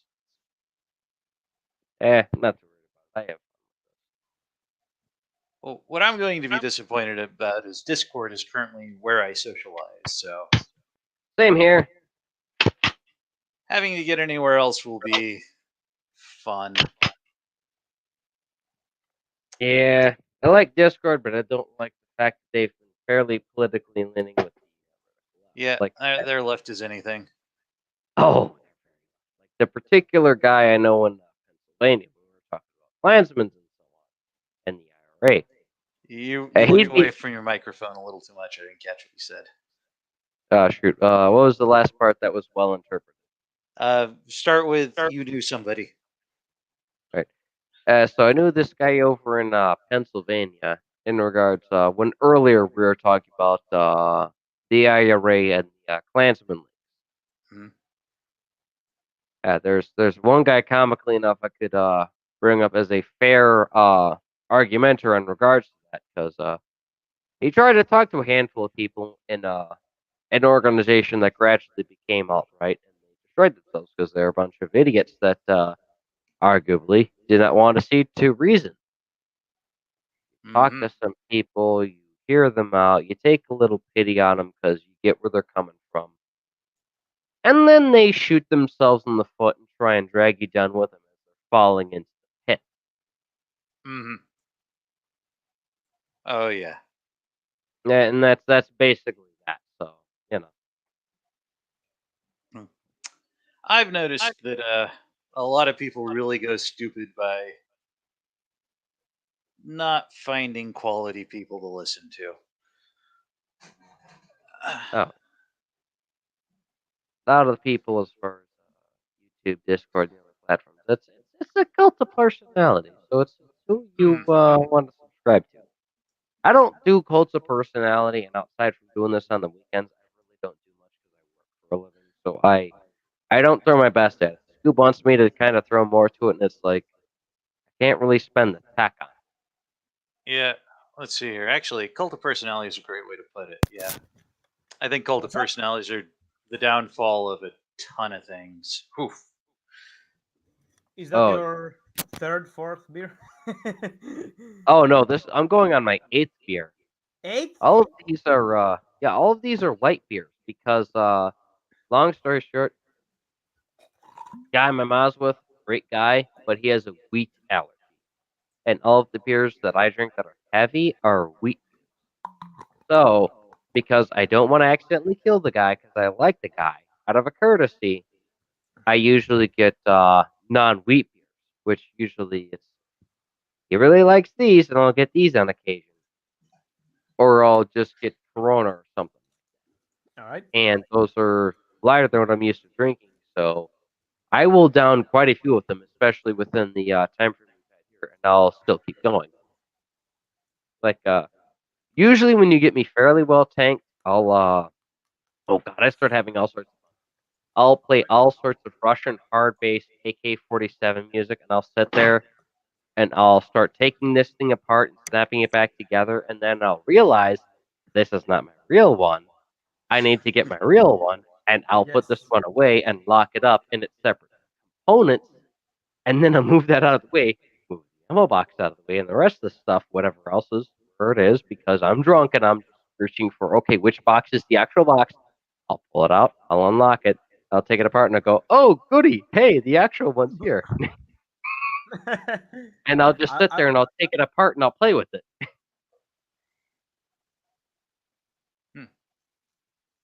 Yeah, I was And that's- wondering what's your issue with Biden? Most of you. Oh. Well, who do you want to go first? That's the well. better First off, question. is I was not impressed with the Obama presidency for one. So And I not to was- mention that he's very moderate, right? He's not going to. Okay. I he consider has- him establishment. He has some. I agree with that. left-wing agenda, but he has some left-wing agenda, but he's mostly moderate. So I'm not sure he's very left wing. I think he's just playing to them. no. I checked his. He's, I think he's in legion with the each according to his means of fist, each according to his means of anus division of communism. For example, I will send you the link. They asked All right. every candidate where do they stand, and this doesn't come from their asshole. This comes from. Right. You hope not. Yes, this comes from the sources down below, so it's pretty good. All right, Well, I'll take a look at this, and I'll let you know if it comes from the And fist of definitely, anus. I wouldn't call him left wing because that's communism. No, But I wouldn't call him left wing on for most for America, I think he passes like left wing because for America, anything that is I don't know slightly left than Mitt Romney is probably left. Leaning. This is very actually, basic. no. Can you get me something that's expanded? Come Huh. on, give me something outside of Twitter here. This is horseshit. Now, my This is question some would be: two-dimensional is stuff, Hellas. Come on, give me something better here. You know I've got an IQ over the seat that I'm sitting on. Come on, give me something better here, man. my question is do you have anything from Biden before this presidential run? That'd be my big one. I'd want some consistency in any left-wing position he espouses at the moment. I agree, I especially don't, because the last one he gave. I don't have his voting records. Mhm. So, Ah, but yeah, I mean, we established earlier. I'm going. I don't trust the media. I don't trust the politicians. I don't trust Donald Trump necessarily. I think the guy tries to do a lot of stuff, but for Trump, he'll run at the mouth first. To be honest, I would expect someone better, but I think he's very capable. The guy was able to negotiate with Thurmond. I'm sure he can negotiate Mitch McConnell.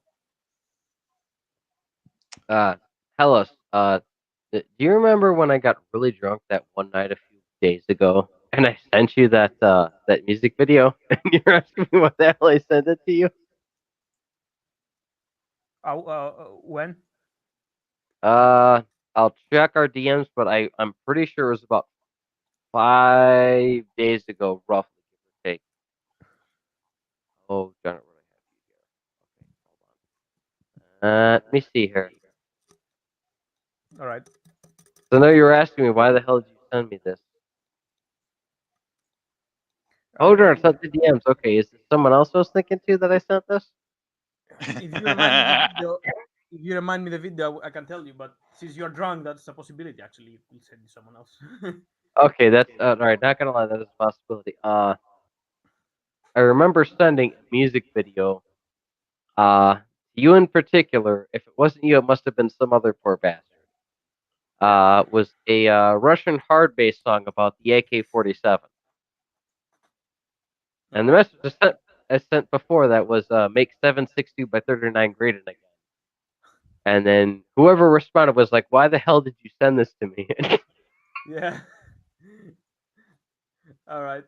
I guess you like that kind of music. All right. So, have you looked into the any allegations of corruption against Joe Biden, Hellas? Not really. I just heard that they accused him of his son or something of taking money from Russia, but it was horseshit. So I didn't. Oh, there was the alleged interference with the investigation of the company and the FBI records. I haven't seen those properly debunked, but yeah, I tend to consider him pretty corrupt, and I considered Obama pretty corrupt. Okay. I second that because I've seen a handful of allegations in regards to the laptop from hell. I honestly And, don't think Obama was very left either. I think he talked a good game, but when it came down to a lot of things, it really seemed like you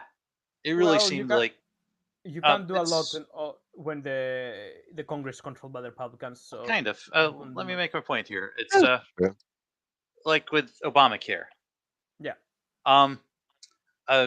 Debating aside, I think what Obamacare should have had to be an appropriate form of healthcare for what it was designed to be was it really needed the public option. Yeah. Because your problem with healthcare in the US, which you want to address, has got to do with the private insurance. Sure. So, but it seemed like Obama abandoned the public option nearly right after he introduced it. It's just very quick. Oh, public option's gone. Did that happen in Congress or it was his choice? I believe it was his choice. Because when you pass a Bill of Rights, it feel free to definitely check me on that one. I could be wrong because about the that. Congress basically votes on it and they vote on its clauses, and if they don't like one, they vote it off. No, I'm pretty sure he took it off, but I could be wrong about that. But when I noticed the stuff he did, it really seemed like he'd set up this complex thing that looked like it was well in line with left-wing policies, but there was some key component that would make it work as a left-wing policy, and he'd let it go without a fight. Bam. So, and there's some of the other stuff that went on too. It's just like with the, I mean, I don't have a problem with immigration controls, but the accusations, a lot of the stuff they did try and lay on Trump with the southern border stuff was implemented under Obama's administration. Although, to be fair, not all of that was strictly by policy choice, because a lot of it was the result of lawsuits. Uh-huh. So, but anyways, no, I consider Obama to be very good at talking at things, but I'm not sure he delivered what the left wing wanted the way they thought he was doing it. I agree with that. He talks a very good game, and he's a very well-spoken person. If you want anyone to sell your case, even if it's a worst case situation, you're gonna want Obama to do it because that guy is very good with the gift. Very Also, well spoken. I'll just add that since it is probably a bit of a well, we don't have anyone listening, so I guess I don't have to do this for any audience. But I didn't think Obama was a socialist or a communist while he was in office or anything. I was pretty ignorant on the political side or I hear culturally the that argument so side. far, yeah, but what's your issue now, especially with? Oh, Biden? no. I was just clarifying that I didn't have an axe to grind with Obama on any kind of ideological fronts at that point in time. All right, fair enough. I was pretty left-wing. I'm a freedom-oriented person. I actually don't align with the right on a lot. I mean, you might define it because I'm like pro-nationalist, but in American terms, I hang out with the freaks and geeks all the time. You know. So for most of the time Obama was in office, I just looked at what he did from my little, what are you doing perspective. I wasn't very politically active at all. So yeah, during that, and in that frame, it's where I noticed he was abandoning a lot of things that seemed like they would clinch his positions on the left-wing side of things. Mm-hmm. And it really seemed like it favored businesses and corporations and the entrenched interests whenever he did it. So are you disappointed with Obama? Were you Yes, yeah, I was pretty disappointed with him. He talked a really good game, and I had some hopes for him. All right. Would you want something more populist, more? I don't know about straight populist. I am pro-nationalism, and not American nationalism, not blind nationalism. Like I said earlier tonight, I was very happy to hear about Greece's investments in its own country. Yeah. I think every nation should be nationalist. I think this is an economic benefit to the world. Yes, we shouldn't abandon our country, but at the same time, we should cooperate. I don't think we should be like, I would do what's best for me and go fuck yourself. I don't like that either. Oof. Well,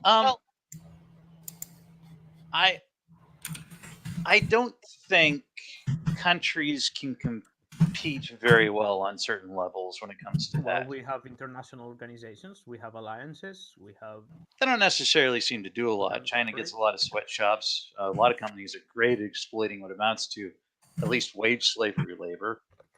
And some of that would go away if the larger nations kept a certain portion of their economic interest in their own nations. Yeah, we do have the Voxcom facilities. That's been fairly proven. Hellas, if you want me to look that up, I'll send it to you. If America wasn't exporting labor as much, there would be a lot less of that exploitation, and it would be less resource extraction as well.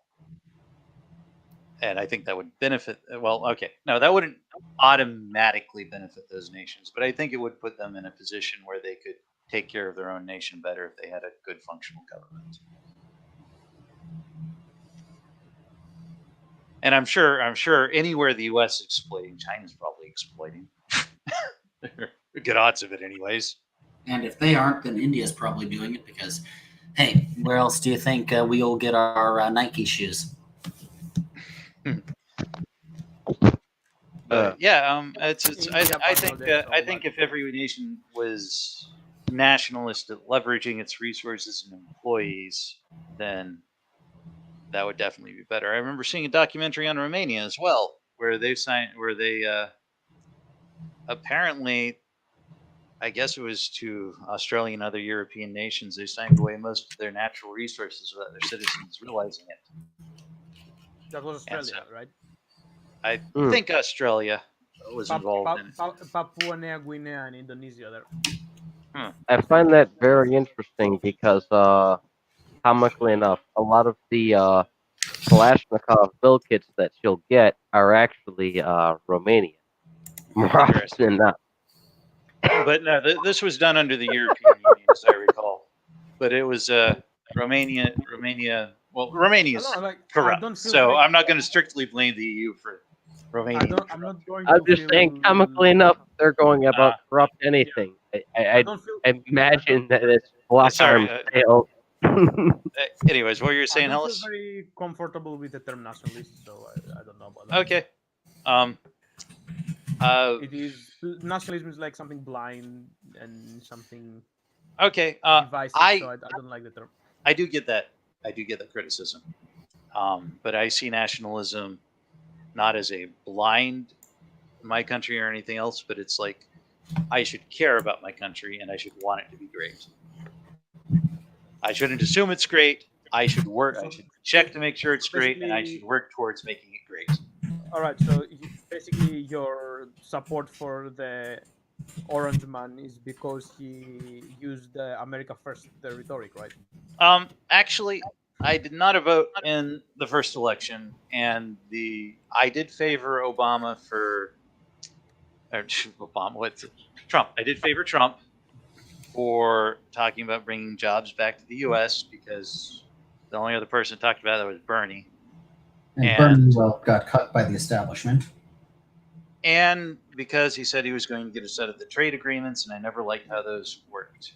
Actually, out of curiosity, do you like the? Did you like the trade agreements America was in that Trump got us out of? Yeah, Fellas? I think I don't know about NAFTA, but I liked I like free trade on that aspect. Okay. And it's funny because I'm Marxist, so I want to abolish all private property. But I think at this point we should allow free trade as a form of efficiency. All right. And, one of the reasons when Marxists have to pick between a protected economy and a free market in a capitalist country, always. All right. Let me interrupt you real quick. They go with free market because it speeds up production and productivity. I'm not sure NAFTA was free market. I would argue that NAFTA was very much not free market. I said I don't know about NAFTA. I know. So, anyways, from what am I understanding? Proceed, though, nonetheless. And I'm low information on this. But my understanding is NAFTA and some similar trade agreements weren't the nations trying to increase trade, but they were literally drafted by executives of companies on how they can benefit their companies over the nation signing on. So that's one of the major reasons why I was against at least one of those trade agreements. That's understandable, and I don't know what's my opinion on NAFTA because I don't understand it. Oh no, I'm not holding you to the fire here. I'm just trying to give my what I understand. But I believe, and again, I would prefer free trade with Europe between us because, well, we got China now. We have deals with China, but I think it's good to have a cooperation with Americans. You got nobody else, so why not? If you want to abandon us, fine, we'll find other markets. But if you want to trade with us, we're cool with that. Well, But yeah, I so, don't want to buy something I from think- America, for example, and have to pay tariffs at the fucking post office. You know? Well, actually, I would advocate tariffs for American goods to Greece if that benefits Greece. No, I don't like that because I pay Yeah, them. I get that. I pay them. I order something from America. Its probably value was $5. All right, just hypothetically. It's worth Just- of value. Wait, I right, bought right. this crap. I bought this crap from America, right? Uh-huh. You can find that for $5 in China. I found from America, and Oh no, we have a problem. I bought it from eBay or something for $20. I was like, I really want it. I don't care. I will pay more. $20 it is. I'm buying it. And there's another $20 to come to Greece, and then another $20 to pay tariffs. And in the end, I end up like paying $60 for something worthy like $5. And the joke is that after 2 months, it stops working. So it fucks me in the ass. So I don't want that. I don't want to have that experience ever. You know? Yeah, Because they're like, that's, it's a lighter. It has to do with cigarettes. Let's put tobacco tariffs on it. You know, go fuck yourself. Yeah. No, I would encourage. I would be pro tariff, not just for the money, but if it protected labor in a country. That's where I would be. All right, I understand that, and as a left-wing person, I would support it. But you know what happens now? Trump saves 500,000 jobs by imposing tariffs in America, but he endangers 22 million jobs working directly with trade by just putting tariffs. He endangers them because if there are less trade deals, these people will lose their jobs. The man How is so? trying How to so? do good, and he does damage to the country. How so? He tries to do good. Explain. Why? Hold on, we have my sweetheart joining us here. Oh hell! I was just seeing if anyone was still on here. Well, No, I there's haven't nobody exactly here. called it a night yet, so by all means. I believe you gentlemen were discussing I think the Europolitics? question. I think the good question to zero in on is costing 22 million jobs from the U.S. or other nations. Yeah, the United States. Okay. You know, again, what I'm telling you here, I'm not an expert. This is what I read. I might be wrong, but what I read is that Trump put up tariffs. He tried to save 500,000 jobs, and American jobs, right? I'm talking about. I think Tara might be echoing us. Yeah. I'm talking about American jobs in America. And at the same time, by putting tariffs, he endangers 22 million jobs in America who work directly with trade contracts and all the trade stuff. What can I say? Okay, that's an interesting claim. Intermediators, stock market. And we have to understand now, less people work in the automobile industry than they work with trade. Most jobs now involve international trade. Sorry, Okay, that's an interesting claim. What? I've never heard that one before. Yeah, you know what happens? Tara has her mic on and it goes through her, so I cannot hear you properly. Oh, you're getting the echo. More than that. Oh, geez. All right, Tarek. I'll have to meet you for a second. Yeah. Okay, fine. All Let right. the Yeah, Greek take Sorry control. about that. I've never heard the one about loss of, I guess, international interface jobs. If I wanted to sum that up. Yeah, I'm not sure if they lost them, but he surely endangered them. And now with COVID, a lot of Okay, jobs were lost. endanger is a little funky word. Endanger sets off red flags for me. And I am sure with COVID, a lot of those jobs were probably lost. Now with COVID, because you had a lot of unemployment here. Yeah, but endanger sets off red flags for me. Actually, endanger it's one of those words you can use to malfunction that cafe store. Okay, Tara's talking to somebody. Anyways, I'm trying to catch her when she's got it stabilized. Sorry about that. Have you ever done a cost-benefit analysis, Ellis? On what? Anything ever? A cost-benefit? Yes, analysis? always. For example, Always. supporting Stalin. It's a cost-benefit analysis. Aha. Yeah, he killed 3 million kulaks, but he saved a lot of lives, and he increased the Kill life 3 million expectancy. kulaks! Oh, that's so nice. Yeah, Crimea River.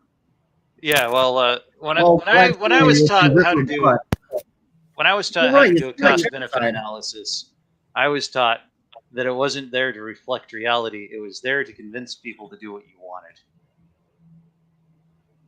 And endangering jobs comes down to I would immediately start looking for, are these jobs really at risk, or is somebody creating a lovely little fabrication of ideas that says that, oh, now this is fear that they're endangered. Don't need to provide proof. I just have to I talk know a how good it game. sounds, the rhetoric of it. I know So, how it sounds, the rhetoric of it, but it's a possibility. And I don't know if truly some yeah, of no, these it's, jobs were lost. I told you Now, I'm just scratching the surface. oh yeah. Now I have to admit that yes, that I think it's a legitimate point that you need to consider the financial jobs that would be put at risk with loss of trade. That's true. That's more than a fair point.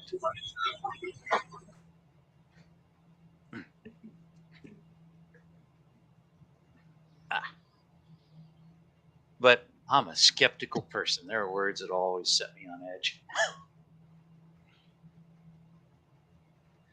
And just to note, I also understand you're paraphrasing the article, Hellas, so it might not have said endangering. Yeah, exactly. Yeah. So That's why I like sharing information. I don't know, guys. Of course, I care about jobs and all that, like this Christ of left wing, but at the same time, I hated paying tariffs. I'm not gonna pay tariffs. I care about my own interests too. So if I want to import something, Sounds I don't want pretty to pay tariffs. capitalist, in my opinion. How am I? No, I'm not a capitalist. How am I a capitalist? Caring for yourself doesn't have to do anything with capitalism. You are going. Pretty private. You are going through rhetoric bullshit. No, not really. well, actually, I could make an argument that's not very The common. purpose of capitalism is innately selfish. No. I can make an argument that it's not very common. Is a person who is a person who owns a business who employs other people to work for him. So I'm not capitalist. Tell me, what's the purpose of capitalism? Producing wealth through other people. No, the purpose is just to produce capital. That's it. That's the single purpose. Capital for yourself. That's it. It doesn't care how you do it. I want to head out this argument. Wait. That's what socialism does. That's what feudalism does. That's what slavery does. Doesn't mean how you produce it, right? It produces profit. Yes, that's a basic thing. There are various forms of it. Okay, so are we? System is that. I have one question here. One question, motherfuckers. All right. So, what the hell are we arguing with production? Are you arguing with general production? Are we arguing with socialized production? What are the means of production we're arguing? Because I'm not gonna lie, comically, yeah, sure, shit, you could say it's capital. I could correct that joke in 3 ways from Sunday. So what we would argue are the argument. Can I go first? Sure, go for it. All right. So, when the means of production are privately owned, I have a business, for example. I employ you and you produce well for me, and I pay you on wages. That's capitalism.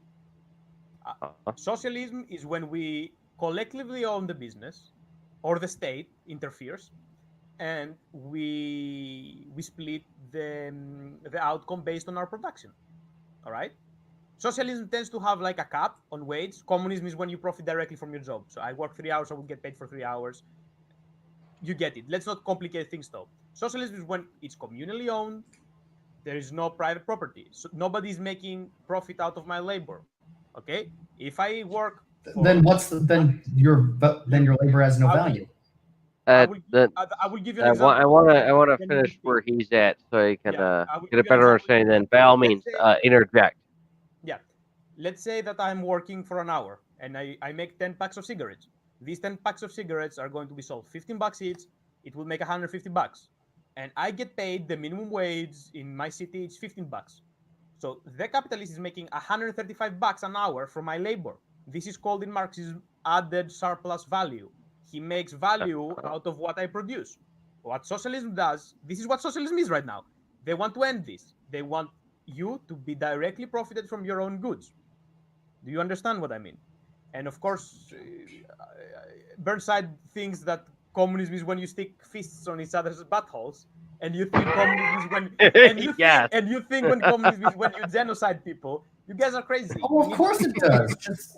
Well, think of a nation where communism has popped up, and then you'll find constant slaughters. Let me tell you, American imperialism has killed more people than all communist regimes together. It's a hard pill to swallow. here's It's the a nonsense. hard pill to swallow, but it's a fact. You Now- killed more people. You killed more people in Iraq, Afghanistan. How many people have we killed in Iraq? Can you actually find the numbers really fast? Oh, From the war? From the Yeah, war, come on. 600,000. 600,000. No. I I'm question. not going to lie. This is going to be a very uphill battle. No. This is going to be First very off, fucking uphill. I know some things that are going Did you to go know wrong. it's not only the U.S. that's in Iraq? Did you know that? Be quiet, Div. Just a second. There are three Iraq wars. I just told you one, and the U.S. was on the last one. All right. No. So which Iraq need are to we ask- going after, and how many people are going to? And by all means, David, apologies for speaking over you. As you were, talk, please. All David. right. No. What we got here is we do not have things defined. Okay. So everybody's going to be talking past each other and arguing about their viewpoints. So if we're going to talk about Deaths Under, I think we need to have. Sorry to put this on you, Hellas, but we need to. All right, go on. We need to get numbers of what you consider deaths under communism and deaths under American imperialism, so we don't have those numbers. All right. I will. All right. You know what? Deaths under communism, deaths under American imperialism is very vague, and we can talk about. So you can't even define it. I can't define it, but I will tell you. I just want to be clear. So you're kind of It's just the point is, David. That is David's why I wanting interrupted. to. That is why I Yeah, David. interrupted. Is not because he can't define it, because acceptable. nobody has defined it right now. Exactly, but acceptable. I would accept. We need a solid point on this. I'll be honest with you, Divinity. I fucking hate coming. You know, I wouldn't mind shitting on Hellas, but you know what? If he wants to give me a good argument, I'm gonna let him give me a good argument. All right, so I don't think we can really argue this one at the point because it really needs to be. This one needs to be laid out. I need me some goddamn numbers, motherfuckers. Yeah, I mean, exactly. If you don't give me some motherfucking numbers, I can't tell who's the motherfucker here. I went through the numbers. Stalin's purge killed about 500,000 people to 700,000. Except when we include, say, the slaughters and genocide under Ukraine, which was over 3 million. That's Can why I continue? I'm bringing the this people up. throw everything at Stalin. The Black Book of Communism that you get your sources from, it's a Cold War propaganda book that includes deaths from the war. No. Even the EU has recognized the slaughter. Even the EU has recognized the genocide in Ukraine. Your own government has recognized it. The United Nations has refused to recognize Holodomor as a genocide because it's not a genocide. A genocide. No is fucking way. No, I'm not. genocide is directly against an ethnicity. No, it's not. No, it's not. Not anymore. It's not. They got rid of that definition. Go on, find it. It's ethnicity or religion. By all means, I'm going to side with Divinity on that one, just because of It's home not just ties. genocide, of course. The topic was total deaths, but I knew it was going to be that argument. Okay, so that needs to be a specific argument. Otherwise, Divinity's going to go off on his numbers. Ellis is going to have numbers we don't understand. So that's just going to be a row. It's a straight up power game fight. So I think if that's going to be a topic, we're going to have to know Hellas's numbers. I'm not putting you on the spot to say you don't have them. I'm saying how much I'm time sure do you have? It's 3 a.m. there. I'm not gonna lie. As far as the holometer argument, that's about between 6 or 7 million. If you want me to pull numbers out, I'll have to actually look into that. That's horseshit. Because that's the worst you naturally can that. The worst you can get is 3 million, and I searched on the numbers, some statistics, and it comes out about. Where are you looking? Where are you looking? 1.5 million people. No, where are you looking? Ukraine demographics on Wikipedia, and it's not from Wikipedia. It comes Well, from. you just said Wikipedia. So where is Wikipedia citing it? Is Wikipedia has it from another source. That's what I'm talking about. Where's the other source? Okay. What's the name of the other Well, source? let him mention the source. Let him mention the source. I'm Don't going to dogpile him right until he. now because I'll go right now because. Okay, thank you. And statistical yearbooks of the Russian Empire, for example, and then Okay. go to before World War II, right? Okay. And let's see. All right, take your time there. I don't understand. This is all in fucking Cyrillic. How do I translate a page? For fuck's sake.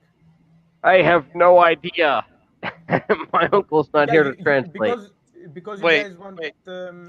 Oh, this I have is this- why I insist on not using Wikipedia. I don't mean to shoot any Hellas, but this is why I you have this never use weird idea that Wikipedia. Wikipedia is giving us different numbers based on the language we're looking at. Probably citing different sources too. This is in English, by the way. Okay. Because the English one gave me 3.9 million.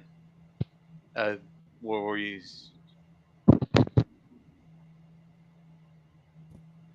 Let's see. United Nations joint statement signed by 25 countries in 2003 declared that 7 to 10 million perished. Research has since narrowed the estimates to. No. I don't care. I don't care on what they agreed, but I want to know if they agreed on this a genocide because I remember very well that they had this argument that it cannot be a genocide. Let's see. Whether the Holodomor genocide is still subject to accurate debate, as are the causes of the famine and the intentionality of the deaths. Where do you read that from? Can I have a link? Oh, that's just straight from Wikipedia here, right at the Send top. it. I don't care. Just a second. I'm not Burnside. God damn it! Why are both of you fucking using Wikipedia? You sons of bitches. Because he said, and I want to see what he said. Goddamn Wikipedia. Here we are. Because it's easy, and that's how Here we it are. works. UN definition, which is the most commonly used one. And it's been, well, internationally recognized.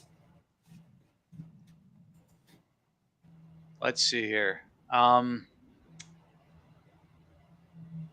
This is alleging three sources. Interesting. I'm Anyways, just reading it. The fucking text they signed is fucking disgusting. They narrowed their estimates to 3.3.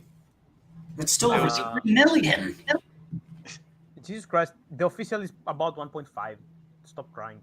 No, I'm not going to. No, I'm not gonna lie. He's still. I'm arguing this straight from the blood. All right, I'm still got a decent reason to complain.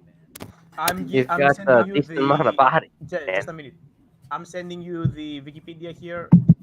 Give me something outside of Wikipedia. Both of you bad. I just cited my source of what defining genocide is. I would argue Wikipedia is not a good source. Yeah, that's sure, all but I'm if saying. David agrees, that's fine. And let's see here. It's evidence that can be edited. They get it in time. That's mainly why I'm saying that Wikipedia is bad. I mean, I got taught this in college that Wikipedia is a shit source. Thank you. So the Holodomor happened between 1932-33, and the natural change is about 1.5 million, and we don't know how many of them actually are. The Holodomor was recognized as a genocide by the UN. Still not a genocide by definition. It is. It was recognized as a genocide, and it fills out the requirements to be recognized as one. I just sent you my source. The UN defines it as it. Genocide defines by ethnicity, religion, and so on. And nationality as well. Yes, but and it doesn't have to be in whole; it can be in part. Quote victims unquote were quote there were victims and they vanished. They're dead. The corpses are buried in the ground. Landlords are not an ethnicity or a nationality or a religion. Ooh. They don't. Except if are landlords an ethnicity? Because landlords have an ethnicity. All right, and if you go to Holodomor to the link you send me. Holodomor. So why are you defending genocide? Let me get one thing. Wait. Use to the link that you sent me, David. Do you see where it says natural change and 1.3 million? Let me try 1.3. Go to the source 75. Let's see here. 1.3. All right. Let's see. Estimates of human losses during the famine must account for the numbers. Declassified Soviet statistics in thousands. Go there. And by the way, except if we look at the first, which includes the Soviet census, is estimated at 6 to 7 million. No, this And is by the way- this isn't about deaths though. That's the Soviet statistics tablet. Births and deaths. Do you see it? Births, deaths, births. Let me deaths, check. natural Okay. change. Births. And I send you two. I send you one in Ukraine Natural and the one change. you send me. The one you sent me. 1.3 million. Do you see it? Natural change Just a minus second. 1337. Yeah. No, but this is about a migration balance. It's No, your link, Holodomor.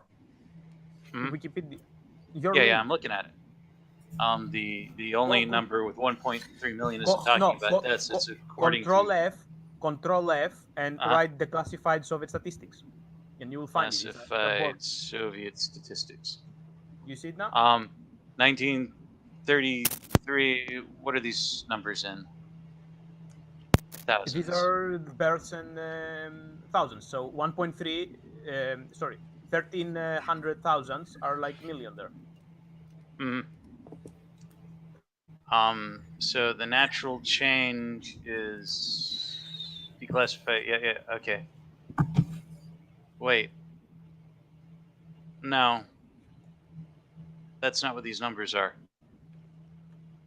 These numbers are the natural change in the rates of death. I don't know what that means. This could literally be X so many thousands die naturally during the year and increased or decreased by this amount per year. All right. You get it? Yeah, but that's a weird statistic to put out. And it's not weird because you have the same on the Ukraine demographics that I'm sending you. About the same. The one says 1.3, Except the one says 1.3. that source is once again from Wikipedia. We're using Wikipedia again. I know. I'm just checking the numbers. Let me Yes, just we check are. something real We quick. just agreed to use something for. We're the discussing. main We're problem we have is discussing what we have in front of us. It's fine. Also, if you We scroll just down, shouldn't you be see the using board there? Wikipedia. Do you see the board? If you scroll a bit down and Let me it says check according something to the here. estimate, All right, the what's family victims. in the thousands? So that's 1,850. That's 1.8 minus equal minus 13790.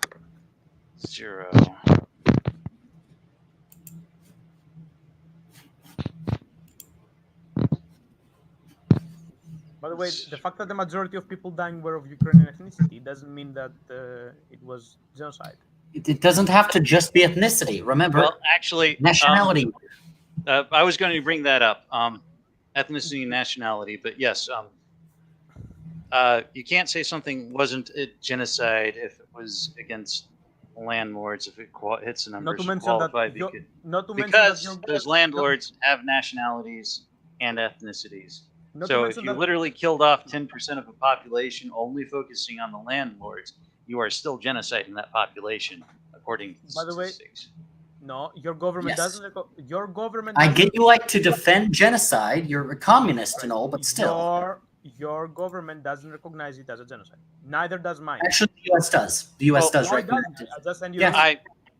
It I doesn't recognize I honestly don't really care if Once it's qualified again. as genocide. I care more about the number of deaths. Except once I go to that source, original. Except you want to know what? That's outdated.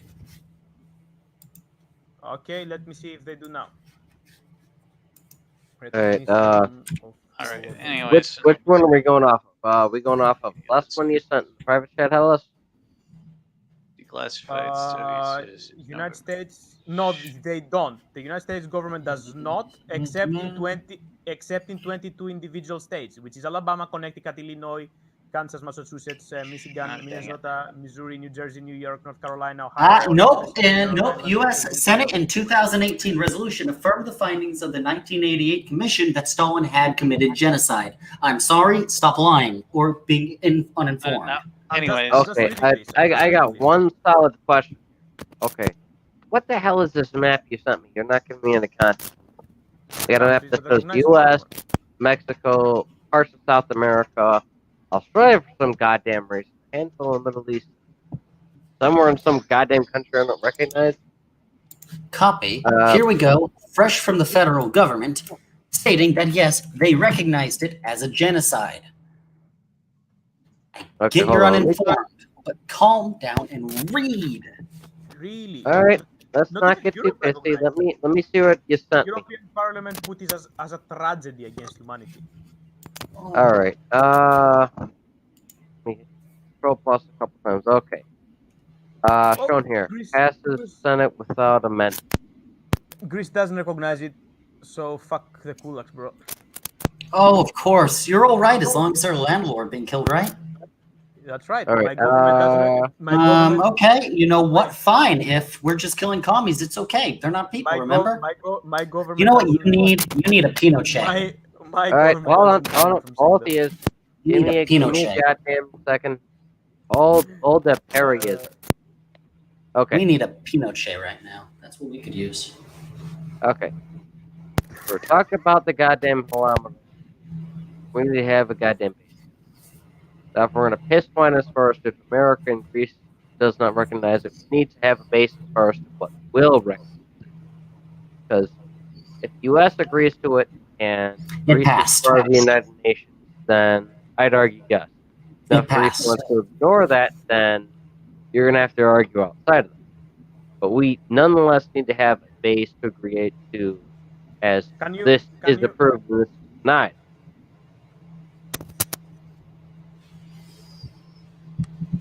Anyways, what this argument boils down to is official Russian statistics versus other sources. Jesus Christ. We need to take that down. Who voted on it?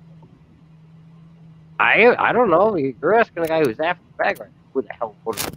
Why the heck would you defend a genocide? This is the only thing either of you have given me outside of Wikipedia. So this seems to be relatively provable. It is provable. It literally was officially recognized by the federal government. Well, Right. it's passed. Congress. It's not Wikipedia. So I naturally would assume, because it doesn't say Wikipedia, this is something proven. Whereas everything federal else is- website. All right. Nonetheless, all right. Why did the Russians didn't veto it or something? Of course, it's the Soviet Union. They wouldn't recognize any of that shit. No, why they didn't veto it? Honestly, I have no idea why the Russians would not recognize it. Would Look you'd at the have to Armenian argue genocide. yeah. Turkey doesn't recognize it. That is a possible argument. Look, it's the same thing. They won't recognize something they the issue did. is that Armenians died because of their religion and their ethnicity. The kulaks were not a religion or ethnicity; they were landlords. No, but you don't need to be either of those. You can be a nationality or just be in part of one. That's a genocide, bro. I just literally UN definition. It's right there. I sent you the source. So basically, You have no sources. You are So- just defending alright. genocide. So if your government goes rogue and kills all of you here, it will be genocide against who? The Americans? Jesus Christ. Yes, it doesn't have to be in whole. It can be in part. So long, if I may, so long as it goes outside of Wikipedia, because I believe Wikipedia is full of shit. Generally, Let me send you the definition of the United Nations. I just sent you it right now. It's already there. All right. Nope. Yes, it is. I All sent right. you it earlier. If UN. whatever you, all right, Hellas, if I whatever will you send send it me now. is fairly I will different from send this, it from the fucking United Nations. Not Okay, I will. Here. In fact, I will send again. Wait, Actually, no, that's- wait. That Alright. doesn't source it. Here it Can I is, read it? right there again. Here it goes. It's right there. I know. I just sent you from the UN as well. all right. Let me do a comparison here, gentlemen. National, ethnical, racial, or religious group. So no class or In whole or in part. All right. It doesn't have to be the whole group. So they didn't try to kill any of that group. They just wanted All right, to get. There's a technicality I'm going to call here. You can say they're landlords, but they are part of other groups. They are Ukrainian. You can't say they're not Ukrainian because they're landlords. That's not how that works. A lot of the landlords were Russian, German, Jewish, other ethnicities. So it's not something only in Ukraine, right? It's not Ukrainian. yes, the Ukrainians were most of them, but it was not on the Ukrainians. And they had no intention to kill them. They literally burned the wheat and they slaughtered their livestock. I don't think genocide involves intent. I don't know, man. It's not a genocide. It's probably, I don't know, call it classicide or something. But genocide. Let's see. All right. Nonetheless, Hellas, what you sent me in regards to the definition of genocide, that seems all right. Killing members of a group, serious bodily harm. Yeah, but you see, it doesn't say class group or. It says national as well. So yeah, but they were not Ukrainians, any of them. Most of them were, but it doesn't mean all of Okay, them. so you're literally going against what you just said. Okay, Most of them were. Yes, because wait, let's put it through. If you want to, You can't even define what your own thing. You're going against yourself. If you want to kill landlords who are Ukrainian, that's not genocide. If you want to kill all Ukrainians, that's genocide. Except no, it's not. It can be in part. No. That is that. Okay, hold on. The definition Here's. I'm citing quite literally. Then the Nazis committed genocides because they wanted to kill all the Ukrainians because they viewed them as subhuman, right? And all the Russians and Polacks or whatever. But any other government that wants to get rid of the landlords, that's not genocide. That's making an effort to better your nation by not having parasites. Parasites, says the comic. You literally are a parasite. How? You're Greek. I'm not living off. Oh, come on! You got to give them something else. Hey, did you know that the major export? Let's take it aside from personal attacks. Let's put it towards something concrete. I think we're gonna go towards the kilometer and genocide. Yeah. I'd say that we got off rails here, and we got towards more personal Divine attacks. started the personal insults. I will say that he's a little bitch and a white trash, and he can't say If I let you go through with that, you know, sure as shit, I'm gonna let you shit talk him. Either way, let's let David. If he wants to attack me personally, I will attack him personally. Except I'm not attacking you personally. I'm attacking your nation. You are. That's why I broke the parry off again the first time. Are you your you guys up again Yeah. the second. Are you a racist now? If you're attacking, Are you a Greeks racist are on a now? race. Greeks are on a race. We are. I'm gonna make a ruling. If you're attacking, You're white.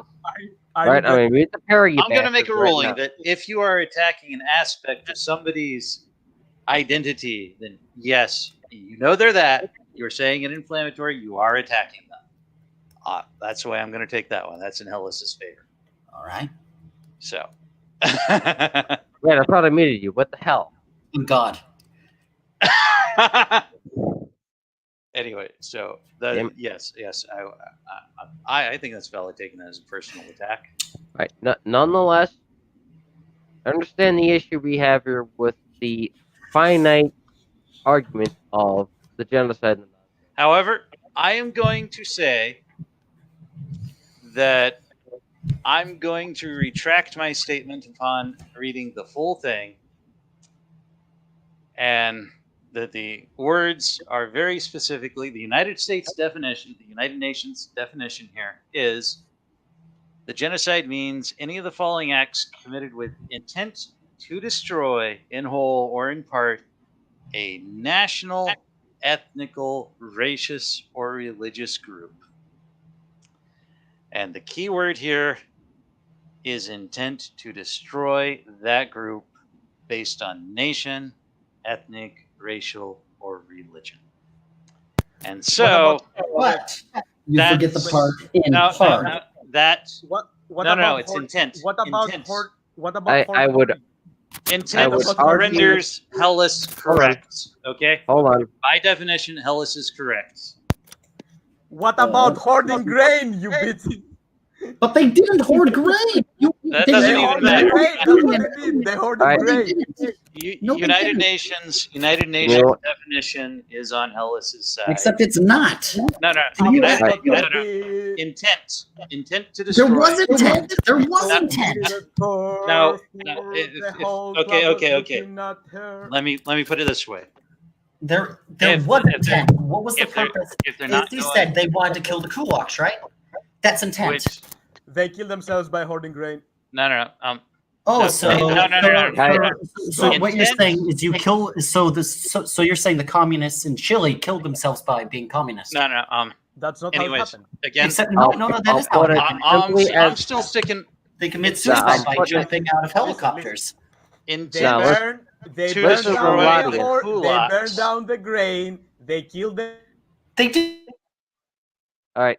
All right. The only Listen way here, the only Jacob. way the kulaks qualify as No, genocide the is way- if the way they in which- qualify as a 'cause I national know- or racial group All right. like kulak. So that's how that one reads. That's the No. United Nations definition.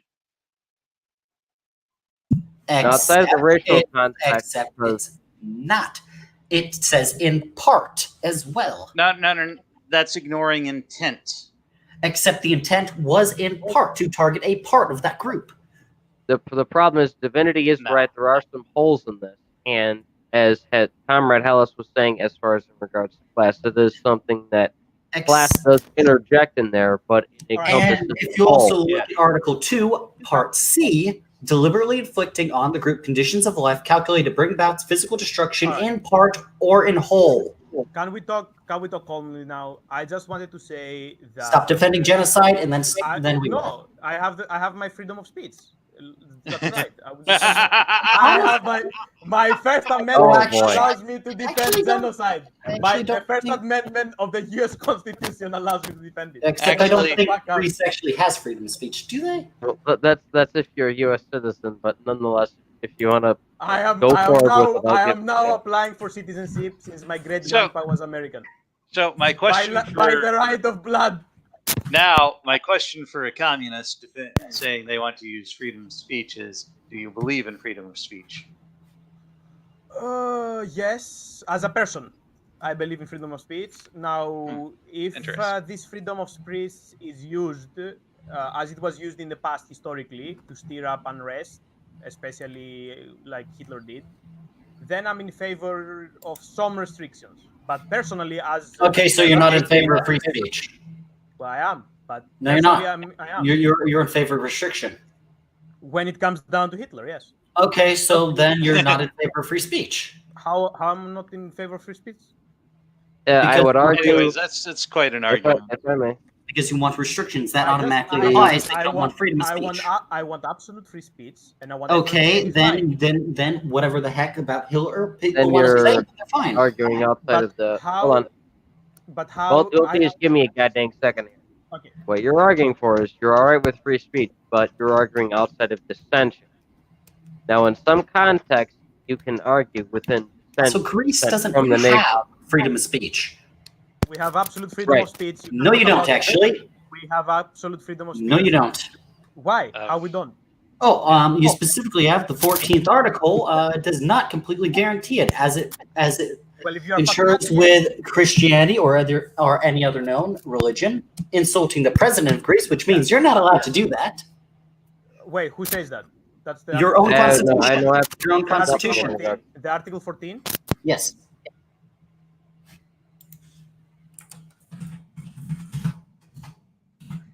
Let me check that. This is news to me. We can't insult the fucking president? Jesus Christ. Yeah. What is this? Wow. If you Almost can't, like you don't have freedom of I speech. thought this was America. Is this a communist country? Well, you're more communist than us, I guess, since you can't insult your own leader. That's fine. Let me fetch it actually. Article 14. Every person may express and propagate his thoughts orally, in writing, and thought of the press in compliance with the laws of the state. The press is free, censorship and all other preventive measures are prohibited. The seizure of a newspaper is other publication before circulation is prohibited. Okay, anyway. Okay, here.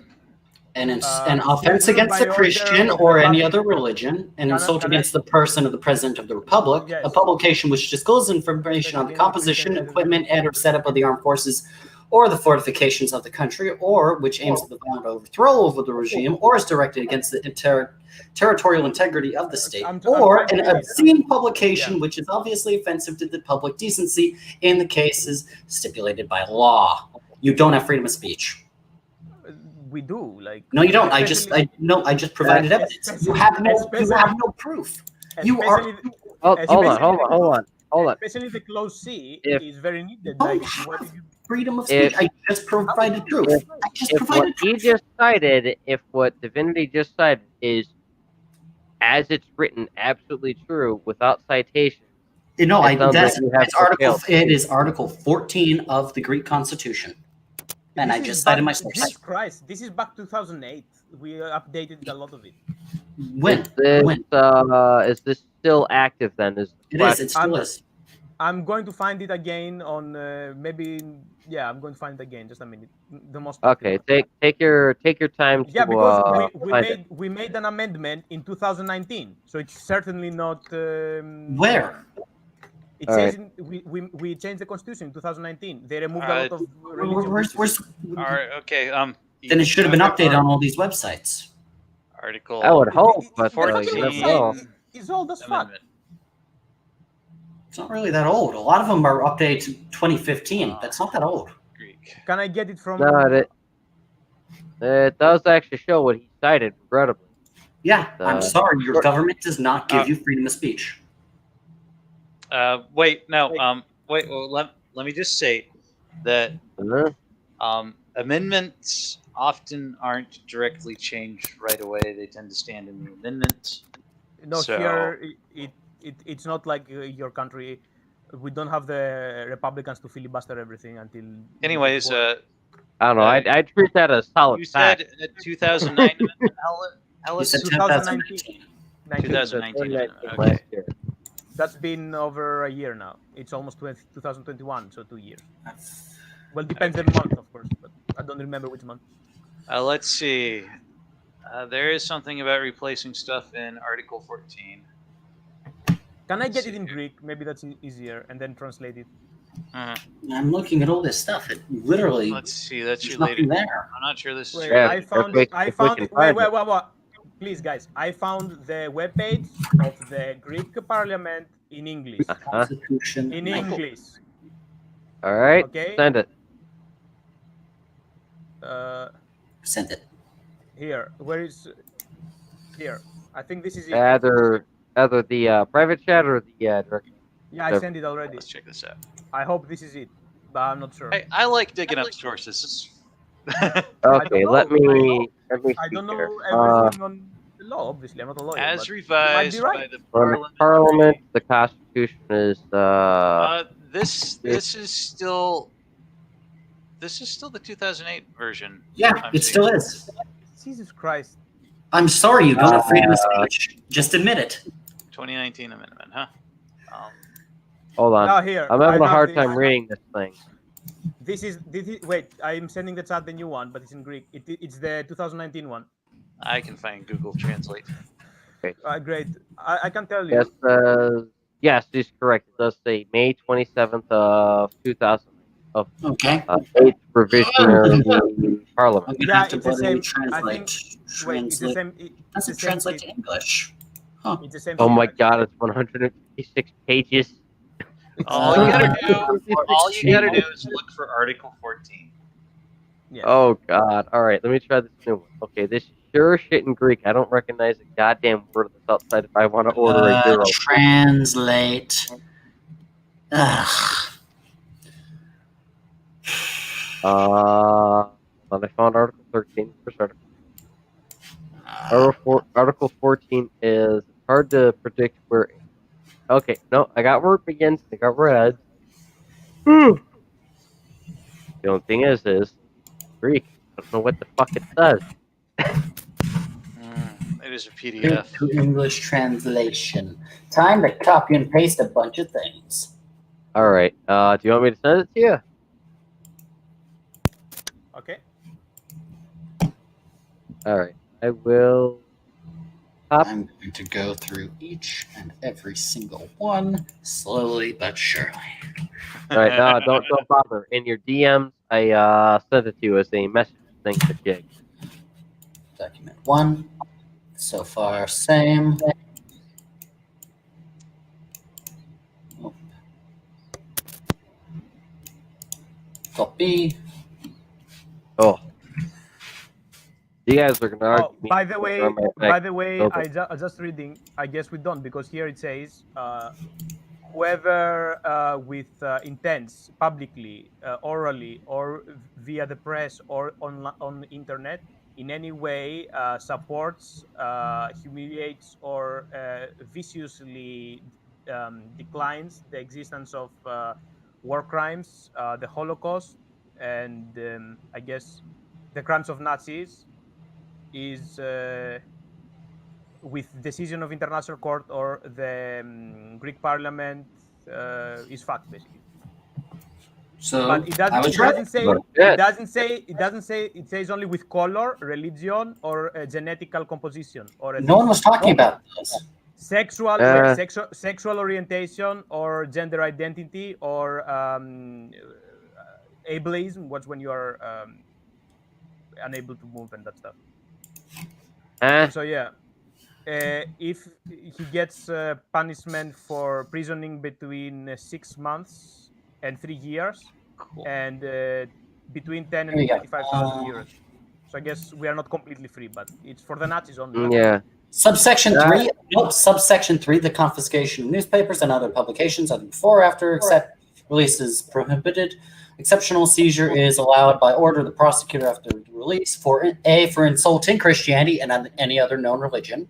B, for insulting the face of its president or democracy. C, for a publication disclosing information about the composition, equipment. It didn't change. It didn't change. It just added extra stuff. By the way, yeah. It by the didn't way, change. You don't have freedom of speech. All right, all right. By the way, do you know our Yes, president? that's Our tough. president. Our president used to be in the communist youth when she was young. Oh shit! No wonder you don't have freedom of speech. I I love guess you. he I dropped love the you, fucking president. ball, man. I love you, president. It's all right. The moment you accidentally insult a religion in public, you're gonna have a fine.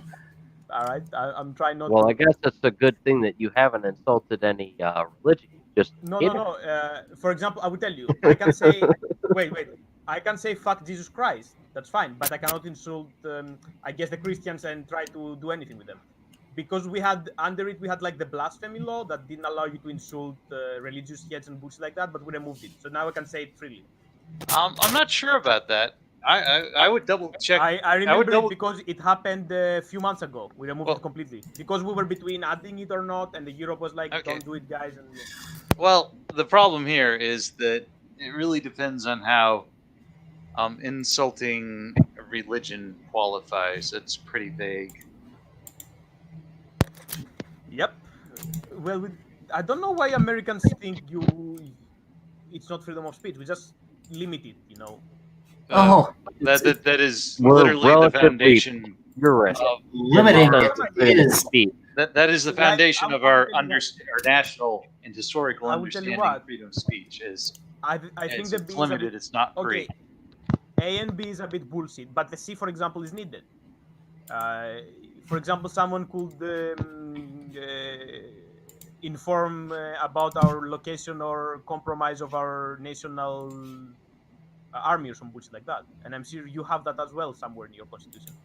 Yes and CIA no. will- yeah, and the CIA will There are probably not certain endorse it. things which the federal government won't allow, but location of troops you're publicly allowed to release unless it is considered a classified mission.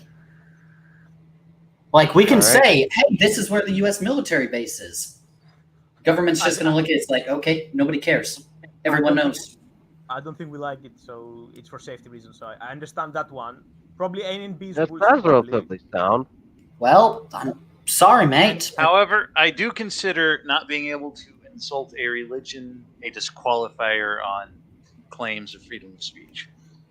I don't know Yeah. how much it's enforced because last time we had it, the person was acquitted because it found the law to be very Kind how of do you call it? depends.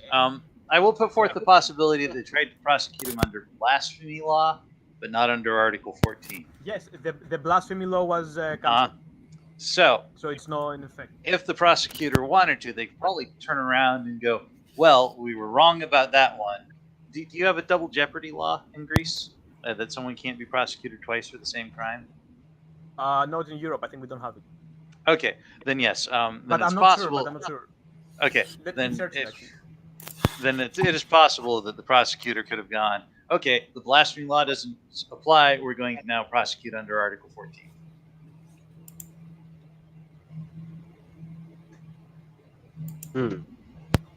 So Very interesting.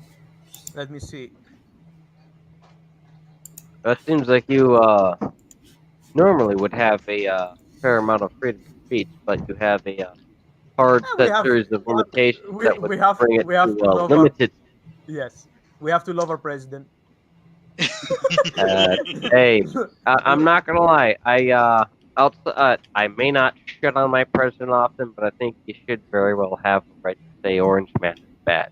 Yeah, Mostly because I'm a psychotic asshole and I laugh at it. You're But, not Hellas. psychotic. You have too many emotions. Hellas, I'm surprised you just don't apply your national standard to all other nations' presidents equally. No, I'm kidding. I don't. Long live the president. Fuck all else. I don't care. just as you would equally and evenly distribute the amount of fists to the anuses. I like our presidents more our prime ministers. Our prime ministers were usually dicks, but our presidents are more of likable personalities. They don't get involved much in politics, so that's why I guess they're mostly independent. Is ironic because that's their job, getting involved in politics. I don't know. How about the same as I mentioned before, just to be a jerk off? Wait. It's I found it. So in Greece, Alright. since 1951, we have the Article 57, I think, and it says a person who has finally convicted or acquitted against whom criminal persecution has finally terminated may not be persecuted again for the same act, even if the act is characterized as a different criminal offense. Ooh. So I guess we have it. Okay. So Okay, they that's can't cool. prosecute him under Article 14. They tried to prosecute him under the Wait, blasphemy law. however, for the superiority over national law to the general accepted principles in international law as well, international conventions ratified by Greece. Yeah, we ratified it. It came from the European law, so it's enforced in our country too. Because in Europe, when there is for example, Greece says kill all blacks. Well, if Europe says you cannot kill blacks, the European law is above the Greek law. You understand that how it works? Okay. So then the European law is always the above guy us. couldn't be prosecuted again under Article 14 because Yeah, but they failed to it's prosecute him. enforced. Yeah, it's enforced Yep. by Europe. Yeah. All right. So yeah, you still have a test on your ability to insult religions. All right. I would be careful, but I think I'm cool.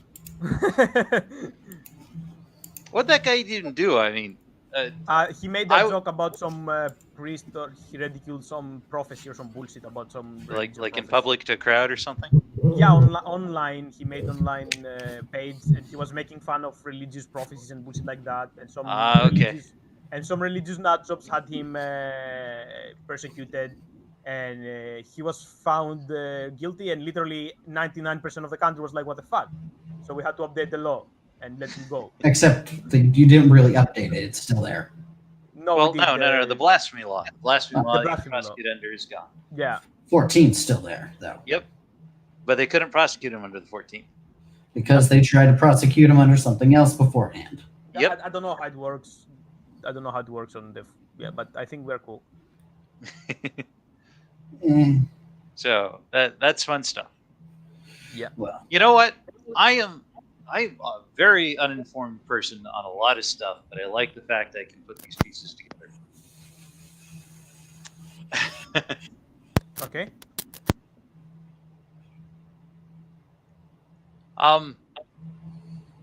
Yeah. All right. I think I'm gonna sign out. I've been on a while. I could definitely stand to rest my voice. All right, no worries. I'll probably end in about 15 minutes, anyways. All right, 15 minutes. Okay. Yeah, I'm just starting to sober up a little bit here, so I can sleep. All right, 15 minutes, get. I think I'll call it. All right, you have a good night, David. Given Hellas, you can fight it out without me then. All right, sure. No more side moderation. All right. Catch you Oh, later. so I gotta do that myself now. Oh boy, Wait, this will be fun. all right. Have fun. And he's back. Now this is the one good thing I like. Yeah, I think it's fine if you're able to say your mind, but I think I understand why we have these laws because we are Europe. Come on, we don't want another Hitler here. We have to make sure. I try and moderate within reason. But aside from that, I like having you as political opposites. I can have a relatively decent dialogue.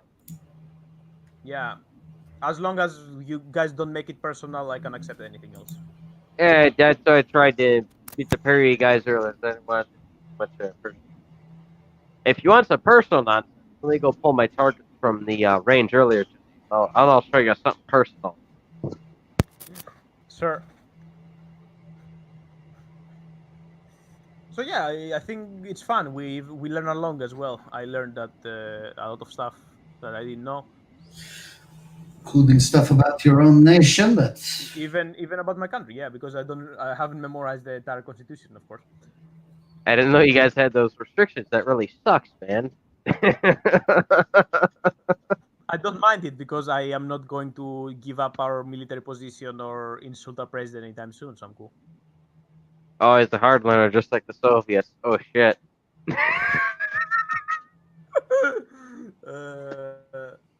But I like it. I really like that law about not insulting your president. It's very. I don't know. It's very. I don't know. How do you call it? Like very patriotic. You're like you're not gonna touch the president. He's sacred. Don't insult the king or something. Like definitely. I don't mind say the same patriotism. thing about religion. By the way, I've got. Remember, doesn't your nation doesn't Greece recognize Orthodox as its national religion? Yeah, That's a good question. So there you go. Makes sense. What do you mean? If you have a national religion, it should be fine. Well, you shouldn't be able to insult it, right? By that argument you're making. No, wait, I didn't get it. What was the argument? I didn't hear it. If say your president is your leader, right? He's a national important thing, right? Yes. He leads the nation, okay? But you also have a state religion of Greek Orthodox, right? Yes. Okay, so then you shouldn't be able to insult it since it is a national important thing. It affects your culture, and it's been there for thousands of years. It intertwined. What's the difference, man? One's been around even longer. I will explain you what means we have official religion. It's not like we have Sharia law or something. We just every priest in Greece belongs to the state. They get paid by the state. They lend their church property to Greece, and instead they become public workers. You get it? So does the U.S. to a slight degree. Okay, so here's the question I got then. The difference is we're allowed to insult them. If we remove that clause, they will have to get paid by the taxpayers individually, which I want actually because, for example, I don't attend church. I don't want to pay for it, right? Okay, so here's the question I got. So can you or can you not legally, because I don't want you to get swatted and get butt raped in prison, can you legally insult the son of a bitch is the question. Insult who? President, supreme general leader of your nation. I've never had anyone been persecuted for that. The only case I know is a year ago, our version of Alex Jones made up some fucked up paper, and it had like execute the president or some bullshit like that, and he was arrested for that. He spent 2 days in jail, not prison, sorry,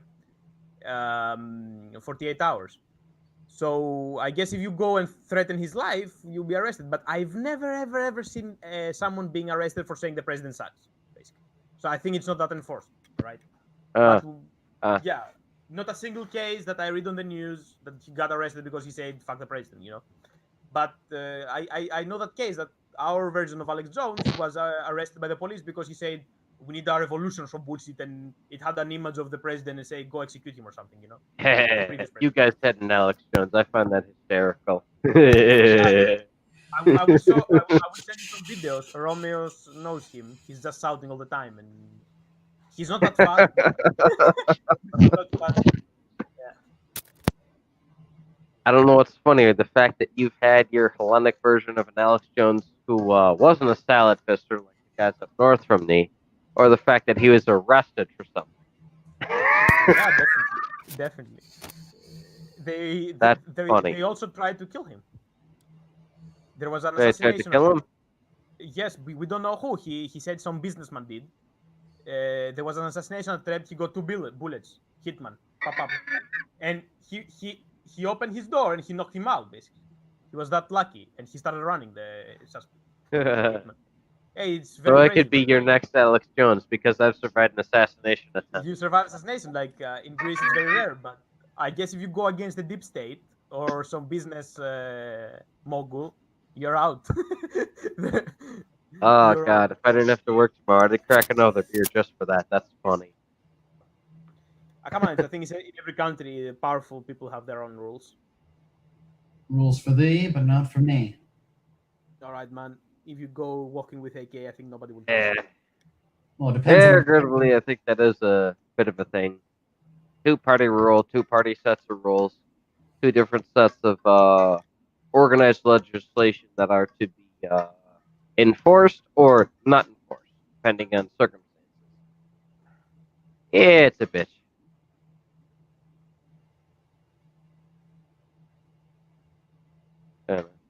I'm looking forward to Monday to see what washes out in the court. It's normally whenever it comes to Supreme Court, it's fairly thorough. Joe Biden is your president, my man. Yeah, it could be. Who knows?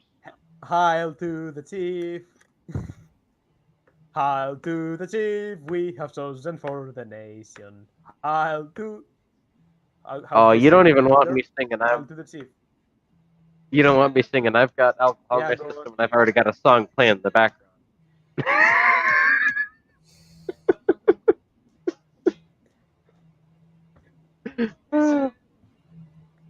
I've got some rando Eastern Bloc DJ playing in the background because I randomly clicked on it. Okay, seriously, do you think? No, seriously now. Do you think Biden will go more to the left, or he will try to cooperate with the GOP? Oh, he won't be able to do anything. He's not the one in control. The main thing with Biden is the first immediate concern is he's got two hard allegations against him. And both of them are pertaining not more so to him, but his son. But the fact that his son is close enough to him, it may compromise his holding on being the president. And that's my main concern there. Now, he could be a negligent father, or his son could be a bastard. But depending on the extremeness of what Hunter Biden and the rest of the laptop of hell brings into the Supreme Court is what I'm sitting to wait on. Basically, the worst thing Biden has to put in is a speech impedimentship and his inability to say things every now and again. He's an old fuck. All right, that's the worst I got to worry about. Some other moron to the right of him, like Kamala, is going to correct him. So when he says "bet an AFCAF care," as far as you have right to, yeah, bet an AFCAF care, or sure enough, at international depression. If he's got someone to the right of him that's going to actually clarify that as he needs sure indefinite international pressure, that's an A-okay, because it's like, okay, we know he's an old bastard and he's going to misspeak, but if someone's going to correct him, and it's going to mean the same thing at the end of the day, all right, sure, I'll make do with it. I'll generate memes with him misspeaking and the person who was right correctly.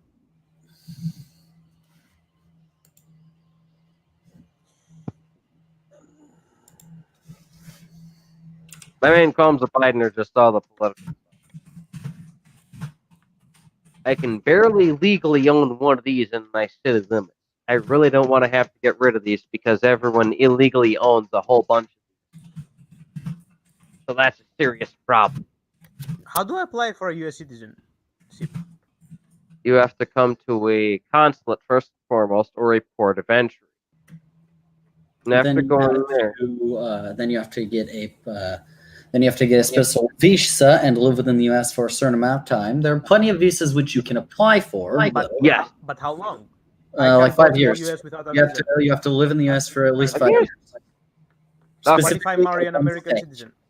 What if I marry an American citizen? That will expedite the process and usually ramp up your access to courts for the process. Okay, based.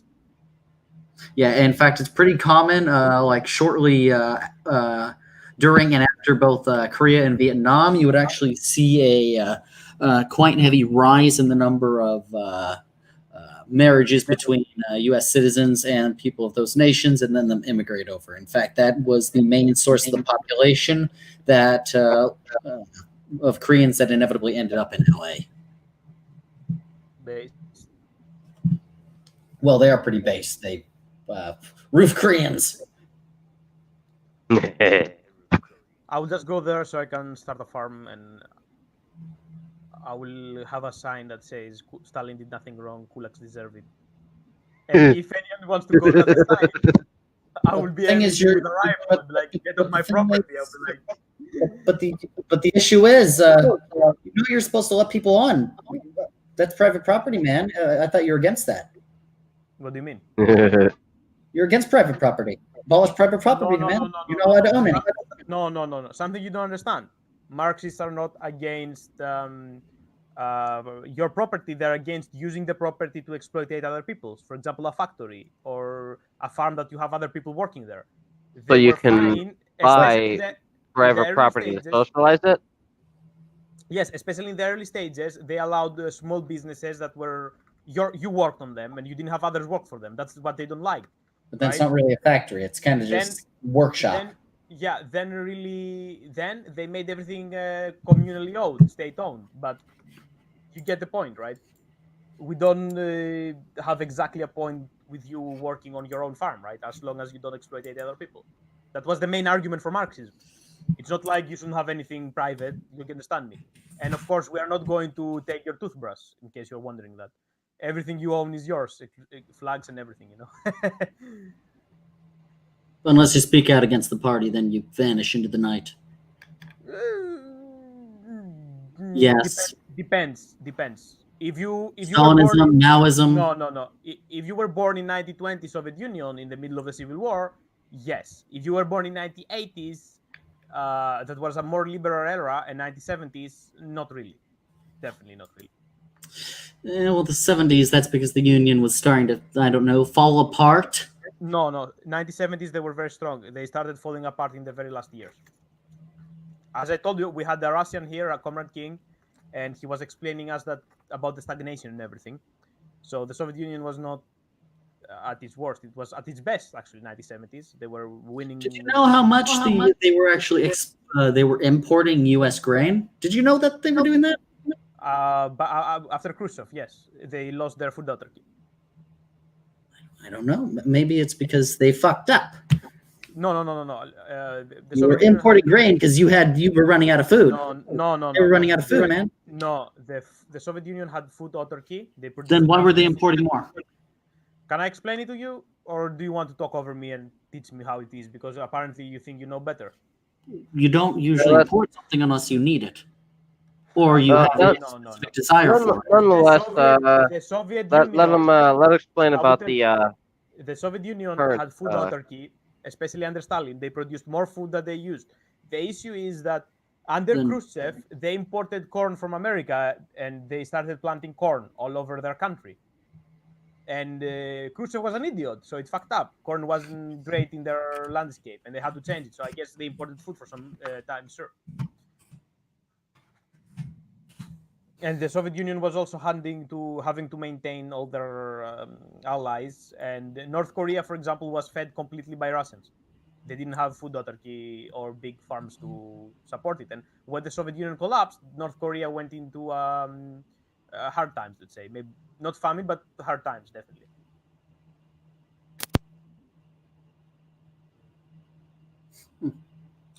Wow.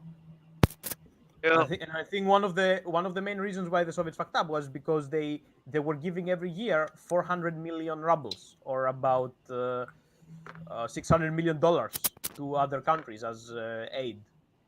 They were very charitable. Charitable. Right. Yeah, they were investing in third world countries and they were helping them out. It's fucked up because America wasn't doing that bullshit. And this is one of the arguments that I was saying, that they were very humanist and they were trying to help everyone, but they should be more. Everyone, they were helping their allies, specifically North Korea and China. I think they invested. They were helping Cuba. Yes, I think investing in North Korea and most of Eastern Europe was a bad investment. They should invest in China instead. But they made the enemies with China, and that was the Fair mistake. chunk of China, well, not China, at least Eastern Europe was their Eastern Bloc, so that was literally part of the Soviet Union to a heavy No, degree. it wasn't. It wasn't part of the Soviet Union. It was an ally of the Soviet Union, like Greece was an ally of the United States. Nothing else. Hey, you guys didn't control all the Eastern Bloc. I thought you guys controlled the entire Eastern Bloc there. The Eastern Bloc was what we call the Warsaw Pact. They were Soviet allies. They were not part of the Soviet Union. You understand that, right? I will give you They an were example. allied, but they weren't under the Soviet Union. No, Canada, for example, is what Poland was the Soviet Union, for example. They are not part of the United States, like Vermont or New Hampshire. They're just allies. Do you understand? Okay. Yes. People get confused because the Soviet Union was only up to Ukraine and Belarus. The western part, they were just allies there, not part of the Union. Although some people wanted them to join or some bullshit, it's complicated. I don't want to go there. Interesting. I think the Soviet Union did wrong to keep up some countries that were unproductive and try to install communist regimes there. Instead, they made enemies to Yugoslavia and China. And Yugoslavia and China were the most prosperous and they had the highest potential from communist countries. Instead of throwing all the money that they threw in African countries that didn't even understand Marxism and just wanted free seat, they could throw it to China and develop their factories and have a strong China. We see today China is soon going to overtake the United States of America. They already overtook them in economy based on purchase power parity, which equalizes the living costs. So There's based on no living Yugoslavia. I heard about them having a long series of bunkers and that. No, For that the was time not- being, though, I'm probably going to call it a night, guys. Not going to All right, we should go. It's already been 5 hours. We should make streams Time more is an illusion.